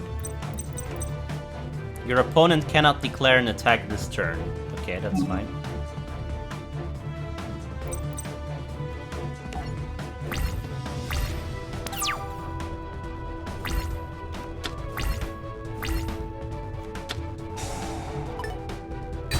Okay, whatever.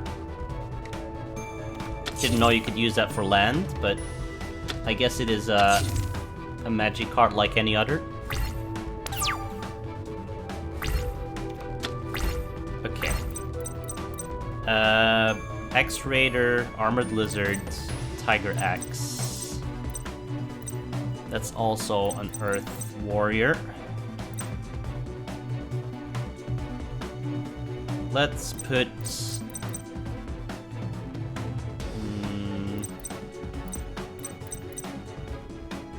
X-Raider on the field. Tiger Axe. Why not?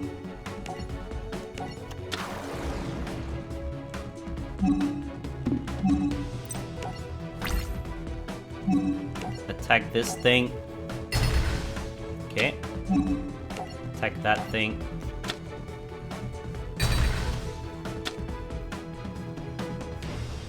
And end my turn.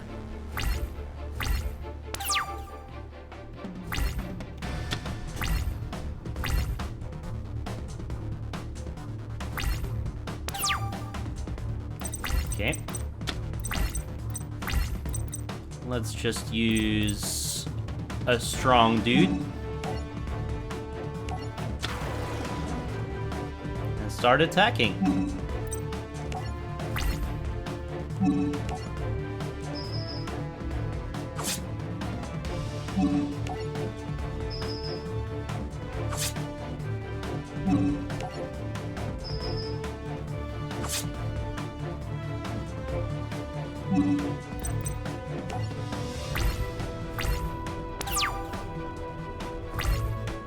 If she doesn't use magic or a trap, I win next turn. I don't know what that was.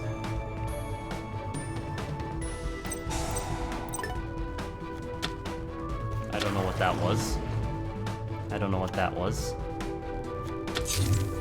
Okay.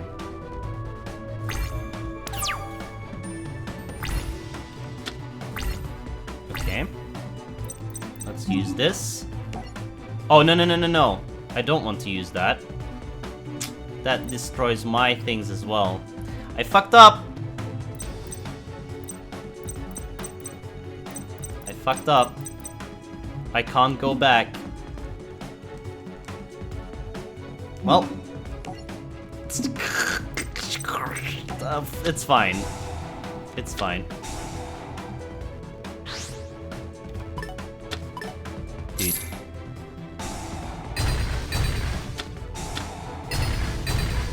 Wait, that... What? I don't know what happened, but... Whatever.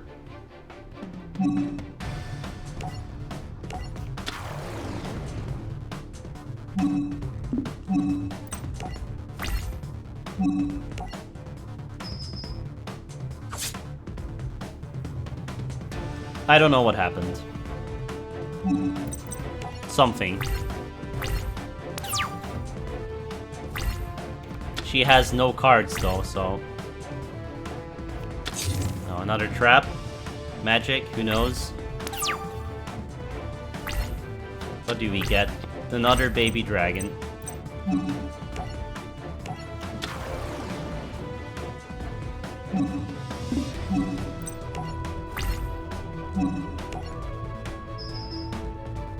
Alright, we win.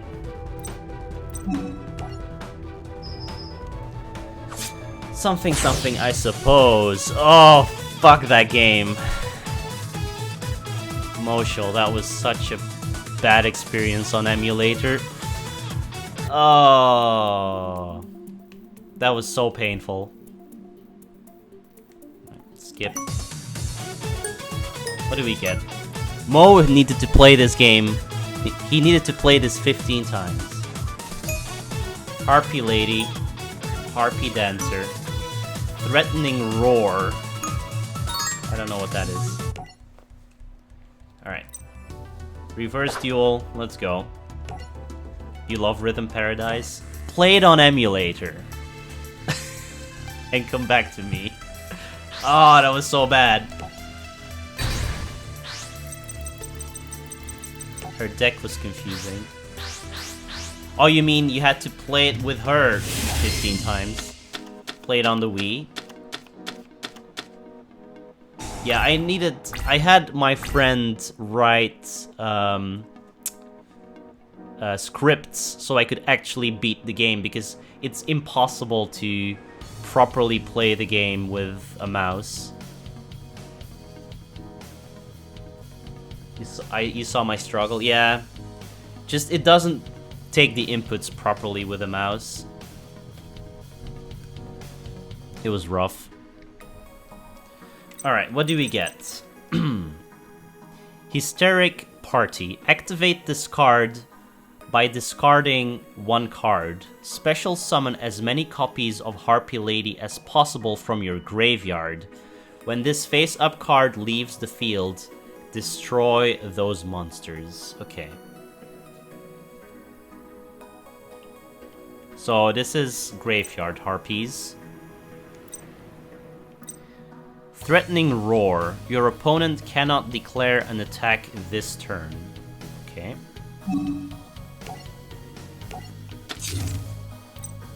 Harpy Dancer. You can target one wind monster you control, return it to the hand. When you can normal summon one wind monster, you can only use this effect of Harpy Dancer once per turn. This card's name becomes Harpy Lady. Okay.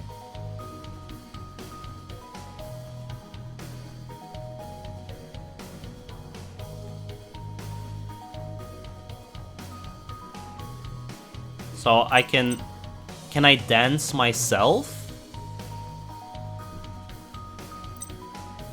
Harpy Lady Phoenix formation.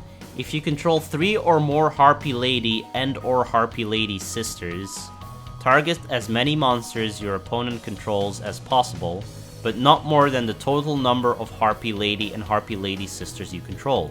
Destroy those targets, and if you do, inflict damage to your opponent equal to the highest original attack among those destroyed monsters. Your choice if tied. You cannot special summon monsters from the main deck or extra deck, nor conduct your battle phase the turn you activate this card. Okay. So this is when you're set up. Elegant Egotist. If Harpy Lady is on the field, special summon one Harpy Lady or Harpy Lady sisters from your hand or deck. So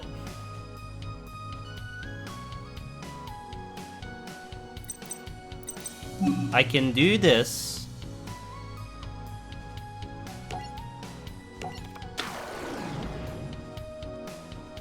I can activate this effect to herself.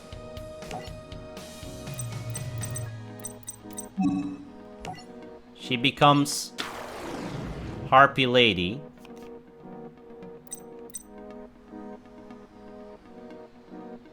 Yeah.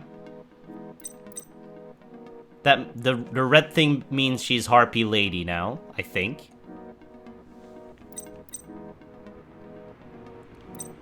And now I can Elegant Egotist.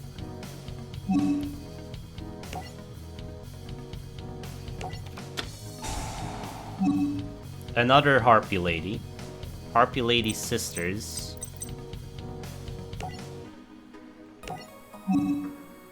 In attack position. Okay.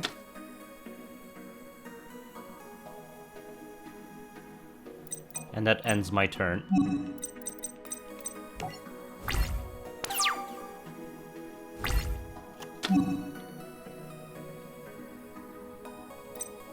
What did I have?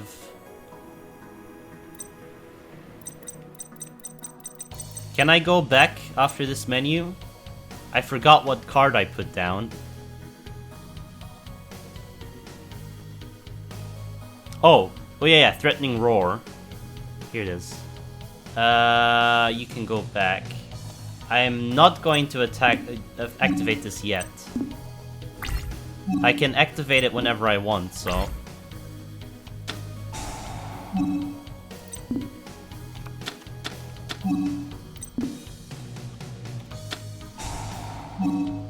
Terraforming. I don't know what terraforming does, but...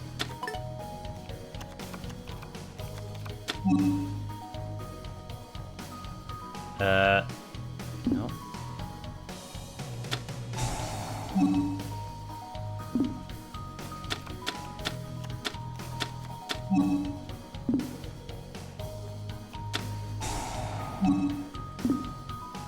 Okay, Joey.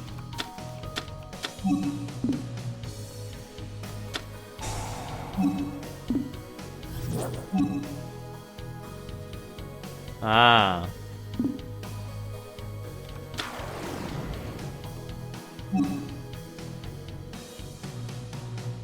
Yes. Oh shit. He's got 2,200.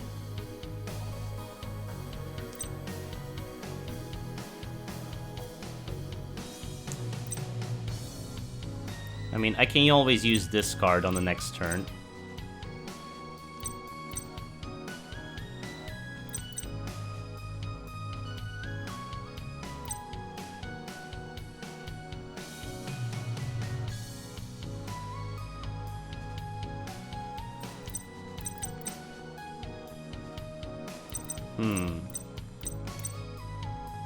Sure.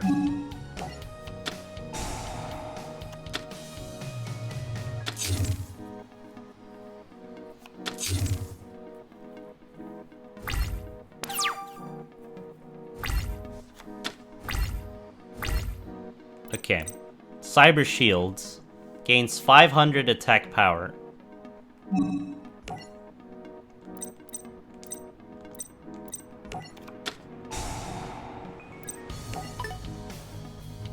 Okay.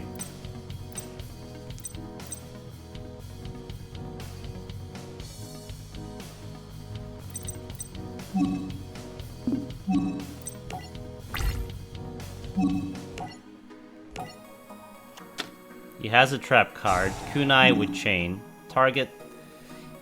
Oh, fuck. Well, rip. That sucks.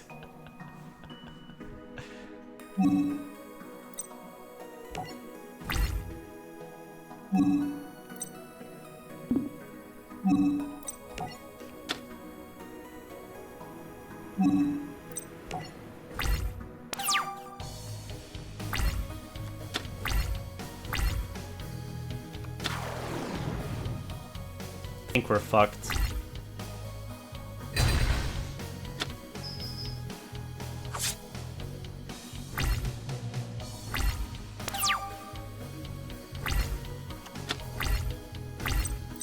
Mountain.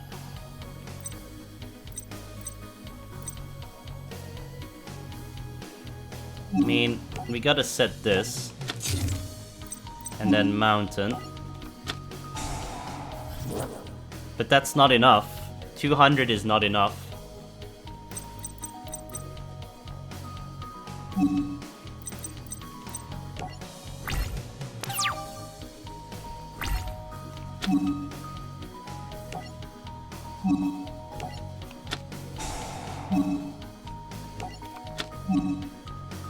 Wait, where's my harpy lady sister?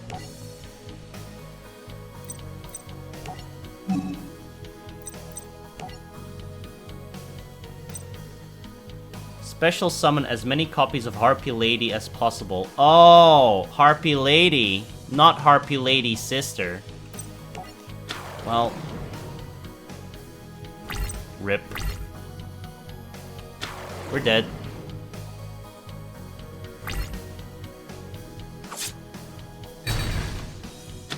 Can I? No. I have to resume. Rip. Joey just absolutely wrecked us. Flame Swordsman.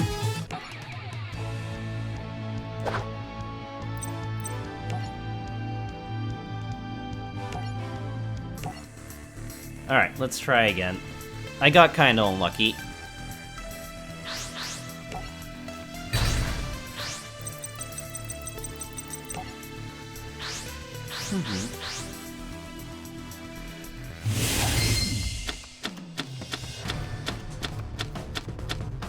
Okay. Wait. Why am I playing as Joey? Did I fuck up? I did the wrong thing somehow. I switched, went down and up, and it unswitched.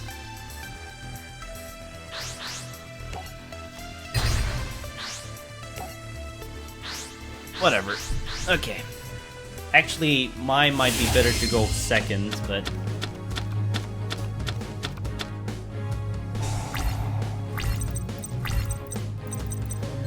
Okay, Harpy Girl.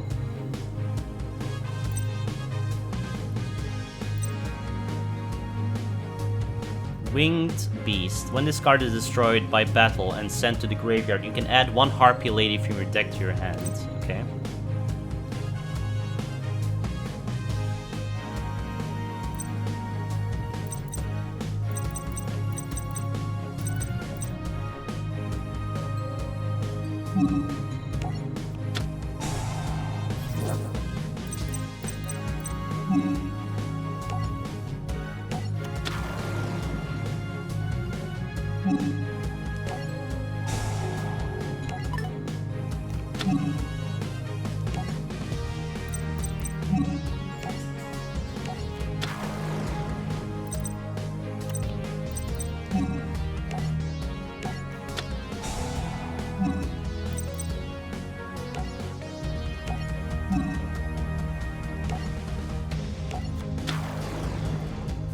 Okay.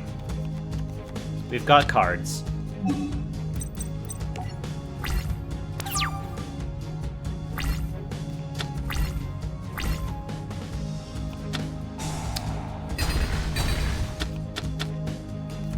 Okay, Joey. You motherfucker.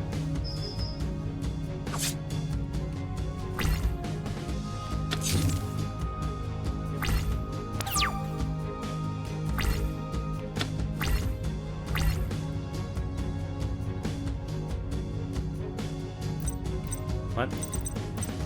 Is it my turn? Icarus attack. Tribute one winged beast. Then target 2 cards on the field. Destroy them.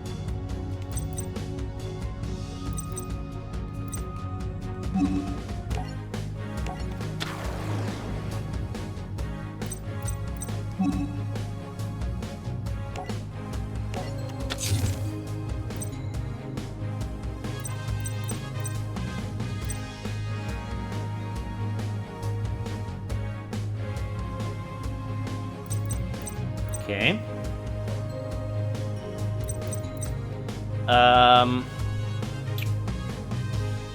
Do I attack? I'm kinda scared that he has a kunai and chain again.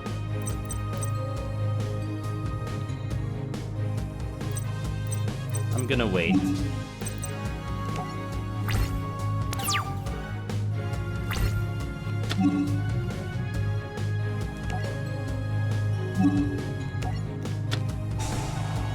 Why did I do that now?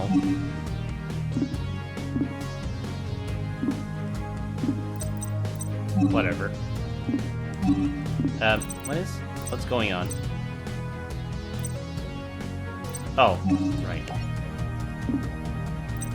Tribute one-winged beast. Is she not a winged beast? Oh, tribute is from the field! Ah, no! Well... tribute is on the field. Oh, shit. Whatever. He gets... probably 1,000 dragon. Yep. RIP.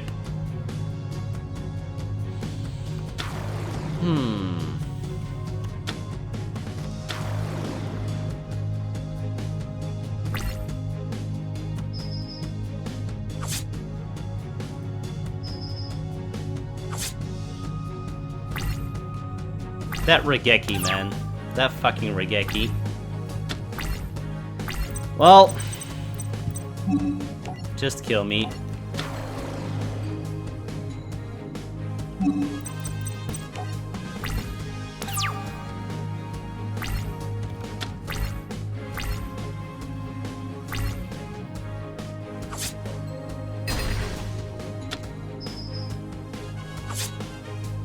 You can forfeit? How?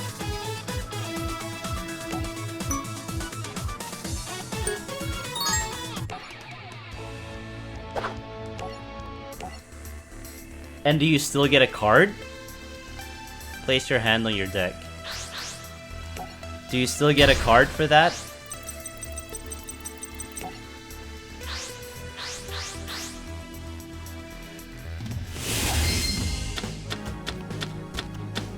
You think so? Alright.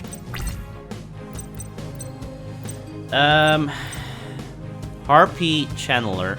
You can discard one Harpy card, special summon one Harpy monster from your deck in face-up defense position, except Harpy Channeler. You can only use this effect of Harpy Channeler once per turn. While you control a dragon-type monster, this card's level becomes 7. This card's name becomes Harpy Lady while it is on the field or in the graveyard.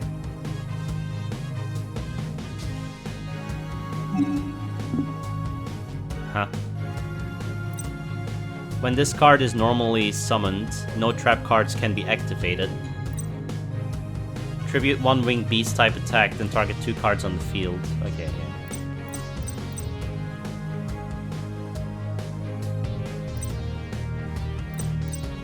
So I can discard one Harpy card.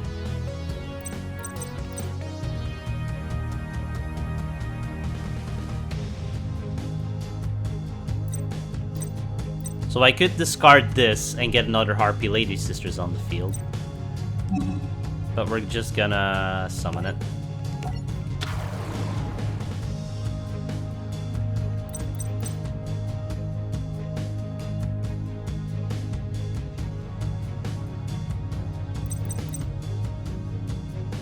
I mean, it's a Harpy Lady.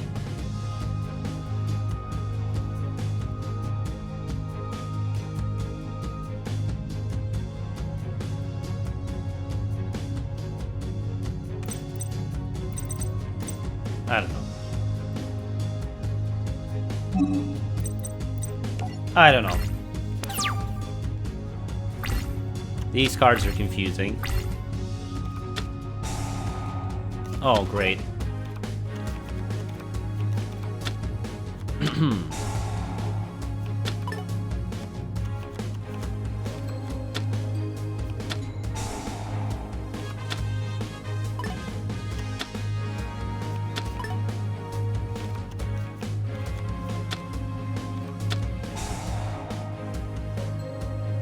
Remember when I was playing as Joey? I didn't get any of these fucking cards. Oh.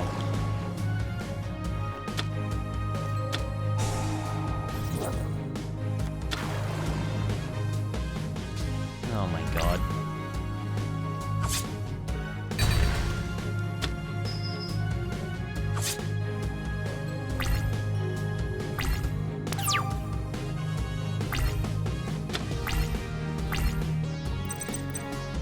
Alright,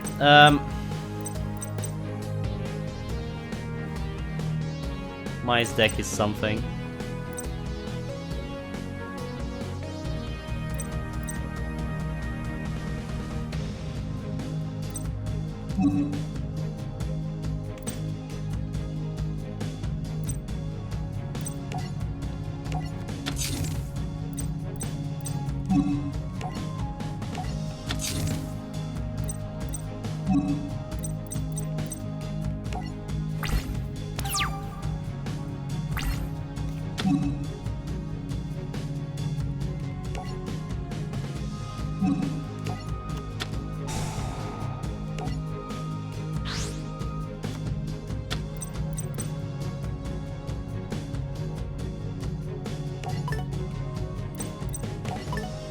Okay.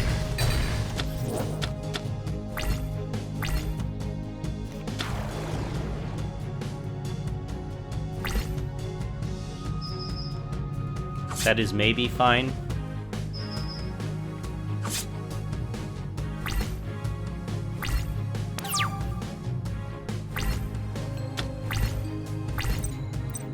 Okay, mountain.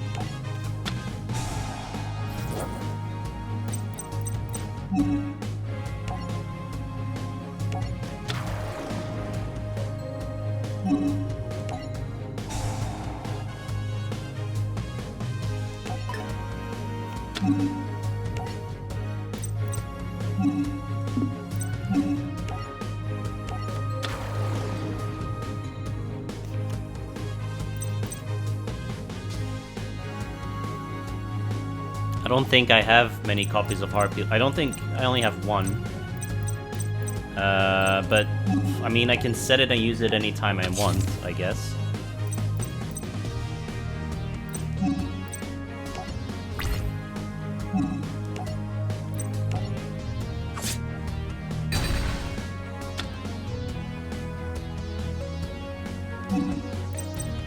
All right.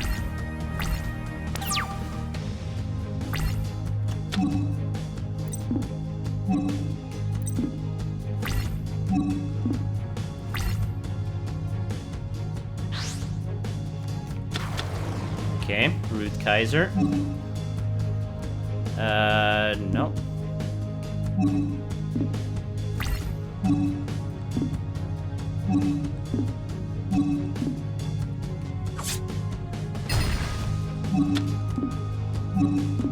Not yet.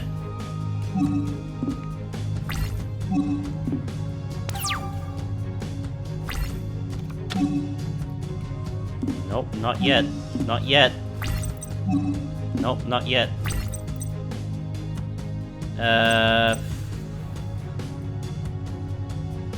Well.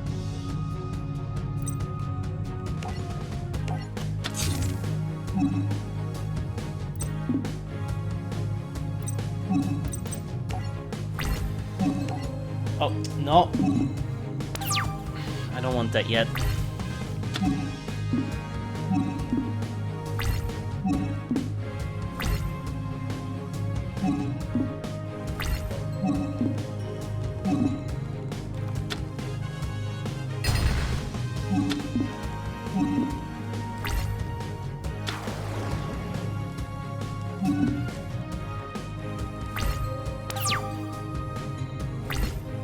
Alright. Oh my god. What does this do again? Sure. Activate effect.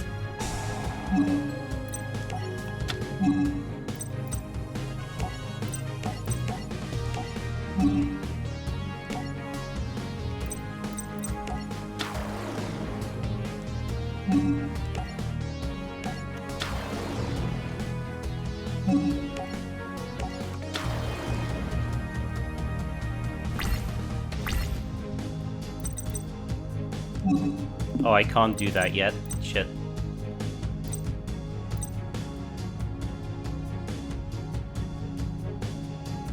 Oh, I can... That's an infinite card? Interesting. Interesting.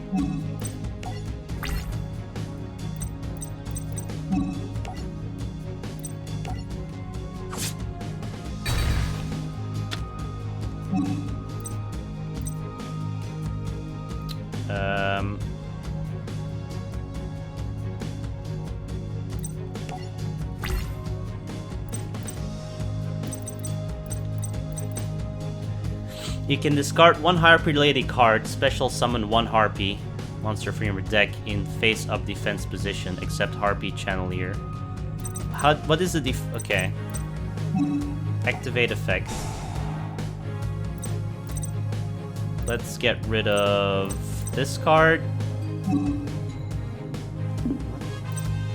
Oh, I need to get rid of this card. Alright.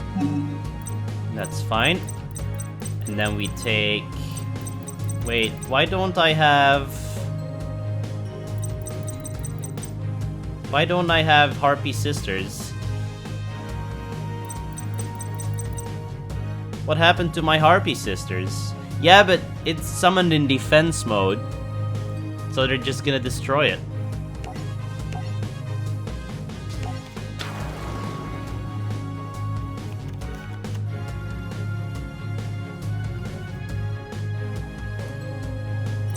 But that's fine, I can always use this, I guess.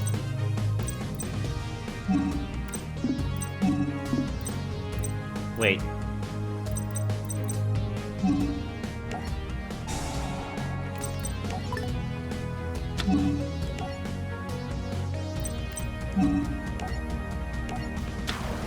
Okay, we found a way. I didn't know I still had that effect.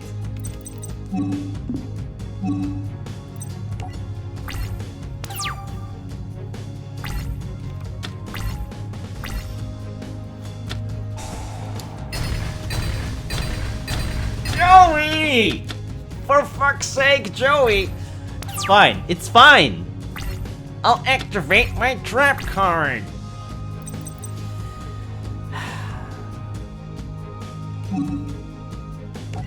Wait, why can't I activate my trap card?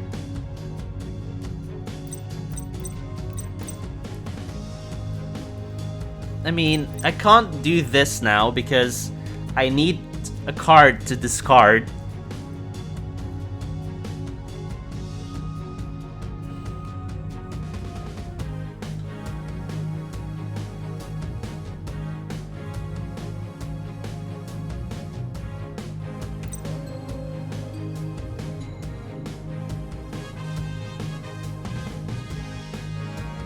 Okay, yeah.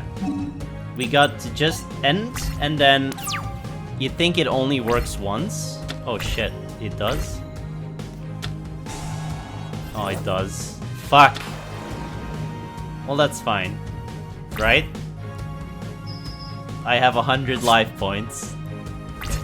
It's fine. It's fine.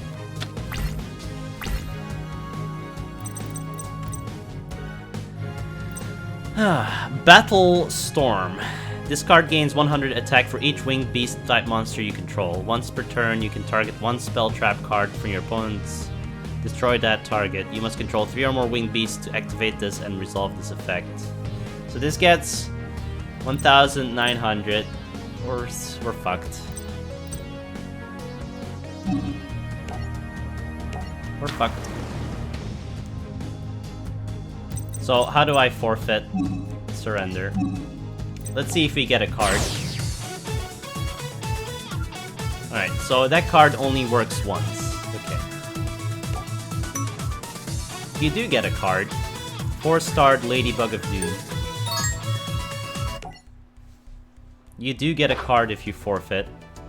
Interesting. Can you not just spam that and get more cards? You get DP as well. Yeah. Hey, Enigma. Alright. Let's see. We've got a Cyber Shield.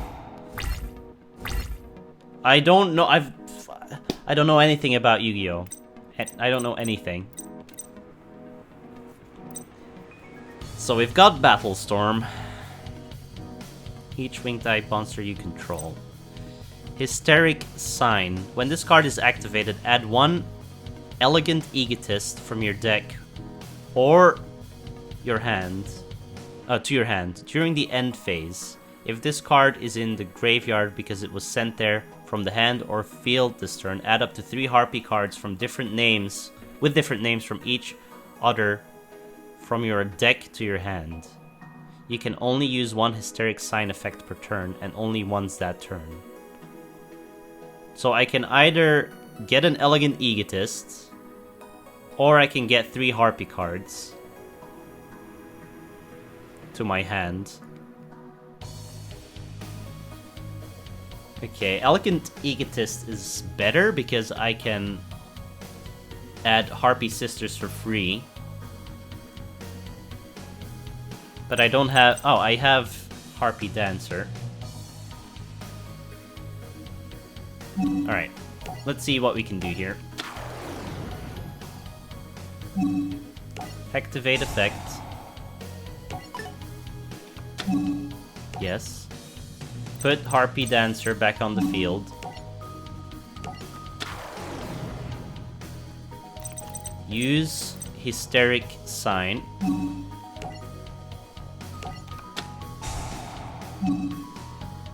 Grab Elegant Egotist. Play Elegant Egotist. Get the sisters.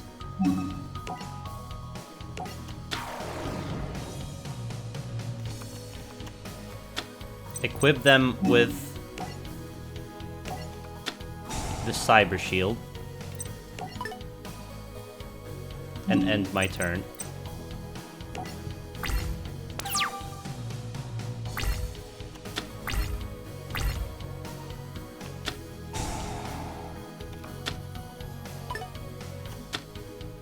Yep, probably. He has Dark Hole and Drageki.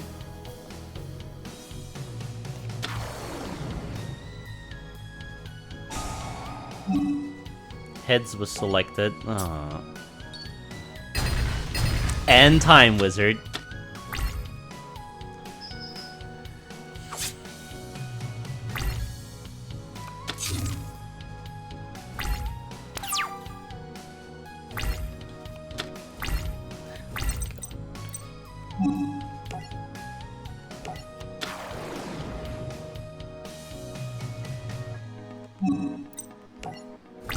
Okay, what bullshit card do you have there? Well, that's fine. You still die. Do you? No. Okay, interesting. I guess Kunai and Chain has 2 different possible effects. Well, that's fine.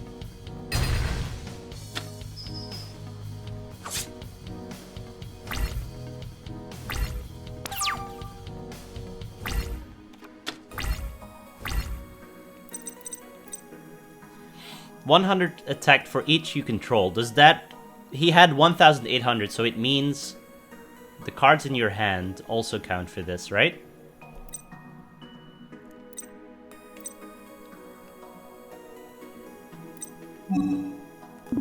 What? Why is this still in the thing? If this card is in the graveyard because it was sent there from the hand or the field... Okay. Oh, he was on the field. I see.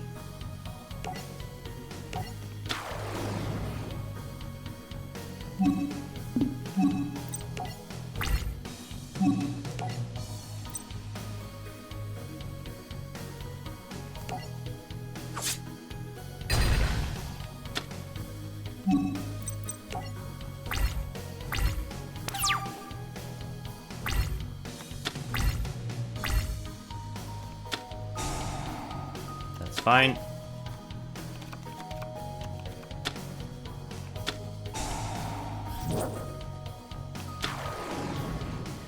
Oh, that's not fine. Damn it.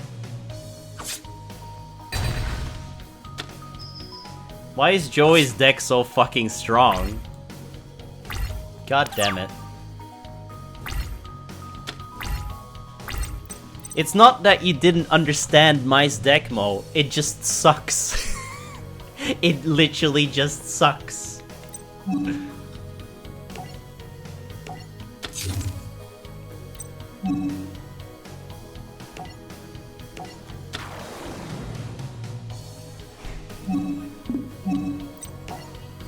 Like Susie.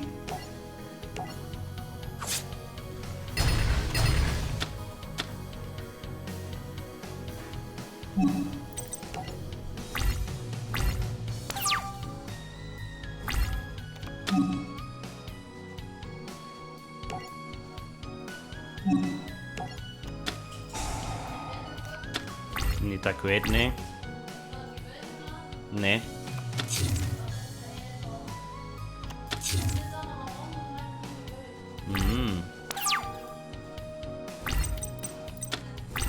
Alright. Yeah, that's useless. Okay.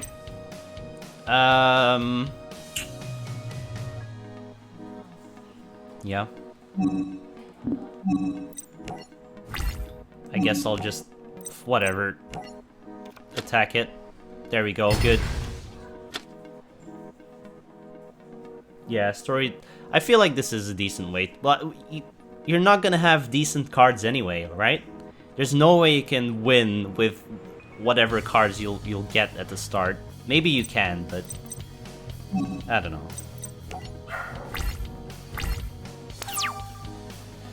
I think we're dead again. You need to buy a lot of booster packs.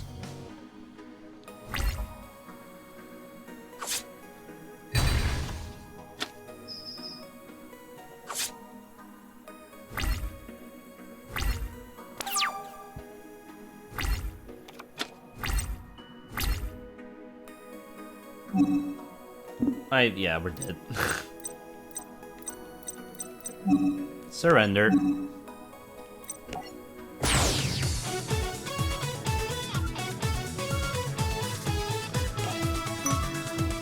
Gaia power. Alright, let's try again.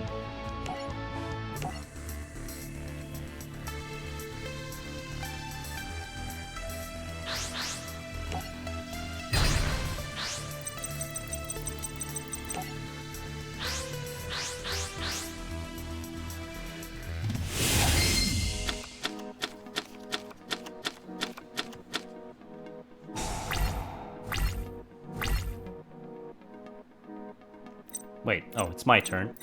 Harpy Queen. Let's set this. Always good to have.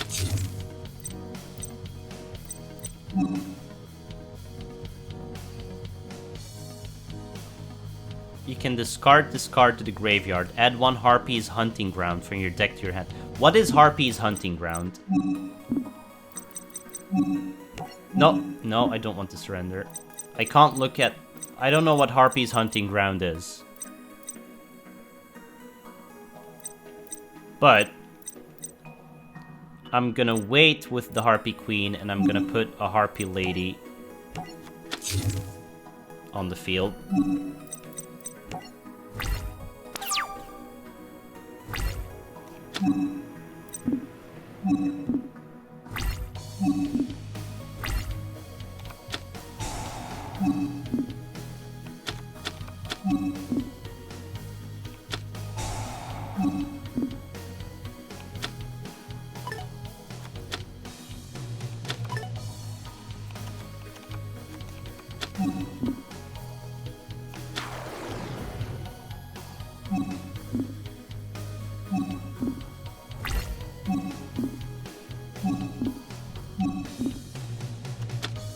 Okay, that's fine.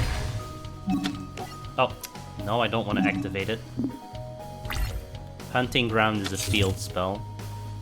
All winged beast monsters gain 200 attack defense. If any Harpy Lady or Harpy Lady Sisters is normal or special summoned, the player who conducted the summon targets one spell trap on the field. Oh, interesting.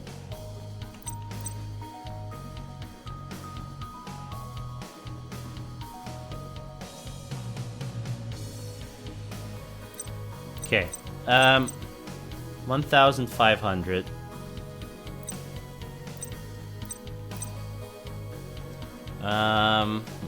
Let's just summon the Harpy Queen.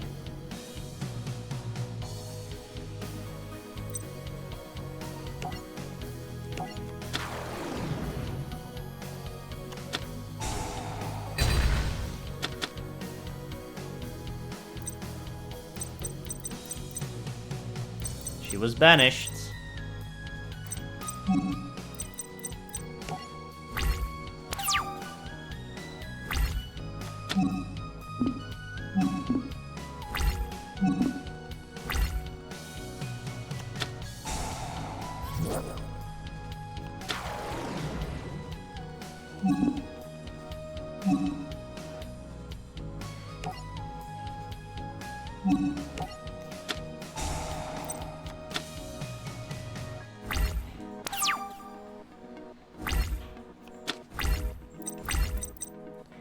Tribute 1, then target 2 cards on the field, destroy them.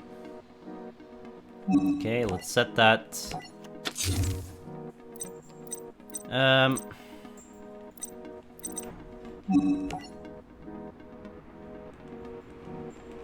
I don't wanna... I can't go back. Ah! I wanna... whatever.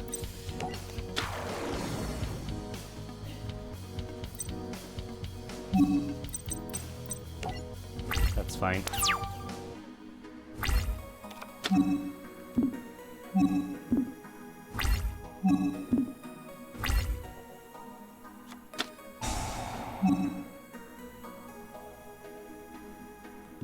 Not yet.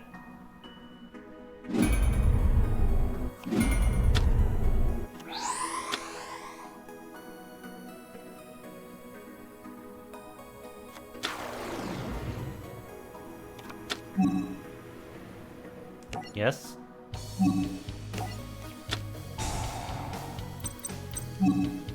Oh, I need to sacrifice this. And then... this. And this. Okay.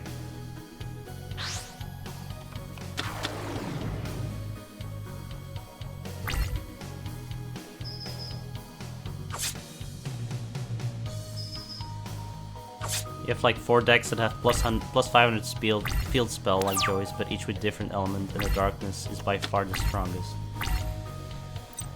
Oh my god. We're getting such terrible cards, dude.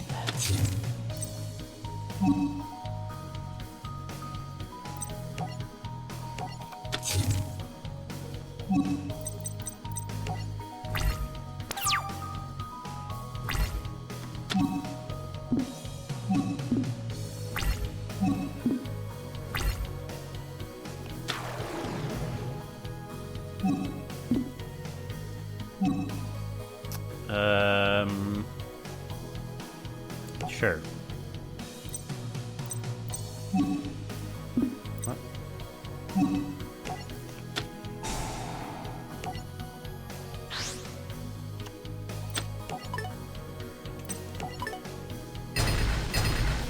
Okay.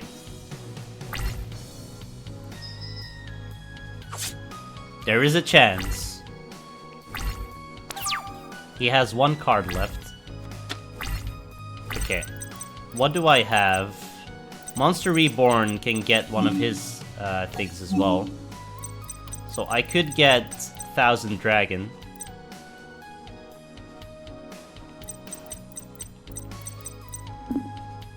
Let's do that.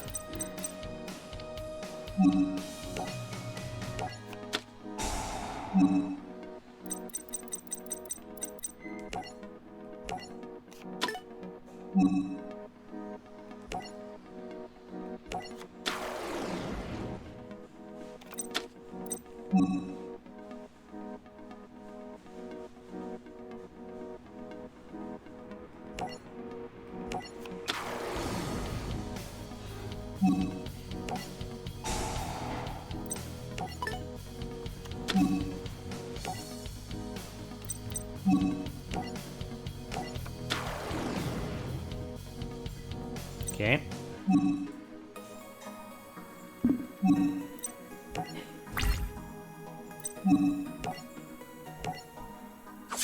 Yeah, I need to beat him with his own monsters. Okay. We're finally maybe on the winning hand here.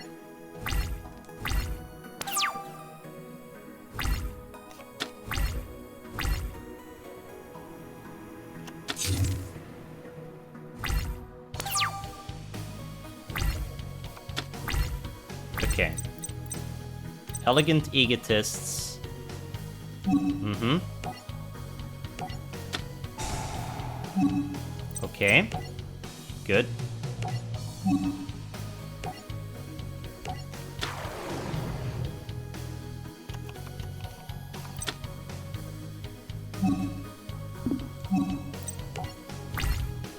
Make sure we kill whatever is under that card. That's fine. Flip, destroy all level 4 monsters. That's fine. That's fine.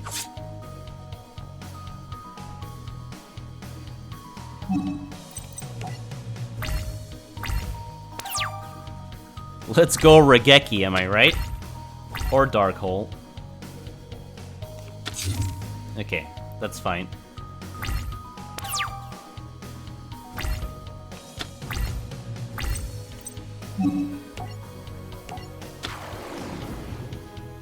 Let's see.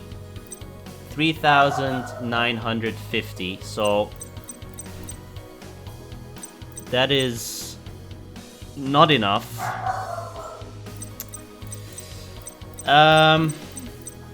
If this card has less than 1,300, I win.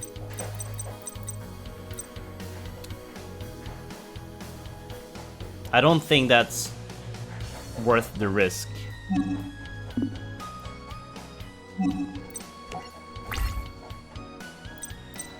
But I mean, if I don't, it's gonna be 2 turns anyway. So let's just see what this is. There we go, we win. Small gamble.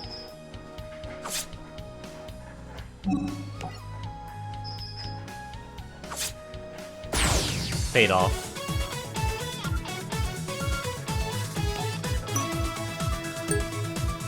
Nice. 1,000 Dragon. Pot of Greed. Bottomless Trap. Alright. Let's do one more. One more today.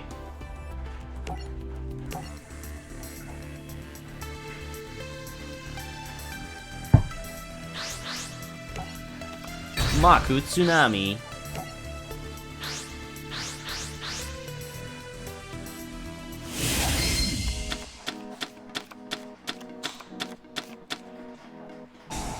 Alright, what do we have here? We've got Beaver Warriors. Mystical Moon. Equip only to a Beast Warrior type monster. It gains 300 attack and defense. Beast Warriors. Beast Warriors. Okay. Attack the Moon. Once per turn, when the battle position of a rock-type monster you control is changed.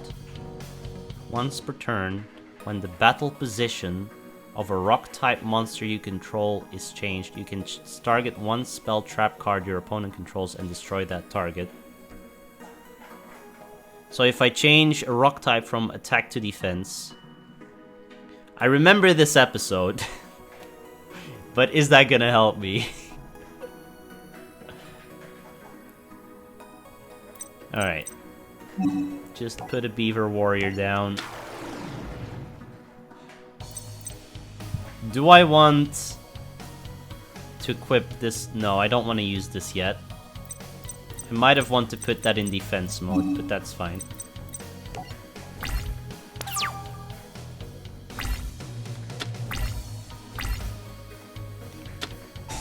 Umi.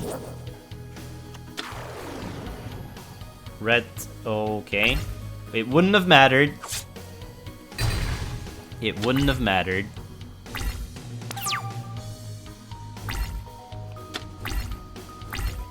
Golem Sentry. Don't remember this card. Once per turn, you can change this card to face down defense position. When this card is flip summoned, target one monster your opponent controls. Return that target to the hand. That's not great.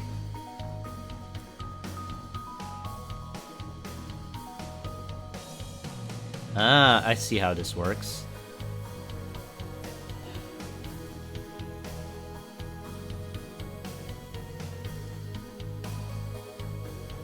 But it's not gonna help me.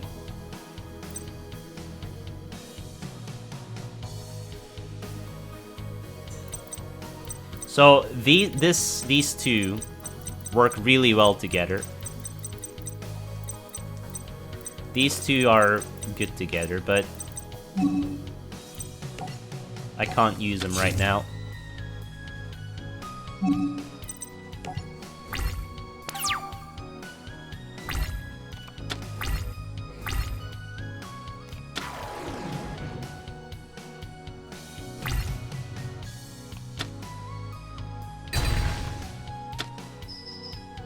I'm probably already dead, but we'll see. Gotta learn the cards a little bit. Okay. This is good. So, we get to set this guy.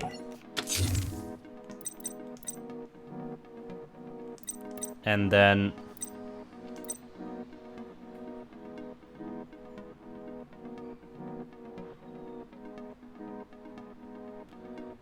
I don't think it's worth setting this yet in case he destroys it.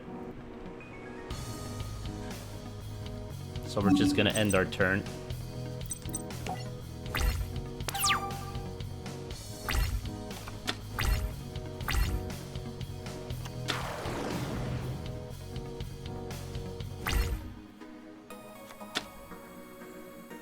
Okay, cool.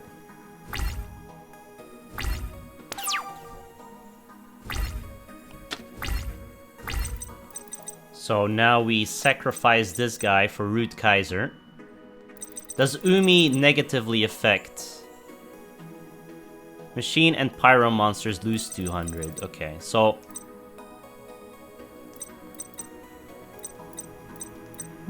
we summon this guy.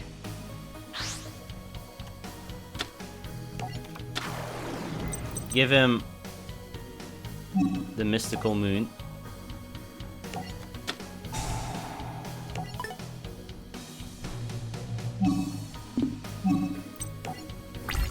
And we kill big dude. Hey, Sargex. You activated my trap card. Exactly.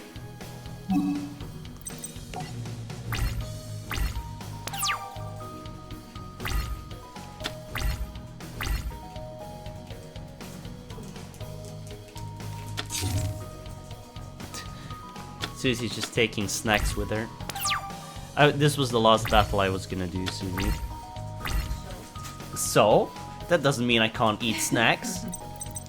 Something like that. Okay. We got Mystical Elf. I don't think she really helps. So we're gonna put Attack the Moon down. And we're gonna put this guy...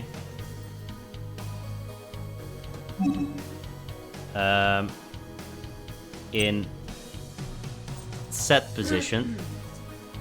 Change this card to face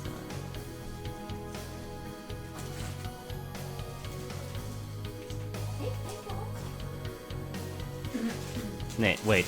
You can change this card to face down defense mode. When this card... once per turn you can... Yeah.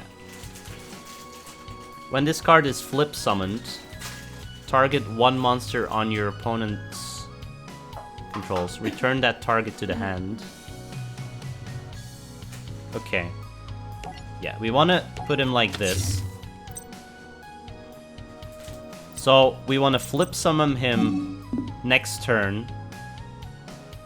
send one of his cards back and then put him just back in this position.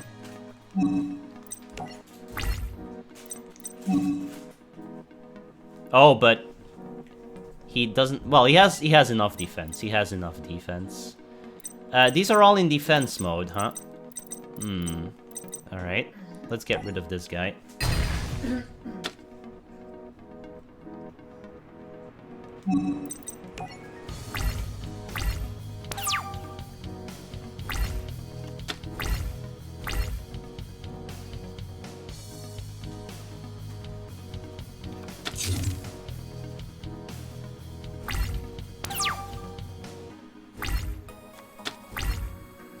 Okay, so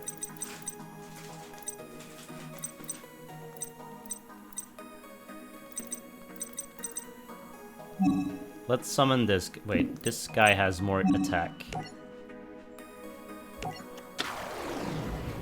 So we wanna flip summon this guy.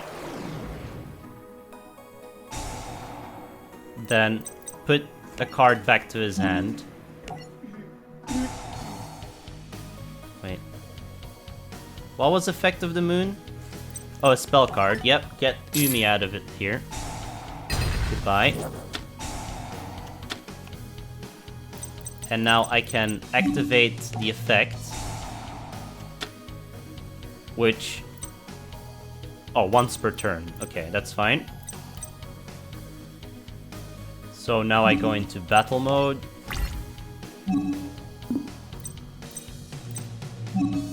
Attack this thing. And attack this thing. Cool. Alright.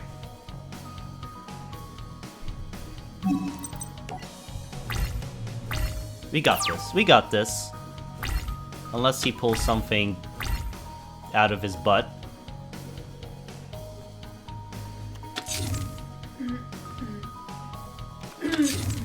Trap card. That's fine. Oh, we got another one of these fuckers.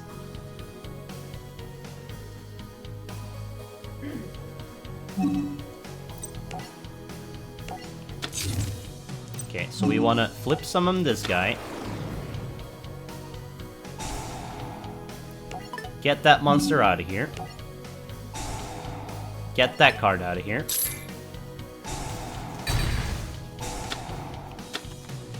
Alright. We want to activate the effect. And now we can attack his face. Yeah, this is a good combo. Alright.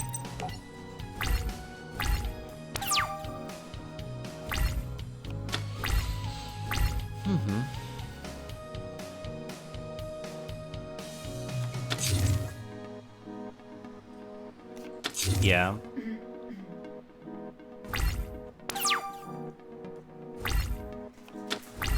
Okay.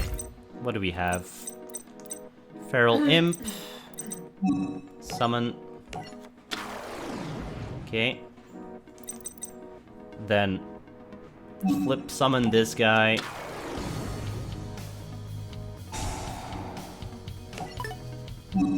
Activate Attack of the Moon. Get rid of that. We don't even need to use the other card. Activate effect.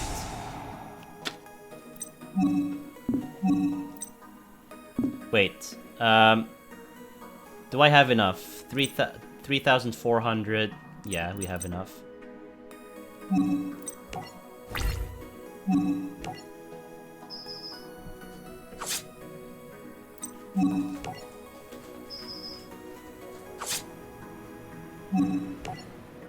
And we finish it with the monster that won the anime battle, right? There we go. What a shame. What do we get? We get the Legendary Fisherman and Fortress Whale. Wait. Don't you get those way later when Joey defeats... Whatever. It's fine. You get those... Joey gets those cards, like, 50 episodes later.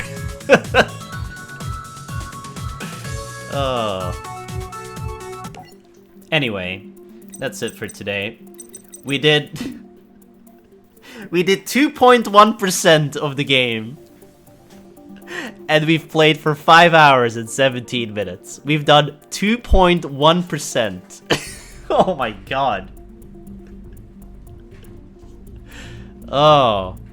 Buy some Pax's closure? Alright, alright. Card shop. Oh my god, there's so many. There's so many. Let's buy one of each, I guess. Sure. Press A to unwrap. Bling! What do we have?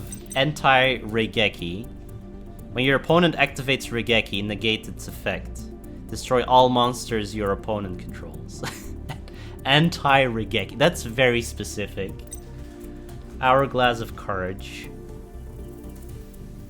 If this card is normal or flip summoned, its original attack and defense are halved until the end phase of your next turn. After that, the original... Ooh, okay. Interesting. And that's a level 4 card, okay. Fiend Reflection. Just a monster, Witch's Apprentice. As long as this card remains face up on the field, increase the attack of all dark monsters by 500. And the attack of all light monsters by decrease by 400. Swordsman of Landstar. Okay. The End of Anubis. While this card is face up, all effects of SpellTrap and monster cards that target a card in the graveyard or that activate in the graveyard are negated. Okay. Interesting. Just a zombie and Slate Warrior. This card gains 500 attack and defense on flip. If this card is destroyed by battle, the monster that destroyed it loses 500 attack and defense. Okay, cool. So, yeah, that's pretty cool. Next. Oh, we can unwrap my... Ooh. Ew. Bling! Okay, Wind Eagle, just a monster. Minar. When this card is discarded directly from your hand to the graveyard by an effect of a card controlled by your opponent, inflict 1000 points of damage to your opponent's life points. Okay, interesting. Hercules Beetle. Danipon. When this card is destroyed by battle and sent to the graveyard, you can add one insect monster with 1000 or less defense from your deck to your hand. Okay. I guess if you really want a petite moth. Interesting. Skullbird. That's a fusion. Okay. Not all that powerful. Kaminote Blow. Activate only if there's at least one face-up Chusuke in the Mouse Fighter. Chusuke the Mouse Fighter, Monk Fighter, or Master Monk on your side on the field. Destroy the monsters that battle with these monsters on your side of the field this turn. At the end of each damage step. So, that means those 3 monsters become invincible, basically. Okay. Master Monk. This card cannot be normal summoned or set. This card cannot be special summoned except by tributing 1 Monk Fighter. This card can attack twice during the same turn. Okay, so that's just a special summon tribute Monk Fighter. Okay.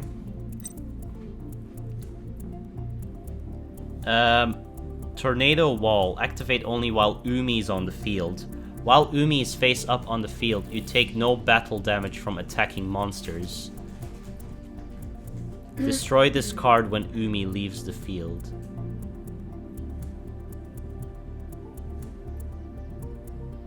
Wait, you just this you just take no battle damage forever when Umi is on the field. What? That's ridiculous. Okay.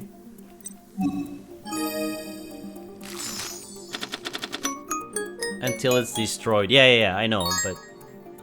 Alright, what do we have? New Doria. If this card is destroyed by battle and sent to the graveyard, target one monster on the field. Destroy that target. Okay, so it's just a sacrifice monster.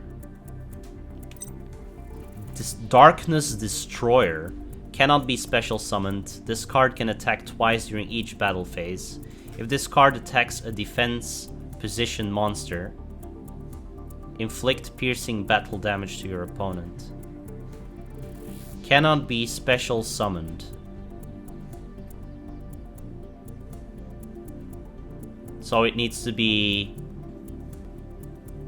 It needs to be tribute summoned, right? Normal summoned. With a tribute of 2 cards, right?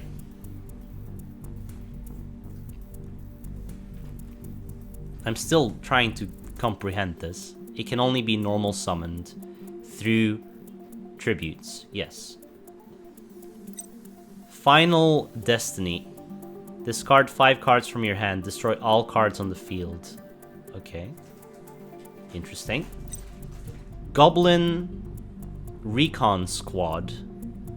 If this card successfully attacks directly, you can look at one random card in your opponent's hand. If it is a spell card, send it to the graveyard.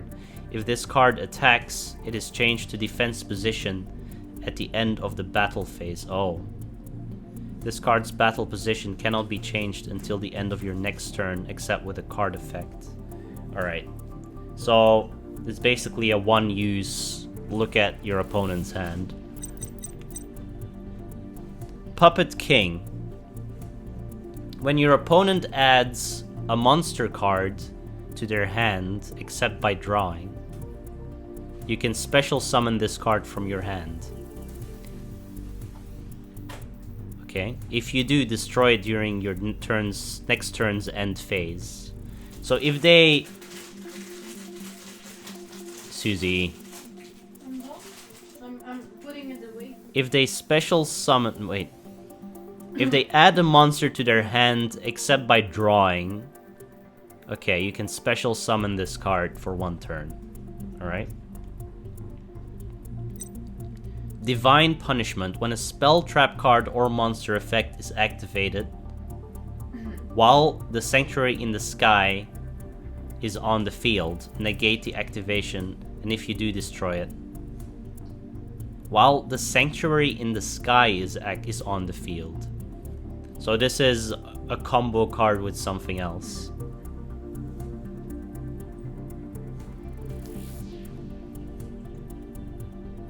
Okay. Guardian Angel Joan. When this card destroys a monster by battle and sends it to the graveyard, gain life points equal to the original attack of that destroyed monster in the graveyard. What? When this card destroys a monster by battle and sends it to the graveyard, gain the life points to the original attack of that destroyed monster. Wow, okay. That's a card. Jesus. Sinister Yorishiro. Each turn, 1 level 5 or higher fiend monster you normal summon can be summoned without tributing.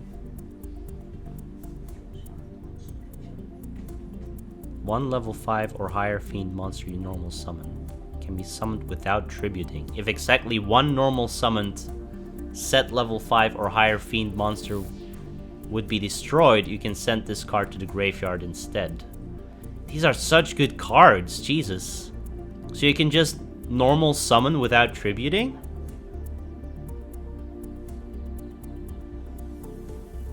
Okay. Each turn. And you can sacrifice it instead of another monster. Alright, well, we have a lot more points, but I need to go because I need to eat. It's almost 8 p.m. So, thank you guys very much for watching and learning Yu-Gi-Oh! With me. We'll be back with this next week. I'll continue my bang log over the course of the next few days. I probably won't be able to stream tomorrow because they're doing work on my house. So I'll try to be back on Thursday.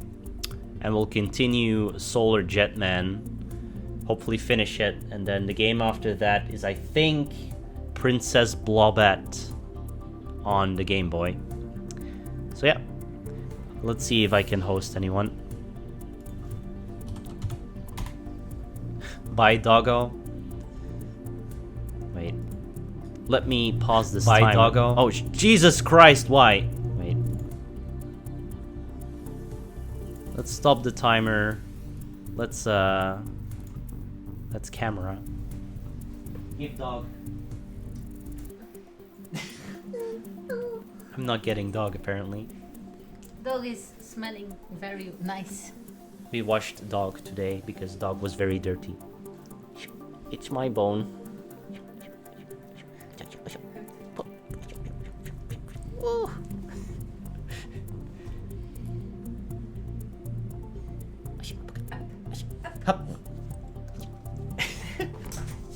Alright, is anyone streaming?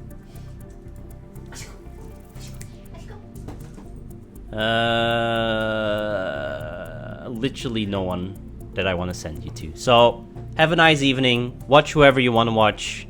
And I'll see you on Thursday. Goodbye.